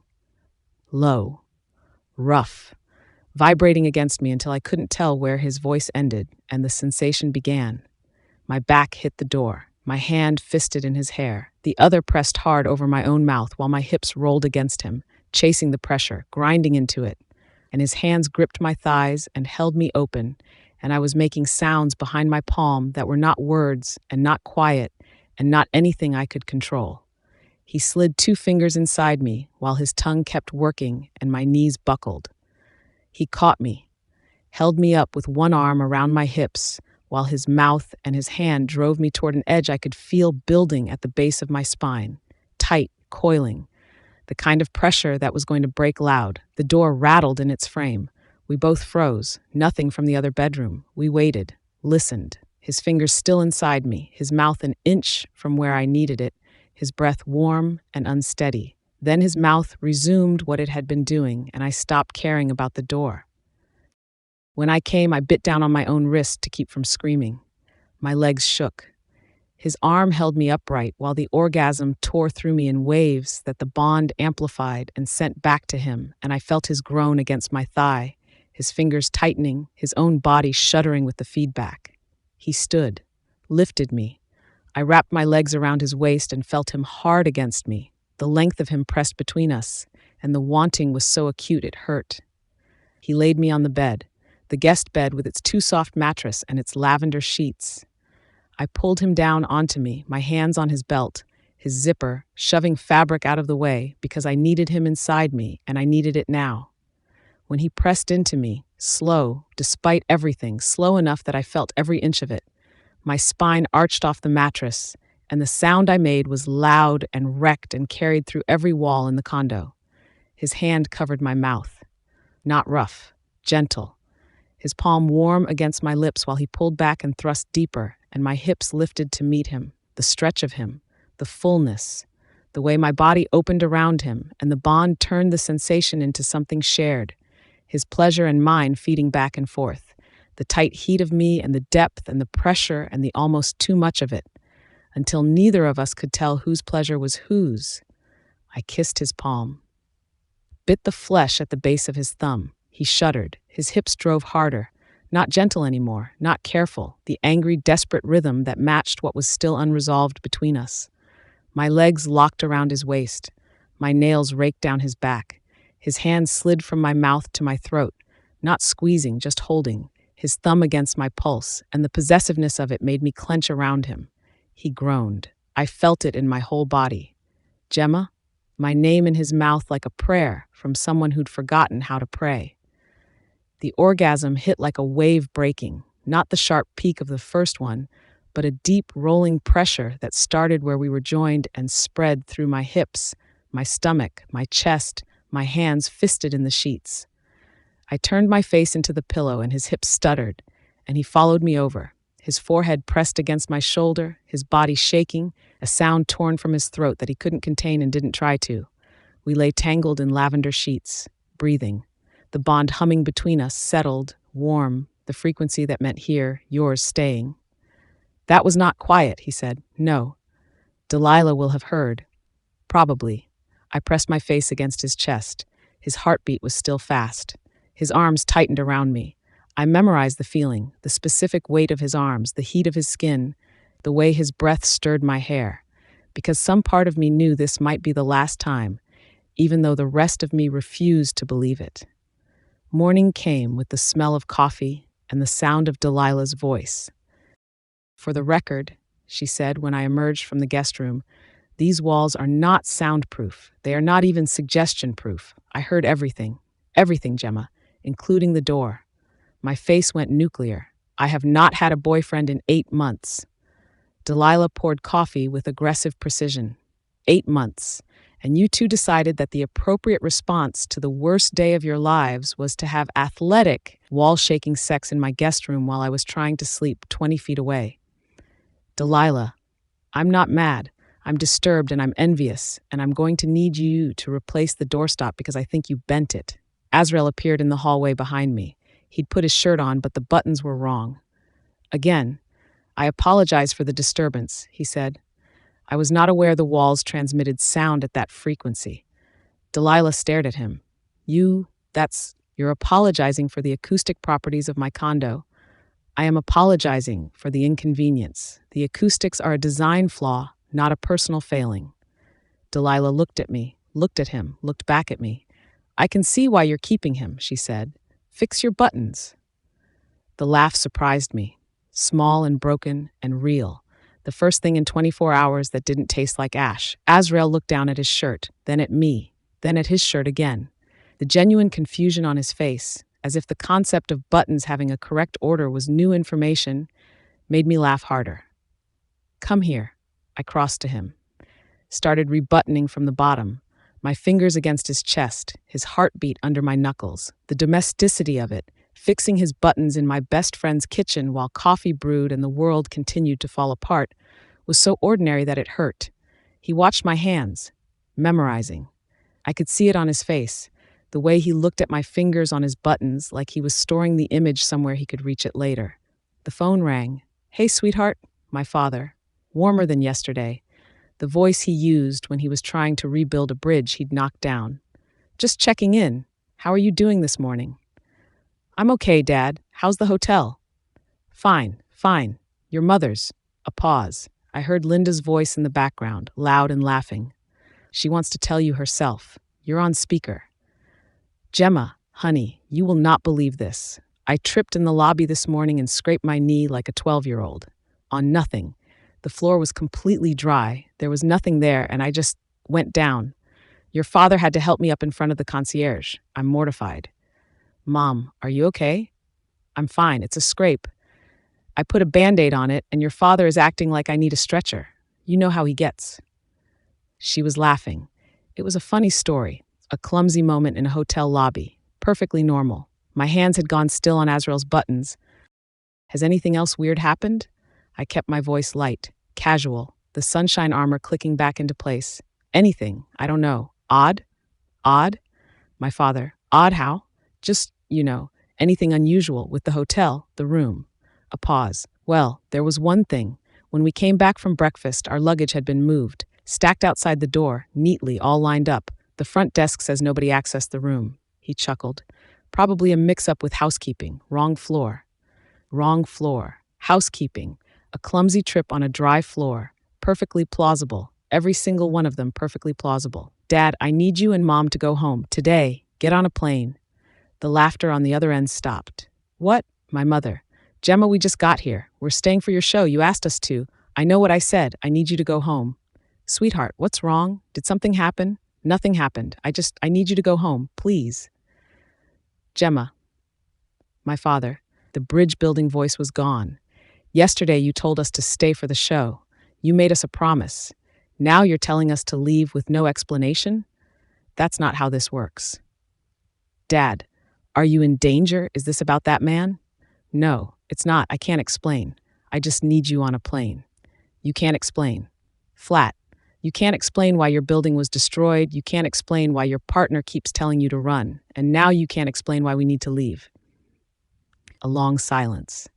Gemma, if you're in trouble, let us help. You can't help with this, Dad. The words came out before I could stop them. Too honest. Too raw.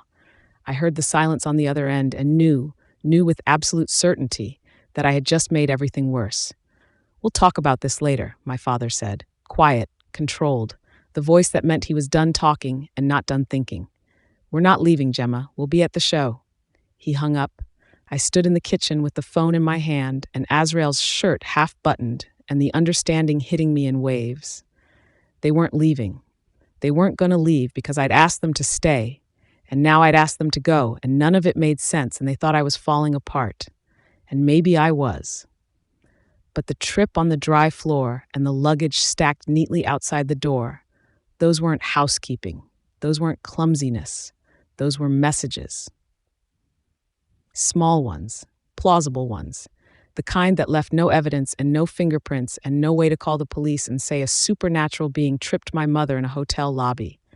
Lying. I looked at Azrael. He was already watching me. He'd heard every word. We have to get them out of here, I said. Out of the city, out of range. If I can just... Gemma. Delilah looked up from her laptop. The gallery, yes. I get that. But your mom tripped and housekeeping moved some luggage. That doesn't mean... The building, your gallery, now my parents' hotel. I could hear my own voice climbing, but I couldn't stop it. Each one closer to me, each one just explainable enough that nobody would believe me if I tried to report it. A scraped knee is not a supernatural attack. She is right. Azrael, from the window, 2 words that landed like stones in still water. Delilah looked at him. Escalation by increments, he said. You damage what someone values in order of distance. Property first, then livelihood, then the people closest to them. Each step is deniable. Each step proves the same thing. I can reach anything you care about, and you cannot stop me. His jaw tightened. It is a very effective method. The way he said it, like he was reading from a manual he'd written. Delilah was quiet for a moment. Then, you're telling me he tripped Gemma's mom in a hotel lobby to make a point. I am telling you that nothing about a dry floor and a neat stack of luggage is coincidental. Not after the building, not after your window. Delilah didn't argue. That was worse than if she had. Gemma, his voice dropped low, there is no out of range. Your parents are exactly as reachable in Oregon as they are in that hotel. There is no distance that protects them. The floor dropped out from under me. Not the building, not the gallery, not even my kiln. My mother, limping on a bruised knee in a hotel hallway because I refused to let Azrael go. No, I said, no. There has to be. We can find a way to... There is no way. Flat, controlled, each word placed like a hand on a live wire. As long as I am here, everyone you love is leverage. Your parents, Delilah, anyone who has ever mattered to you. He held my gaze. The only variable Kieran wants removed is me. I opened my mouth, closed it, opened it again. Nothing came out, because he was right. And I knew he was right, and the knowing sat in my chest like a stone where my stubbornness should have been. Azrael turned to the window. The morning light caught the sharp planes of his face. Ancient, tired. I could see it in the set of his jaw, the stillness of his hands, the way he stared through the glass like the city owed him answers it would never give. He didn't speak for a long time. Then he said, "In the hallway tonight, when Kieran said piece by piece, I remembered something. A woman, a kitchen, 2 children and a baby in a cradle. Her husband owed a debt and the contract extended to the household." His voice was barely audible. I stood in her doorway and told her the terms were clear. I watched her carry her children into the street, and I felt nothing. I went cold. I know there were others. I cannot see them yet, but I know the way you know a room is full before you turn on the light. His hands were at his sides, very still. That woman's face, the way she looked at me when she walked out, it was the same way Mrs. Kovacs looked at me tonight. A pause. I am watching Kieran do to you what I did to her. The same method, the same sequence. And I recognized it, Gemma. Not because I've seen it before, because I invented it. The kitchen was silent. Delilah had stopped typing. Even the coffee maker had gone still. "Azrael," I said. He didn't turn from the window. I didn't know what to say. I didn't know how to reach the place he'd gone, the place where he was both the man I loved and the weapon that had destroyed lives for centuries. And both things were true, and neither one canceled the other. "I will handle this," he said, still at the window, still not looking at me. "I will make sure they cannot reach your parents." The way he said handle, the way he said I will, I recognized what was happening, the way he held himself, the careful distance in his voice, the same pulling away I'd felt from him on the sidewalk, except now it was harder, more certain, more final. He was making a decision he didn't plan to share with me until it was too late to argue. "Azrael, get your parents on the plane, Gemma." He turned from the window. His face was the face I'd seen in the destroyed hallway, not the man who fixed my buttons. Something older, something that had already made the calculation and was just waiting for the rest of us to catch up. "I need to make a phone call." "A call?" My voice came out small. "Azrael, what are you?" "To who?" Delilah looked up from her laptop. "You don't even have a phone." He didn't answer. The temperature in the kitchen dropped 3 degrees. Chapter 15. The temperature in the kitchen had not recovered. I had said I need to make a phone call. I had not said to whom. I had not said why. But when I'd reached out through the frequency that hell monitored, the one branded into every enforcer who'd ever served, the air in the room had dropped 3 degrees. Gemma and Delilah had both gone silent behind me, and the frequency had answered with more than acknowledgement. The rest of the memories came. Not fragments this time. Not the single crack from before, the woman, the kitchen, the children I'd dispossessed. This was the flood behind the crack. The act of touching hell's channel again had opened everything the hierarchy had sealed, and centuries of existence poured through me in a single airless rush. My first collection. A merchant who sold his daughter's future for wealth that rotted in his hands within a year. The satisfaction as his soul separated from his body. The clinical precision with which I'd processed his debt. Thousands followed. Contracts enforced without question or mercy. A reputation built through efficiency and absolute compliance until the hierarchy's other enforcers spoke my name like a title, the one who never failed. But beneath the flood of it, something older, fainter, a sense of before. The knowledge that I had been other than this, made of light once before centuries of service in the dark burned it to ash. I was never one of them. I was convenient for them. Hell claimed a fallen angel who had nowhere else to go and gave him purpose in exchange for everything he'd been. I stood at the window of Delilah's condo and understood, with the clarity of someone who has just remembered how to read his own handwriting, exactly what Kieran was doing to Gemma. The brick through Velocity's window, the corrupted security footage, Linda's fall on a dry floor, the luggage stacked neatly outside their hotel room door, each incident deniable, each one closer to Gemma, escalation by increments, the method I had invented, executed now against the woman I loved. There was no path forward that did not lead through someone Gemma loved, except one. Azrael, Delilah's voice. Careful. What did you just do? I did not answer her. You've already decided, Gemma, not a question. I turned from the window. Her posture had changed, spine straight, chin up, her cut forearm pressed against her ribs. The fight from last night still sat between us. She'd called me Kieran. She'd been right. You need to let your parents take you home, I said instead of confirming it. I need you to stop deciding things for me and start talking. She closed the distance between us, bare feet on Delilah's hardwood. Whatever you're planning, say it. Some conclusions cannot be reached through conversation. Try anyway.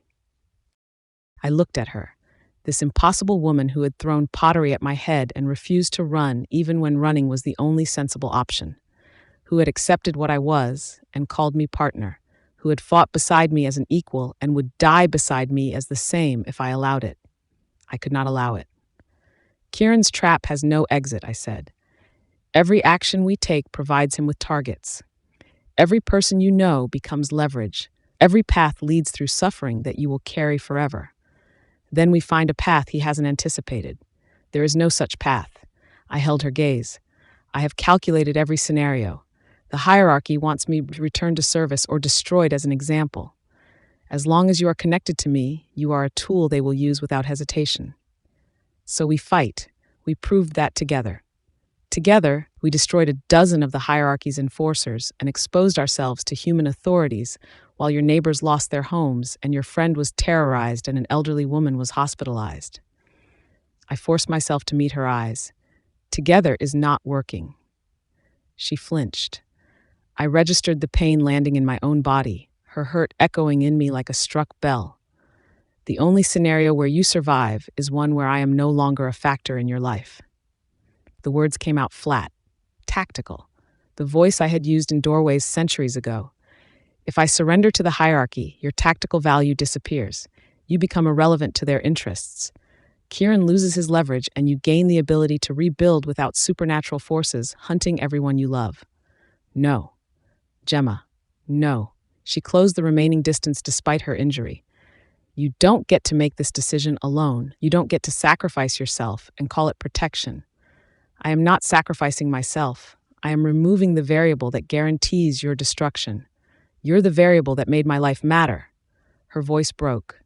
The bond carried her desperation into me like a current, fury and terror and love so tangled I could not separate them. Before you arrived, I was drowning, failing, convincing myself that optimism was enough to survive on while everything collapsed around me. You made me believe I could actually build something real. And look what that belief has cost you. Your home, your neighbor's safety, your friend's peace of mind, your parents watching their worst fears confirmed. I reached out, cupping her face in my hands. I am not a gift the universe sent you, Gemma. I am what happens when something that fell too far tries to pass for help. Everything I touch turns to destruction. Everyone I care about suffers for my attention. That's not true. It is true. It has always been true. The memories pressed in, centuries of enforcement, thousands of souls, the darkness I'd thought amnesia had erased, but merely concealed. I spent a millennium doing hell's work and excelling at it. One moment of conscience does not redeem what came before.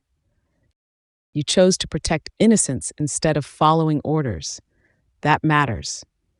Not enough. I stroked her cheek with my thumb, memorizing the texture of her skin. You deserve someone who can give you a future. I can only give you more of what you've already experienced. Destruction, danger, the constant threat of supernatural forces using everyone you love against you. I don't want someone else. I want you. The declaration cut through me. She meant it. Through the bond, I felt her conviction. Not naive hope, not impulsive attachment. Love. The kind I did not deserve and could not refuse. I know, I said. That is what makes this so difficult. Then don't do it. Stay. Fight. Let me help you face whatever comes. If I stay, you die. Perhaps not today, perhaps not at the show, but eventually. The hierarchy does not forget defiance, and they do not forgive interference with their property. I leaned down, pressing my forehead to hers. I have many regrets, Gemma Holloway, centuries of them, but loving you is not among them. and losing you would be the one consequence I cannot survive. You won't lose me if you stay. I will lose you either way. At least this way, you have a chance. Her hands gripped my shirt, fingers twisting in the fabric with white-knuckled strength. There has to be another option. We haven't tried everything. We can contact whatever passes for supernatural authorities. I have been researching wards and protections for the last 12 hours. Delilah's voice from the kitchen. Quiet, controlled. Her laptop was closed. So before you walk out that door and do something monumentally self-destructive, you might want to hear what I've found. It will not matter, I said. No ward protects against the hierarchy's full resources. No research changes the tactical equation. The tactical equation. Delilah's tone could have frozen glass. Is that what we're calling Gemma's heart now? I am calling it what it is. I looked at Delilah. She held my gaze without flinching. Few humans did. Your research will not stop what is coming. Nothing will, except my absence. I turned back to Gemma, gently pried her hands loose from my shirt, held them between my own. I have made my decision. Kieran is waiting for my answer, and I am going to give it to him. Azrael, please, go to your parents. Let them take you home. The words emerged rough and broken despite my efforts at control. Get the teaching certificate. Build a stable life. Create your pottery in safety. I don't want safety. I want you. I know. I released her hands and stepped back, forcing distance between us. But you cannot have both, and I refuse to let you choose me over your own survival. Her heart was breaking. The sensation was indistinguishable from my own, a physical ache that threatened to overwhelm every tactical calculation I had made. I turned toward the door. If you walk out that door, I will follow you. Her voice carried the stubborn determination I had fallen in love with. Wherever you go, whatever you do, I will find you and drag you back. No, you will not. I paused at the door, not looking back. Azrael, it will hurt. I am sorry for that. But the pain will pass, and you will heal, and eventually you will forget what I am ever seemed like divine intervention. I will never forget you. I closed my eyes against the certainty in her voice. Perhaps not, but you will survive. That is enough. I left before she could argue further, before her determination could weaken my resolve, before the love I felt for her could overwhelm the tactical necessity of what I had to do. Kieran was waiting on the sidewalk. Of course he was. The signal I had sent from Delilah's kitchen had guaranteed it. He had known this moment would come, calculated it, engineered it, positioned every piece on the board to guarantee I would reach this conclusion. He was smiling when I stepped out of the building's lobby into morning light. Enforcer. He greeted me with the title I had once worn with pride. I take it you've made your decision. I will return to the hierarchy. I will resume my duties. I will submit to whatever punishment my defiance has earned. In exchange, Gemma Holloway is to be left alone. No surveillance, no threats, no contact of any kind. She becomes irrelevant to the hierarchy's interests, and anyone who violates that arrangement answers to me personally. Kieran's smile widened. Such passionate terms. One might think you actually care for the human.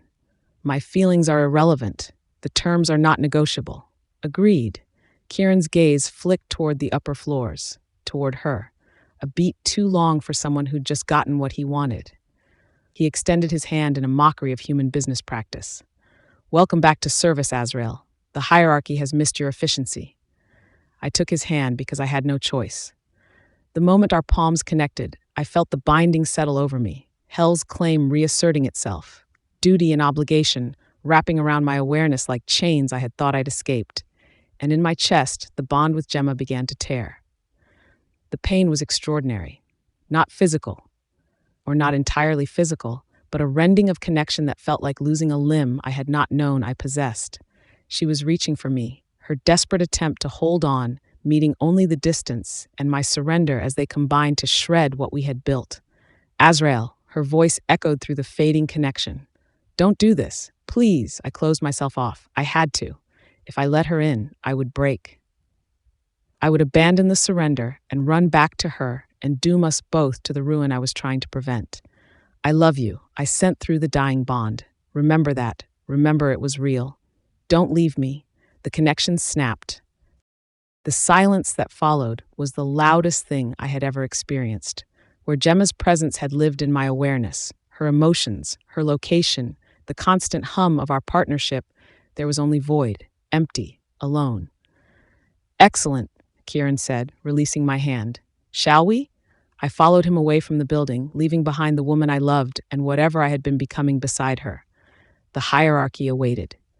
And I returned to the darkness that had claimed me, knowing that at least this time my destruction served a purpose. Gemma would live. That had to be enough. It had to be. Chapter 16. My knees hit Delilah's kitchen tile before I knew I was falling. I hit Delilah's kitchen floor before I understood what was happening.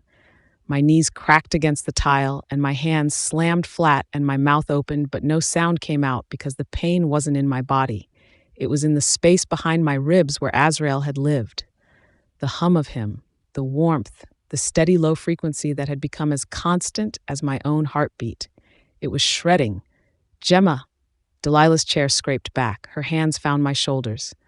Gemma, what? Are you hurt? What's happening? I couldn't answer. The bond was dying. I could feel it, not a clean break, but a slow, excruciating tear, like pulling apart wet clay that wanted to stay together. He was closing himself off, walling himself away. Every second another thread snapped, and the silence where he'd been got louder. I love you, his voice through the fading connection. Not words, exactly. More like the memory of warmth before frostbite takes the feeling. Remember that. Remember it was real. Don't. Gone. The last thread snapped and the world went quiet in a way I'd never experienced. Not silence. Absence. The difference between a room with the lights off and a room where the lights had been ripped out of the ceiling. I pressed my forehead to Delilah's kitchen tile and breathed. Gemma. Delilah's voice. Steady, scared underneath. Talk to me. Right now. He's gone. My voice sounded scraped hollow. He surrendered. To Kieran. To the hierarchy. The bond is... I couldn't finish. My hands were shaking against the cold floor and my chest felt like someone had scooped out everything warm and left the cavity open. Delilah's grip on my shoulders tightened. Can you stand? I couldn't, but I did, because Delilah asked and because the alternative was lying on her kitchen floor while the man I loved walked into hell thinking he'd saved me. She steered me to the couch, got water, set it in my hands. I held it without drinking, feeling the glass sweat against my palms while the place where Azrael's presence used to live ached like a missing tooth I couldn't stop pressing with my tongue. My body was cold. Not the room, me. The bond had been heat. A low, constant warmth I'd stopped noticing the way you stop noticing summer until it's gone. Now it was November inside my skin, and nothing I did would fix it. He went back. I stared at the water glass. Delilah was quiet for a long moment. That self-sacrificing son of a bitch. Despite everything, despite the crater in my chest and the cold seeping through me, I almost laughed. It came out closer to a sob. I need to go to my parents, I said. Delilah looked at me. I watched her weigh it, whether I was safe to move, whether I was saying I needed comfort, or saying I was giving up. Both. It was both. I'll drive you, she said. The Marriott on 5th was exactly the kind of hotel my parents always booked. Clean, predictable, the kind of place where nothing unexpected happened, and the continental breakfast started at 6:30 sharp. I showed up at their door looking like someone had died. My mother opened it, took one look at my face, pulled me inside without a word. I didn't tell them what happened. Not really. I said he left, and it's over, and I don't want to talk about it. And my mother heard breakup, and my father heard told you so, and neither of them heard the truth, which was that a fallen angel had surrendered himself to hell's hierarchy because he loved me too much to watch me die for him. That version wouldn't have helped. My father ordered room service. I didn't eat. My mother sat beside me on the bed and stroked my hair, and the gesture was so much like being small again, like being the girl who still believed the world was kind, that I almost broke. Come home, sweetheart. Her voice was soft, careful.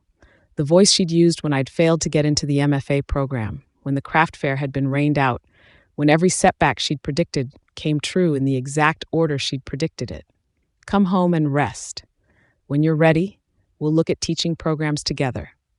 Art doesn't have to disappear from your life. It just doesn't have to be your whole life anymore.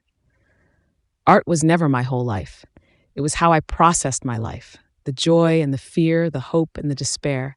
Every piece I made contained pieces of me, fired into permanence, offered to a world that mostly didn't care. Now even that felt impossible. How could I create when the only thing I wanted to express was a void shaped exactly like a man who'd left to save me? Okay, I heard myself say. My mother's whole body loosened. Really? Really, you win. The words tasted like surrender, like the end of every bright, stubborn dream I'd ever fought for. I'll pack what's left. Dad can book the flight. She hugged me. I let her. My father appeared in the doorway with his reading glasses pushed up on his forehead and his phone in his hand. I can have us on a flight by tomorrow morning. There's a 6 a.m. out of JFK. I need to go to my storage unit first. There's something I want to take home. He nodded. The relief on his face was so naked it hurt. His daughter was finally being sensible. His daughter was finally coming home. His daughter had learned at last that passion doesn't pay rent and dreams don't survive contact with the real world. I took a cab, alone. The cut on my forearm throbbed under the bandage Delilah had taped on 2 days ago. Was it 2 days? It felt like a year. I needed the space, needed to sit in a moving car and stare at a city that no longer felt like mine and not have anyone ask me how I was doing. I was not doing. That was the answer. I had stopped doing and started enduring. The storage unit smelled like dust and clay and the faint mineral tang of unfired glaze. I'd rented it my first year in the city, back when I still had more inventory than shelf space. Finished pieces lined the metal shelving, bowls, mugs, the sculptural vessels from my senior thesis, a set of teapots with handles shaped like branches that I'd been too attached to price. My best work and my worst, side by side, because I'd never been able to throw anything away. I hadn't come for inventory. I'd come for one piece. The vase sat on the top shelf, wrapped in newspaper I'd saved from move-in day. I'd made it during my final semester. The assignment had been vessel as self-portrait, and I'd thrown a form that was deliberately lopsided, deliberately cracked, with a glaze that pooled in the fractures like light caught in broken glass. My professor had called it arrestingly honest. My mother had called it interesting, sweetheart. I wanted to take it home, a memento, something to put on a shelf in my childhood bedroom while I studied for the teaching certificate and learned to stop wanting impossible things. I pulled it down, held it. The glaze still caught the light the same way, pooling gold in the cracks, making the damage beautiful. My phone buzzed in my back pocket. I almost ignored it. But my hands needed something to do besides hold a goodbye, so I pulled it out and opened my Etsy shop without thinking. The notification count stopped me cold. 247 new orders. I stared, blinked, stared again. 247 orders. $8,956.47 in pending revenue. A queue of messages from customers asking about shipping times and commissions and custom requests. I scrolled through the activity log with hands that wouldn't hold still. It had started 3 days ago. Someone shared a blog post I'd written months back, a rambling, vulnerable confession about struggling to make it as an artist, about the gap between dreams and reality, about loving something that didn't seem to love you back. The post went viral in ceramicist communities, then craft communities, then broader. People weren't buying my pottery because it was perfect or gallery-worthy or represented by important names.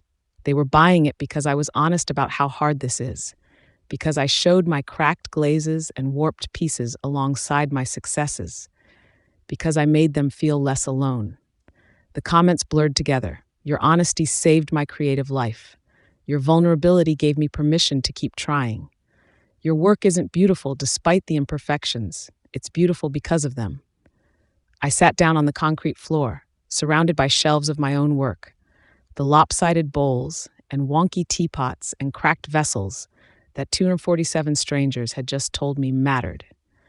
While I was watching my life collapse, while I was agreeing to pack it in and become the cautionary tale everyone expected people I'd never met were saying my messy, stumbling, honest work was worth something to them. I looked at the vase in my hands, the self-portrait, cracked and lopsided and full of light in the fractures. My phone rang. Delilah. Where are you? No preamble. Classic D. Storage facility, going through my stuff. Stay there, I'm coming to you. Dee, you don't have to. I found something. Her voice had that edge, the one she got when she found an undervalued piece at auction. Controlled excitement over a bedrock of absolute certainty. I've been researching since you left, the texts I'd been tracking, the suppressed sources, the ones where every trail went cold. I found a primary. Gemma, I found the actual primary source. I looked at my phone screen, at the 247 orders that said my imperfect self mattered, at the vase in my lap with light pooling in its cracks. I'll be here, I said. Delilah arrived in 12 minutes. She walked into the storage facility in heels and a blazer with a folder of printed research under one arm because Delilah Martins does not half-ass anything. Not gallery openings, not supernatural crises, not the apocalypse. There's a way to challenge the hierarchy's claim on him.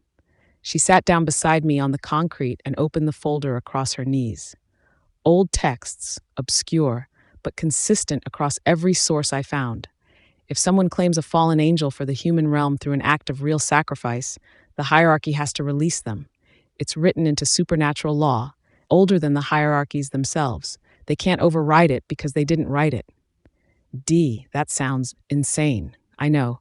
I cross-referenced 4 independent sources, including one that cost me a favor I was saving for a major acquisition. She met my eyes. It's real. What kind of sacrifice? The bond. She flipped to a marked page, ran her finger along a passage. Right now your bond with Azrael is damaged, torn, but it's not severed. Neither of you chose to break it, and that matters. The ritual uses what's left. She looked up. You make it permanent, irrevocable. Not a connection you could walk away from someday if things got bad. A permanent tether. No exit clause. No mutual decision to sever it later. You and him bound for the rest of your life. The storage unit went very quiet. What does that mean? Practically? It means if he suffers, you feel it. Always. Not sometimes. Not when the bond is strong. Always. Delilah's voice was steady, but her eyes were careful. It means if he's destroyed, that loss doesn't heal. It lives in you. The texts describe it as a wound that stays open. She paused. And it means the hierarchy can always find you through him. You're on their radar. Permanently. No going back to a normal life. Not ever. She closed the folder, set it on the concrete between us. Gemma, I need you to actually think about this. Not react. Not decide with your gut. Think. She held my gaze the way she did when she was about to tell an artist their pricing was delusional. Because if you do this and it works, you can never undo it. And if you do this and it doesn't work, you've bound yourself permanently to someone the hierarchy just reclaimed. That's not romance. That's a life sentence. I know. Do you? Because right now you're sitting on a floor with mascara on your face and a hole in your chest, and I need to know you're hearing me, not just hearing the pull. I looked at her, my best friend, the woman who showed up at a storage unit in heels with a folder full of ancient texts because she couldn't not, who was looking at me right now, not with pity or fear, but with the hard, clear eyes of someone who loved me enough to make sure I understood exactly what I was choosing. I thought about it, really thought. Not for long, but the pause was real, a permanent bond. His pain in my body forever. The hierarchy knowing where I was for the rest of my life. No exit, no clean break. No version of Gemma Holloway who walks away and builds something safe and ordinary and forgettable. I'm sure, I said. Delilah searched my face for another beat. Then she picked up the folder and opened it again. There's more, she said, about how you get to him. How I get to hell, the bond, the remnant. She pulled another page from the folder. These texts describe bonds between a mortal and a fallen angel as a tether, a path that exists in both realms simultaneously. The bond between you wasn't fully severed, neither of you chose to break it, and that remnant is a road. I pressed my hand to my chest, to the cold hollow where he used to live. She was right. He'd closed himself off, walled himself away. But he didn't choose to end what we were. He chose to leave to protect it, and I didn't choose to let him go. You follow the remnant, Delilah said, like a crack in a wall that water follows. You can't force a gate to hell. There's no door, no ritual, no dramatic entrance, but the bond is a path. If you follow it, it leads you to wherever he is. So it's like a hairline crack in a fired piece. The comparison came before I could think. Looks solid from the outside. Pour water in, and it finds every fracture you can't see. Sure, If the water was you and the cracked pot was the barrier between dimensions. Almost a smile. But yes, I closed my eyes. Beneath the grief and the cold and the raw, screaming absence, I felt it, the faintest pull, not Azrael's presence, not his emotions or his location or any of the things the bond used to give me, just a direction, a tug so faint it could be wishful thinking. But I knew it wasn't. The way I knew my hands belonged in clay, the way I knew a glaze would sing before I opened the kiln. Instinct deeper than thought. The thread existed, and it led somewhere I couldn't imagine. I opened my eyes, looked at the 247 orders on my screen, at Delilah sitting on the floor of my storage unit with a folder of impossible research. "My mother is going to kill me," I said. "Your mother is going to kill both of us." I didn't know if I was strong enough for this. I didn't know if following a barely there bond into hell was brave or suicidal or the most spectacularly bad decision in a life already lousy with them. But I was going. Not because I thought I could fight my way through. Not because I had a plan or a weapon or any confidence that this ended with both of us alive. I was going because the thread pulled and I couldn't not follow it. Because every time I closed my eyes, I felt the direction where he was, and the thought of turning away, of boarding the 6 a.m. flight and building the safe life and spending the rest of my years knowing I'd felt the way to him and chosen not to walk it. That was worse than anything hell could do to me. "Tell me everything," I said. "Tell me what I have to do." "You follow the bond," she said, "all the way down. When you get there, you complete the ritual. You make the bond permanent, and you don't let go, no matter what you see, no matter what tries to stop you. And if it's not enough, if I get there and I'm not," I swallowed. "If I'm not enough," she gave me the look, the one she gave artists whose work she was about to stake her reputation on. "You walked into a supernatural war with a pottery metaphor and a bad attitude. You faced down things that shouldn't exist, and your biggest worry was your elderly neighbor." She bumped her shoulder against mine. "But I'm not going to promise you this works. I'm going to promise you that if you don't try, you'll never forgive yourself." Great. So my options are hell or regret. Very comforting. "I didn't come here to comfort you. I came to help you do the stupid thing properly." She was right. That was the part I couldn't argue with. Not the certainty of success, the impossibility of not trying. I pocketed my phone. "I need to call my parents," I said. "And tell them what?" "That I'm not getting on the flight, that I'm not getting the teaching certificate, that their daughter is about to do something they'll never understand and I need them to love me anyway." Delilah nodded. "I'll be right here." I dialed my mother's number. It rang twice. "Gemma, did you find everything at the storage?" "Mom, I'm not coming home." Silence. The specific silence of Linda Holloway recalculating. "What do you mean you're not coming home?" Sweetheart, you just said." "I know what I said, and I meant it when I said it, but things changed." I looked at the 247 orders, at Delilah, at the thread in my chest that wouldn't stop pulling. "I have to go after him."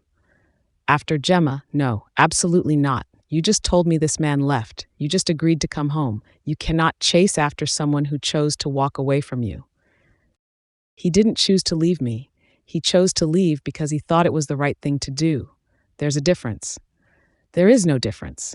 The result is the same. He's gone, and you're—" Her voice cracked. The worry underneath the frustration, the love underneath the worry. "You're not thinking clearly. You're grieving and making decisions you'll regret." "Maybe. Probably." I pressed my free hand flat against the cold, concrete floor. "But Mom, 247 people bought my pottery this week, while everything was falling apart. 247 strangers read my blog post about failing and struggling and being scared, and they bought my wonky teapots because my honesty meant something to them. I'm not the cautionary tale you think I am. I'm the person who keeps going when it's terrifying. And right now, the most terrifying thing I can imagine is getting on that plane." Silence again. Longer. "Your father is going to be furious. I know. I don't understand what you're doing. I know that too." "Gemma," her voice went thick. "Be careful. Whatever this is, be careful. I love you, Mom. I love you too, even when you make me crazy." I hung up. Delilah was watching me with what might have been pride. Delilah stood, offered me her hand. "Let's go," she said, "before you come to your senses." I took it, let her pull me up off the floor. We walked out of the storage facility together. Delilah with her research folder and her heels, and her refusal to let me be an idiot alone. Me with a thread in my chest that pointed somewhere no human should go. I had no plan, no weapons, a half-researched ritual, a best friend with a folder, and the stubborn inability to walk away from someone I loved. It wasn't enough, probably not even close. I was going anyway. Chapter 17, Hell Remembered Me. The binding chains recognized their former enforcer and settled against my wrists with familiar weight. The darkness of my cell pressed close, almost aware, as if the realm itself had missed my presence during my months of false freedom. I did not belong here anymore. I did not belong anywhere. The torn bond ached, hollowing, constant, where Gemma's presence had lived, her warmth, her stubbornness, the way she made me believe I could be more than what hell shaped me into. There was only void. This was what I chose. This was the price of her protection. Comfortable? Kieran materialized in my cell. Casual. Arrogant. Already victorious. That flawless mask of a face arranged itself into mock sympathy as he surveyed my bindings. The accommodations are temporary, of course. Once your reconditioning is complete, you'll be returned to active duty. I fulfilled our agreement. My voice came out rough. Gemma is to be left alone. Ah, yes, about that agreement. He settled against the cell wall. I may have omitted a few details. The protection clause is conditional. Your human is protected as long as she takes no supernatural action regarding your imprisonment. If she follows the remnant of your bond toward Hell's territories, the protection becomes void. She becomes a legitimate target. The understanding hit like a closing trap. Kieran never wanted my surrender. He wanted Gemma. You knew she would try to save me. I counted on it. He pushed off the wall, circling me. Your clever little human discovered the old texts, the ones that describe how making a bond permanent and irrevocable can override the hierarchy's claim. His mouth curved. She thinks completing what you started will tear you from our hands. How romantic. Gemma would come for me. I knew this with the certainty of a man who had watched her refuse every sensible exit offered to her since the night we met. She would follow the bond because leaving me was not in her, and the hierarchy would destroy her for it. She crossed into Hell's outer territories approximately 17 minutes ago, Kieran said. The world stopped. Through the void where our bond used to live, I felt it. A faint echo, a whisper of presence that should not have been possible with the connection torn. Not blazing, not burning, a crack of light under a door in a dark hallway. Faint and persistent. She was here, human, and wrong for this place. I could feel it even through the remnant, the way the realm scraped against her presence like something it couldn't digest. She shouldn't have been able to exist here. She was standing anyway. Her fear bled through the bond, raw, bewildered. The fear of someone walking blind through a place that was trying to push her out. I am offering you a choice, Kieran said. You can remain here while she wanders confused and afraid, or you can accept a temporary release, enough freedom to reach her. His smile sharpened. Then you end it, quickly, before the territories do it slowly. She is simply meat. You want me to kill her. I want you to recognize the tactical reality. No, the bond could only sever if one of us chose to sever it. I had not chosen, and she was here, following a thread I could barely hold open, which meant she hadn't chosen either. If I accepted Kieran's terms, I was choosing to end her. That choice would sever the bond more completely than any chain could. That was what they wanted, her destruction delivered by my hand, the bond broken by my choice. And me, returned to full enforcer function with nothing left inside that remembered how to love. No, I said again, I will not sever us. Whatever happens to her in these territories, whatever happens to me in these chains, I will not choose to break what we built. Kieran's satisfaction faltered. Brief. The mask slid back into place almost instantly. Then you will both suffer. He dissolved from the cell like smoke. I hung in my chains and held the bond open as wide as the remnant allowed. I am here. I pushed the words into the thread, not knowing if it reached her. I am here, and I am choosing you, and I will not break. The alley smelled like piss and rotting takeout and something else underneath. something metallic, electric, wrong in a way the dumpsters couldn't account for. I'd followed the thread here, through streets I didn't recognize, past closed storefronts and a bodega with its security gate half down, into a back alley that narrowed until it shouldn't have been an alley at all. Delilah had wanted to come further, but I'd stopped her at the mouth of it. She'd argued. I'd won. Some doors you walk through alone. The crack was at the far end. Not a door. Not a portal. A crack. A split in the air itself. The way Azrael had stepped through the night, Kieran cornered me at the warehouse. Except this one was narrow. Barely visible. A seam where the world didn't quite meet itself, flickering at the edges like heat shimmer off asphalt. I touched the edge and my fingers went numb for a half second, then tingled, then burned. For Christ's sake, Gemma, just go through. I went through. The world turned inside out. The air pushed back, thick, resistant, scraping against my skin. My ears popped. My throat burned on the first inhale, copper and ozone and something chemical that my body rejected before my brain could name it. The ground was cracked concrete stretching in every direction, studded with twisted formations that rose like factory smokestacks designed by someone mid-nightmare. The sky pulsed bruised purple and sickly amber. No sun, no shadows, the alley was gone, the city was gone, everything was gone. And I couldn't sense a damn thing. In the human world, I'd been able to feel presences, supernatural signatures prickling at the edge of my awareness before I could see them. I'd assumed it was the bond. Here, that radar was dead.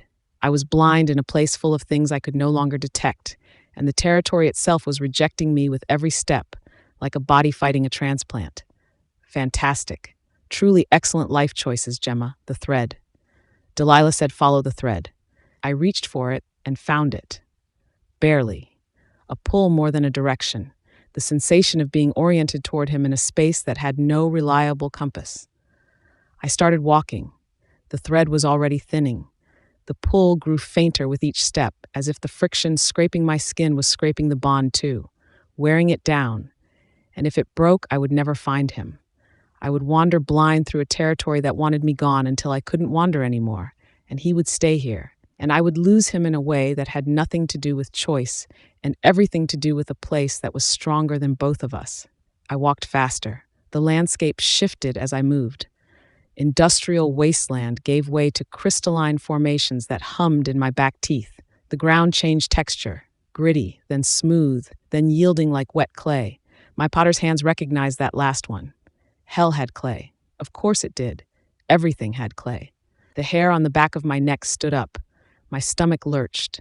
I couldn't sense whatever was out there anymore, but my body knew. Millions of years of evolution screaming you are not alone, and what is with you is not friendly.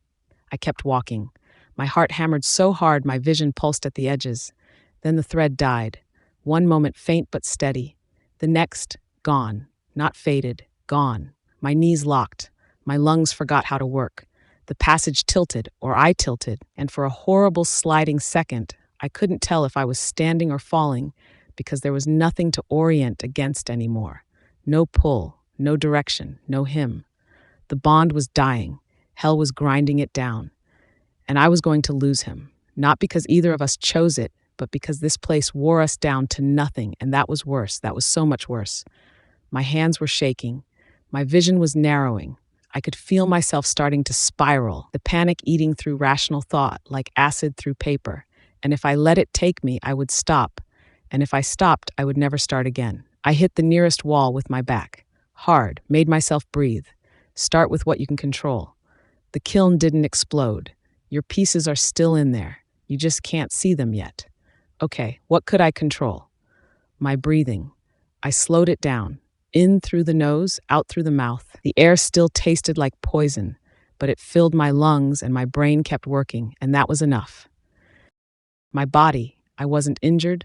My legs worked. My eyes worked. My hands. I looked at my hands, potter's hands, clay-stained even now, ridiculous in this place. My hands worked. My choice. Azrael was at the other end of this bond, and that hadn't changed even if the thread went quiet. Okay, I closed my eyes, felt for it. Not with the dead radar, but with the part of me that knew his presence the way I knew the scent of wet clay, the warmth of a kiln at temperature. Please still be there, so faint, but there, worn thin as tissue paper but holding.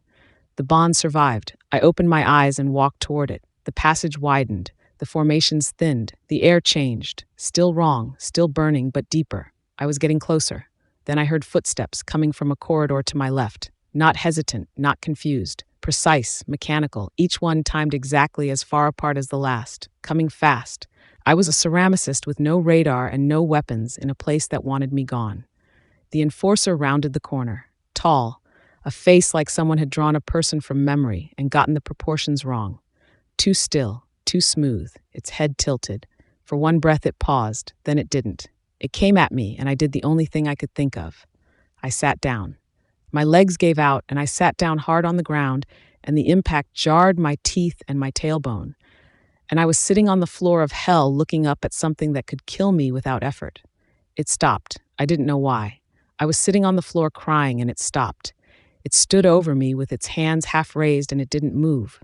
Its hands opened and closed at its sides. Opened, closed. Big hands. Hands that could break me. But they just kept opening and closing, lost like a machine caught in a loop. "I'm looking for someone," I said. My voice sounded absurd, small, human. It fell flat against the air like it had nowhere to go. It stared at me, then it stepped back. 1 step. 2. I didn't know why. I didn't care. It was leaving. I waited until it was gone. Waited 30 more seconds because my legs weren't going to hold me yet. Then I got up. The thread was stronger now, pulling me forward. My hands wouldn't stop shaking. I followed it, because Azrael was at the end of it. Because neither of us chose to break this bond. Because I was Gemma Holloway, and I made pottery and terrible puns and choices that scared the hell out of me. And I didn't come this far to sit on a floor and die. Something changed in the bond, not her location, her.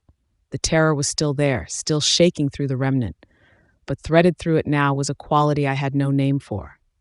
Grace. The word surfaced, and I didn't know where it came from, but it was the right word. Whatever she had done down there, whatever impossible, human, wrong thing, it carried that quality, and something had backed away from it. She was still moving, still afraid, not stopping. The chains bit into my wrists. I had been pulling against them without realizing it, not to escape, not anymore, but toward her. My body straining in the direction the bond pointed, as if the distance between us was a physical thing I could close through force. Tears tracked down my face. I did not wipe them away. There was no one here to perform composure for, and the chains wouldn't have allowed it regardless. She was coming. With clay on her hands and no power except the fact that she chose to be here, terrified and shaking and not stopping. I am here. I poured everything I had into the remnant. I am here. I chose us. Keep coming. I didn't know if she heard me, but the thread held, and she didn't stop. The hierarchy built these chains for an enforcer fighting alone. They didn't account for this. Chapter 18, Kieran was waiting for me. I rounded a corner into a junction where 3 corridors branched from a central point, and there he was. Same perfect suit, same 2 precise features, same beauty that registered as fundamentally wrong. But here, in his own territory, the wrongness was quieter. He didn't have to pretend as hard. His eyes reflected the cold light at angles that would be impossible in a human face, and his stillness had the quality of something that had never needed it to breathe. Gemma Holloway. He let each syllable land separately, savoring them. I wondered how far you'd get. Far enough, apparently. My enforcers are confused by you. They've reported your presence but can't make sense of it. His head tilted, and then something happened. He took a half step backward. It was involuntary. His expression didn't change, perfectly composed, perfectly controlled. But his body moved before his mind did, 1 foot shifting back, weight redistributing, as if some instinct older than his conscious thought pulled him away from me. He stopped himself, immediately. The half step became a repositioning, a casual adjustment that anyone watching would read as a change of stance. But I saw it. An unusual frequency, he said, voice smooth as ever.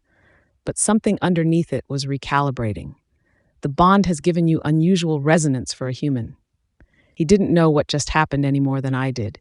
He just knew his body flinched. I'm here for Azrael. Where is he? Closer than you think. The holding level is directly below this junction. His composure had reassembled completely. I won't stop you. I find I am curious about what happens next. I walked past him toward the center passage. As I passed, the air between us intensified briefly, the copper and sweetness thickening as if my proximity triggered a reaction. Kieran turned his head to track me, and for just a moment his nostrils flared, another involuntary response, another body before mind reaction that he controlled almost fast enough to hide. Almost. I entered the corridor and didn't look back. The holding level was quiet, not silence, a low, constant vibration in the walls, something mechanical or alive. But the chaotic geography of the upper levels had resolved into corridors that stayed where they were, floors that didn't shift, lights that were predictable, even if they were the wrong color. A prison. I was in a prison, and somehow a prison was the most recognizable thing I'd encountered since I got here. The thread was strong now, stronger than it had been since I entered hell, pulling with a steady warmth I felt in my whole chest. He was close. I could feel the direction with my eyes closed. The corridors were empty. I didn't trust it. I also didn't slow down. The thread pulled me to a recessed shape in the wall. My heart hammered so hard I could feel it in my fingertips. Behind this wall, he was there. My hand was shaking when I pressed it against the surface. It gave, not like a door opening, like a membrane yielding. It softened under my palm and parted around my hand, then my wrist, then my arm, and I was stepping through a barrier that was built to contain supernatural beings, and it let me through because it didn't know what I was. The cell was dark, small. The air was heavier, copper sweetness concentrated, amplified. I heard him before I saw him. Breathing. Just breathing. The sound of someone breathing in a dark room, and even that was enough to crack open something in my chest that I'd been holding sealed since the bond tore. My eyes adjusted. He was against the far wall, chained, the bindings running from his wrists to anchors in the stone.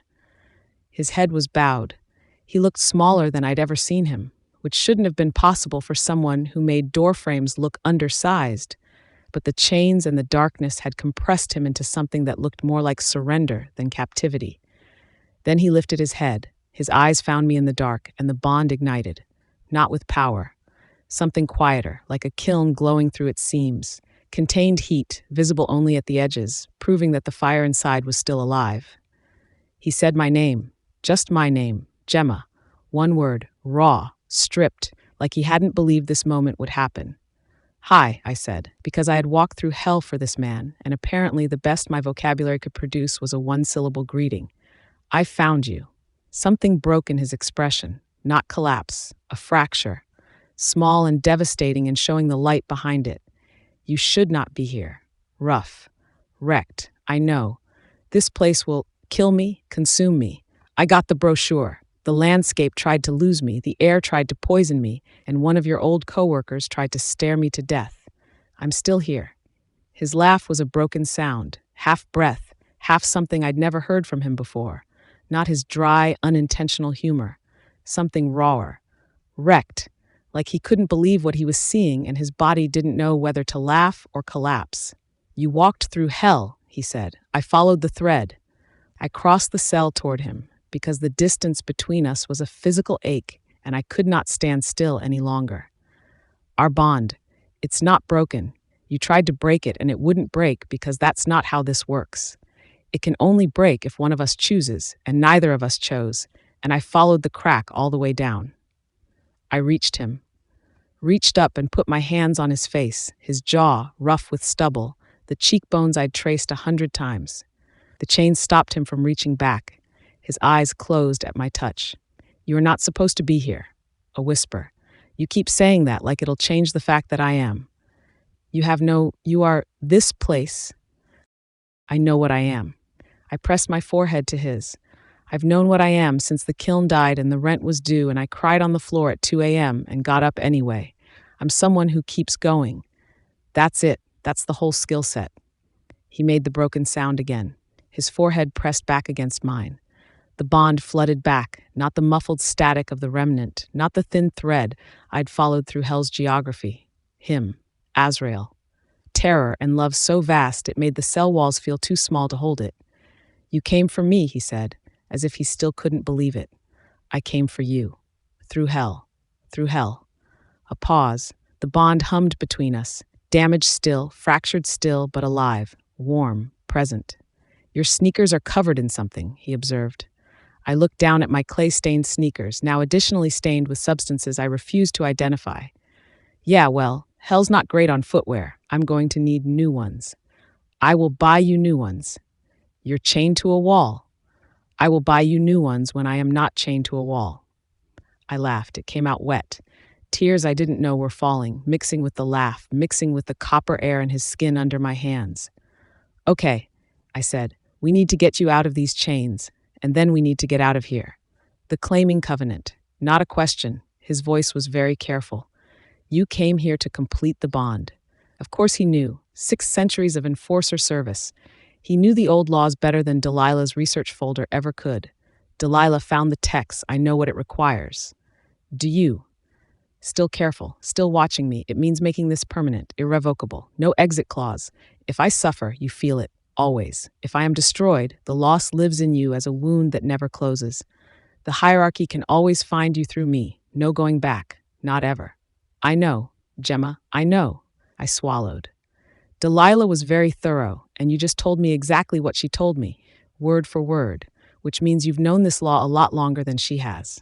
Something shifted in his expression, the faintest crack, and you would choose this. I chose pottery when everyone told me to stop. I chose art when the numbers said I was insane. I chose you when a literal angel of death showed up in my apartment and critiqued my organizational system. My voice wavered and steadied. I don't know how to not choose the impossible thing. It's the only thing I've ever been good at. This is not pottery. This is your life. My life was broke and failing in one dead kiln from over before you showed up. There was never any safety, Azrael. There were never any guarantees. I was never safe. I was 3 months behind on rent with a broken kiln and an Etsy shop that mocked me with its emptiness. My mother called every week to tell me my dream was over, and the worst part was she was right. By every practical metric, I was drowning. That is not the same as one kiln failure. That's how close I was to losing everything before you materialized in my apartment. One $800 repair I couldn't afford, and the whole thing collapsed.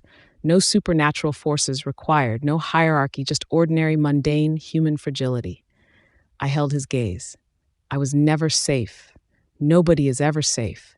We just pretend we are, because the alternative is admitting that everything we love can disappear at any moment for any reason. And that's too terrifying to look at directly. He was quiet. The chains had stopped moving. The teaching certificate wouldn't have saved me from a car accident or a cancer diagnosis or a recession or any of the 10,000 ways a human life can shatter without warning. It would have given me health insurance and a pension and a smaller, quieter version of the same fragile existence. My voice was steady now, steady in a way I didn't know I had access to. Safety was always an illusion. The only question was whether I was going to spend my life inside the illusion or outside it. I pressed harder against his forehead. Human life is fragile. That's what makes choosing worth something. Because I could lose everything, and I'm choosing you anyway. His eyes opened, dark, looking at me like I was the most terrifying thing in a territory built from terror. We're going to get out of here, I told him, but I need you to stop trying to save me from yourself. That's the only thing I can't survive. Not hell, not chains, not the whole hierarchy. You deciding I'm better off without you. That's the only thing that actually kills this. The cell was quiet. The chains held him still. The bond held us together. I am a slow learner, he said. I know, good thing I'm a patient teacher. You are the least patient person I have ever met. And yet here I am, in hell, being extremely patient about the fact that you keep telling me I shouldn't be here instead of saying thank you. Another silence. Then very quietly, thank you. 2 words, costing him everything. I pressed my lips to his forehead, tasting copper and salt and something that might be tears, his or mine, indistinguishable. You're welcome, I whispered. Now let's go home. Chapter 19. The ritual required 2 choices. I had known this for centuries, had enforced covenants like it, had watched the old laws bind beings who thought themselves beyond binding. The mechanism was older than the hierarchy, older than my service. Two beings choosing each other over everything else that had ever claimed them. I knew the law. I had never imagined being on this side of it. She claimed me for her world. I had to accept. I had to choose pottery and gallery openings and parents who wanted her to get a teaching certificate. Mortal life with its fragility and its absurd beauty. Her. The hierarchy claimed me through force, through erasure, through centuries of conditioning that taught me attachment was weakness and love was a vulnerability to be eliminated. What Gemma was offering was the opposite of everything the hierarchy represented. It terrified me. If I accept, I said, I bind myself to the mortal realm, permanently. The hierarchy will pursue us. They will certainly try. I know. You will have years, not centuries, a human lifespan. I will watch. Stop. No anger. Only the firmness of someone who had already run the calculation. We don't get to borrow grief from the future to avoid joy in the present. Whatever time we have it. That's the deal. That's always been the deal for humans. She was standing in a cell designed to hold beings that had leveled cities, holding my face in her potter's hands as if I was something she was shaping. I had been shaped by worse, by so much worse. I choose your world. The words came before I had fully decided to say them, and their truth was so immediate I understood I had decided long ago. In a condemned apartment, beside a broken kiln. The moment I watched her hands move across clay and recognized in them a grace the hierarchy could never comprehend. Your people. Your struggling, ordinary, impossible human people. Your pottery and your terrible puns and your parents who want you to be practical. Her breath caught. I choose to be what you chose me to be, not what the hierarchy made, not what I was before, what we become together in whatever time we are given. Through the bond, I felt the ritual taking hold, not with violence, not with dramatic supernatural force, with a settling, a shifting of weight, like the moment a vessel finds its center on the wheel. I claim you. Her voice was unsteady, tear-roughened, absolute, not as a rescue, not as a sacrifice, as my choice, made freely with full knowledge of what you are and what it costs. I claim you for the world where I make pottery and burn my fingers and argue with my mother about teaching certificates. I claim you for early mornings and late nights and the ordinary, dangerous, precious mess of being alive. The chains glowed brighter. Not amber now. White. I make this permanent. Her hands tightened on my face. No exit clause, no future where one of us walks away. Your pain is my pain. Your destruction is a wound I carry forever. The hierarchy can always find me through you, and I will always be findable. And I choose that. I choose all of it. Because I looked at the alternative and it was smaller than this. Smaller than you. Smaller than what we built when you reorganized my glazes, and I threw pottery at your head, and we somehow became the only thing either of us has ever chosen on purpose. The light built in the chains, spread along the veins in the walls, followed the geometry of the binding enchantments, not destroying them, transforming them. I choose you. Her voice broke and reassembled in the same breath.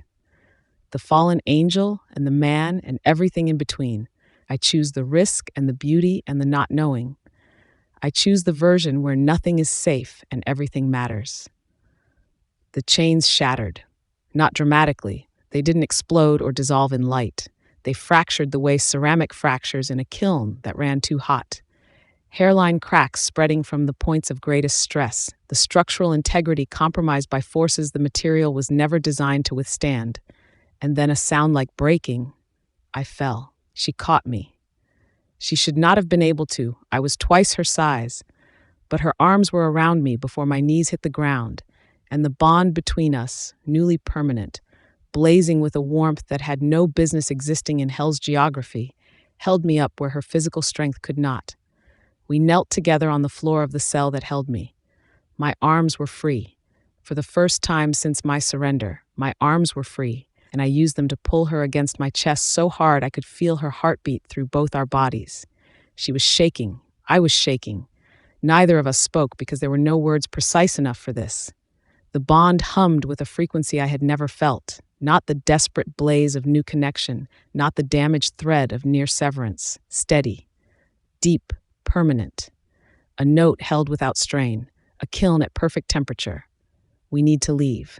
I set it into her hair, which smelled like copper pennies and clay and the ozone of hell's atmosphere. They will come. I know. She did not let go. Gemma? One more second.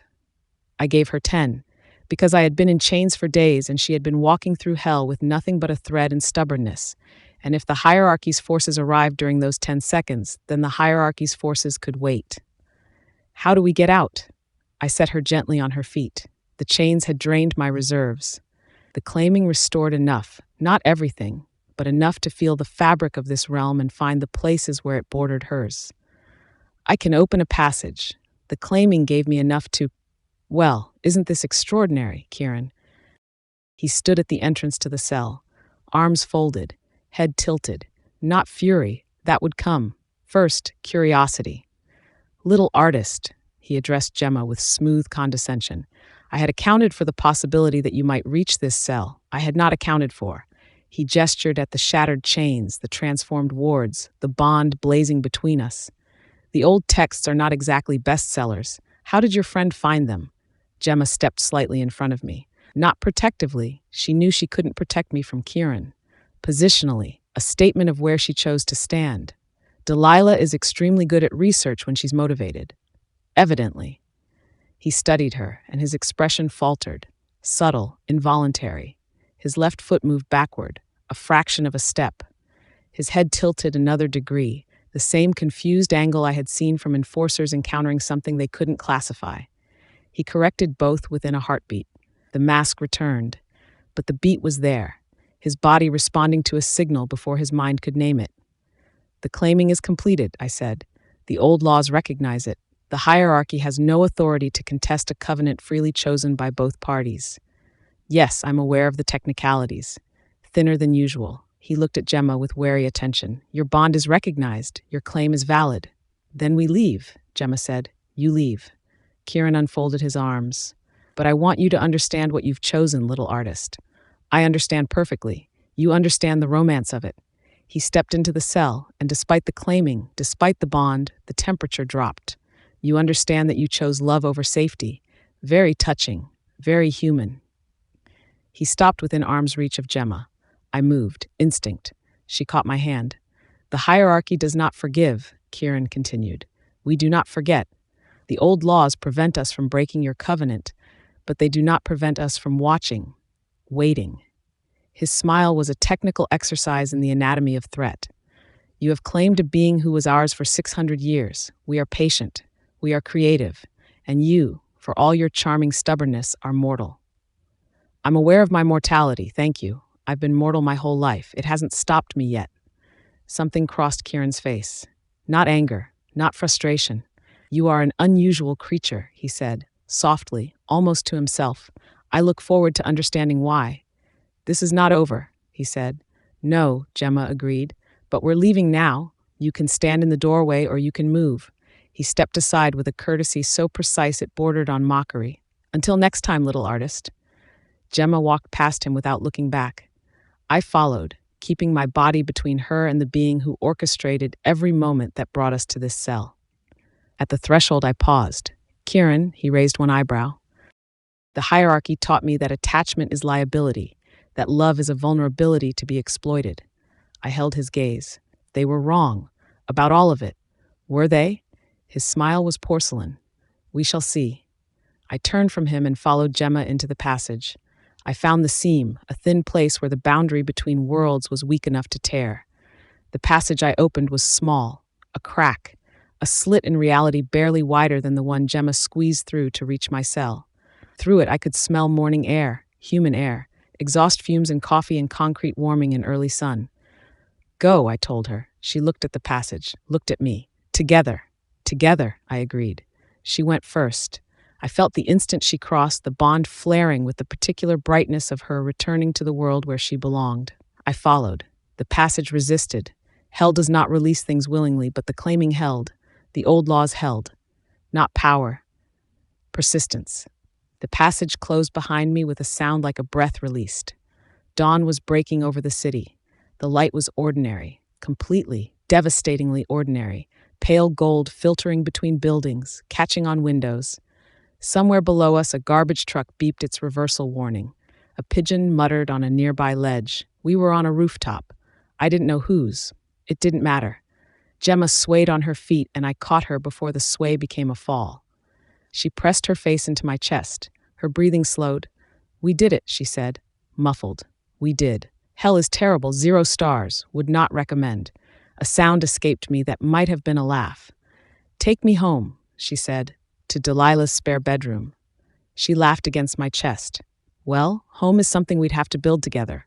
I gathered her into my arms. She was light, small and human and fragile and alive, and the weight of her was the best thing I had ever held. Dawn painted the city in gold, and I carried her home. Epilogue. The kiln timer chimed at precisely 3:17 in the afternoon, and I was already moving toward it before Gemma could extract herself from the pottery wheel. "I've got it," I called across the expanded studio space. The second room we'd rented after her sales stabilized, now filled with shipping supplies and finished pieces waiting for their new owners. "You always get it." Mock complaint alongside genuine affection. "One of these days I'm going to beat you to the kiln." "Unlikely. You become absorbed in throwing and lose track of time. This is why you need a business manager." "I need a business manager because you reorganized my entire existence, and now I can't find anything without your labeling system." 6 months. 6 months since we stepped through that passage from hell, since the bond became permanent, irrevocable, settled, humming between us like a note held without strain. The hierarchy hadn't forgotten us. Kieran's presence appeared periodically at the edges of my awareness, watching, calculating, patient in the way only a being with centuries of practice could be patient. But the old laws held. The covenant held. They could watch. They could not touch. I opened the kiln with practiced care. Her work had evolved, more confident now, more willing to embrace imperfection as aesthetic choice rather than technical failure. The glazes gleamed with colors she'd developed herself, techniques that had become recognizable to the growing community following her journey. The Cobalt series fired beautifully. I lifted one piece for inspection. "The depth you achieved on this bowl is exceptional." "Is that an actual compliment, or are you just trying to get lucky later?" "Both can be true simultaneously." Her laugh echoed through the studio. I felt it land in my chest the way it always did. Warm, genuine, the sound I had grown addicted to hearing. I was not what I was. The realization no longer frightened me. I was not the enforcer who collected souls without question. I was not the amnesiac who believed himself an angel. I was something new, defined by choices rather than origins, shaped by love rather than duty. Gemma approached, clay still clinging to her hands, and examined the fired pieces with the critical eye she had learned to trust. "These are good," she admitted. "Really good. I am aware. I have been telling you this for months. You're biased. I am accurate. There is a difference." She rose on her toes to kiss my cheek, leaving a smear of clay residue that I did not wipe away. These small marks had become precious to me, evidence that I belonged to someone, that the isolation of centuries had ended. "My parents will be here in 2 hours," she reminded me. "You promised to behave." "I always behave." "You made my father's coffee cup rattle during their last visit. He still thinks it was an earthquake." "The cup was poorly balanced. I merely observed the physics." Her eyebrow rose. "Behave. For real this time. They're actually making an effort to accept that I'm not coming home for a teaching certificate." "I will behave. I will not make any furniture rattle, levitate any objects, or intimidate anyone into reconsidering their life choices." That last one is specifically about my father suggesting I take accounting classes again. He should not have suggested it.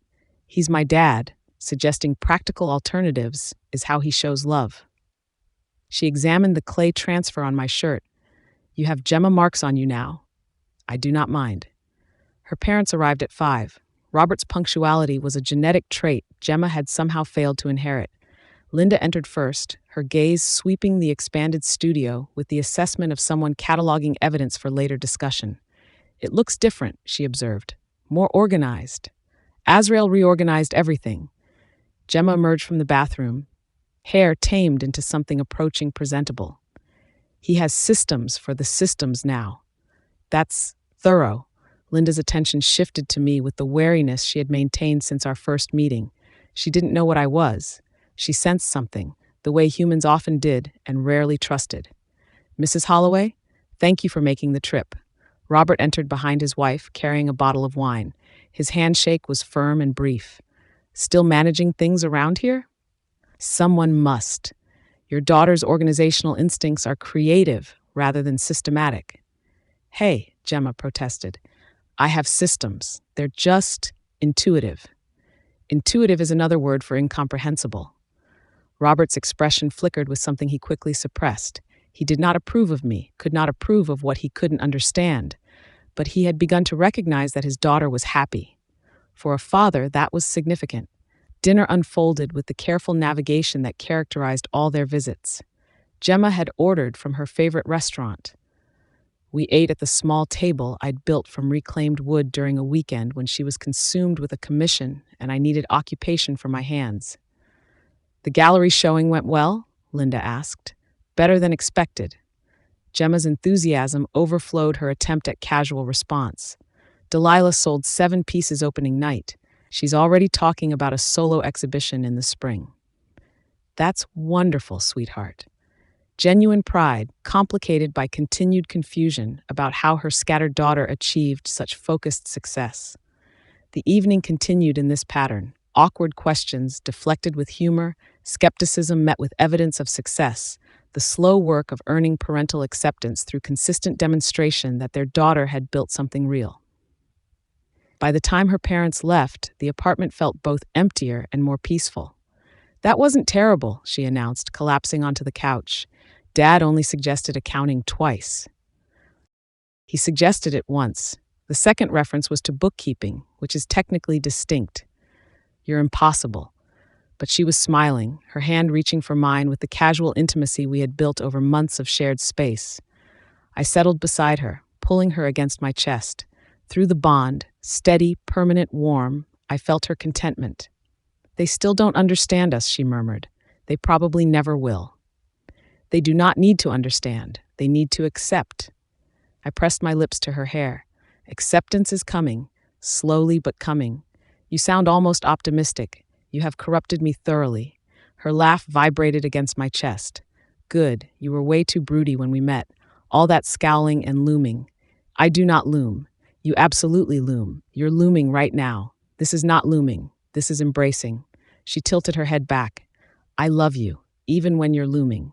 The words still hit with force I could not calibrate for.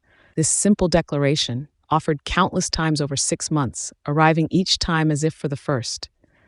"I love you," I said. "Everything you are, everything you will become." She rose from her position against my chest, turning to face me with an expression I knew. Through the bond, her desire kindled, not the desperate hunger of our early encounters. Warmer, deeper. The intimate knowledge of a partner who knew exactly how to fracture my composure. "Show me," she said. My hands found her waist, pulling her across my lap until she straddled my thighs. The position brought her face level with mine, a correction of our height difference she deliberately arranged. Her fingers threaded through my hair, nails scraping against my scalp in the way she knew undid me. Our mouths met. She tasted like wine and the chocolate she'd snuck while her parents weren't looking. I pulled her closer, needing more contact, more warmth, more of the ordinary miracle of being allowed to want someone this much. "Bedroom," she breathed against my lips. I stood without breaking the kiss, carrying her across the apartment we had built together. Her legs wrapped around my waist, her mouth trailing heat down my throat, her hands working at buttons. The bedroom was small but sufficient. Evidence of our life covered every surface. Clay-stained aprons over a chair, my books in precise towers, photographs from her gallery opening pinned to the wall. I lowered her to the bed. She looked up at me, copper curls across the pillow, freckles dusting her nose, lips swollen, and I could not speak for a moment. That she was here, that she chose this. "You are beautiful." Rough. "I have told you this before. I will tell you until you believe it as deeply as I do. I believe it when you look at me like that." We undressed each other with practiced efficiency and deliberate savoring, knowing where to rush and where to linger, having learned each other's rhythms through months of this. When we were bare, I lowered myself over her, bracing on forearms beside her head. I want to take my time tonight. You always want to take your time. It's very flattering. You deserve it. You chose the impossible version. You chose me. I chose us. Her hands framed my face. That's always going to be the easiest choice I ever make. I began at her mouth, kissed her deep and slow until she arched beneath me, her hips lifting off the mattress in a rhythm she didn't seem to realize she'd started. I moved lower, throat, the hollow beneath her ear that made her breathing fracture, collarbone, the slope of her breasts where I lingered until her fingers twisted in the sheets and her voice went ragged. You are extremely thorough, she managed. I am efficient. There is a difference. Shut up and keep doing that. I kept doing that, took her nipple into my mouth and felt the response hit me through the bond, a spike of heat that started in her chest and landed directly between my own hips. The feedback loop. 6 months and it still staggered me, feeling her pleasure as a physical event inside my own body. Her back arched, my breath caught, both at the same time from both sides, the sensation compounding on itself. I moved lower. Her stomach, the dip of her waist, the soft inside of her thigh where my mouth made her hands fist in my hair. She was vocal now in a way she hadn't been at the beginning. Months of trust had stripped the self-consciousness, and the sounds she made were raw, unperformed, ruinous. Azrael, my name in her mouth with that particular break in it. Please. I settled between her thighs, pressed my mouth against the wet heat of her, and felt the bond split the sensation. My tongue sliding through slick folds, her hips jerking, the tight coil building low in her belly, registering inside my own body as a deep, pulling ache. I knew exactly where to press, the flat of my tongue against her clit, slow circles that made her thighs clamp around my head. Then faster, when the bond told me she was close, when I could feel the orgasm building in her the way I'd feel a wave rising under my own skin. She'd taught me this. Months of teaching, her hand in my hair guiding me, her voice telling me there, right there, don't stop. I was an excellent student. She came with her thighs shaking against my ears and her hand clamped over her mouth, and I felt it rip through me, the rhythmic clench of her, the flood of warmth, the full-body shudder that I had to breathe through because if I didn't, I would follow her over the edge before I was inside her. Get up here, she said. Her voice was wrecked. Now. I moved back up her body. She pulled me down, kissing me with the taste of herself still on my lips, and the bravery of that, the absolute refusal to be delicate about any part of this, undid me the way it always did. Her hand slid between us, found me, wrapped around the hard length of me and stroked, firm, deliberate, her thumb dragging across the head in a way that made my vision white out for half a second. She knew exactly what she was doing. She'd learned me the same way I'd learned her, through months of attention, and she used that knowledge without mercy. Gemma, a warning, or a plea. The distinction had stopped mattering months ago. I know, she said, and guided me to her entrance. I pressed into her. Slow. The first inch and the world narrowed to the place where we met, tight, slick heat yielding around me, her body opening to take me in. The bond split the sensation between us. I was inside her and I was her, feeling myself fill her. The stretch and the fullness and the rightness of it from both sides simultaneously. God, she breathed. Every time. How is it every time? I buried myself to the hilt and held still because if I moved I would last approximately 3 seconds. Her legs wrapped around my hips, her heels pressed into my lower back. Through the bond I felt her impatience, a hot, bright pulse that said move. I moved, deep and steady, watching her face.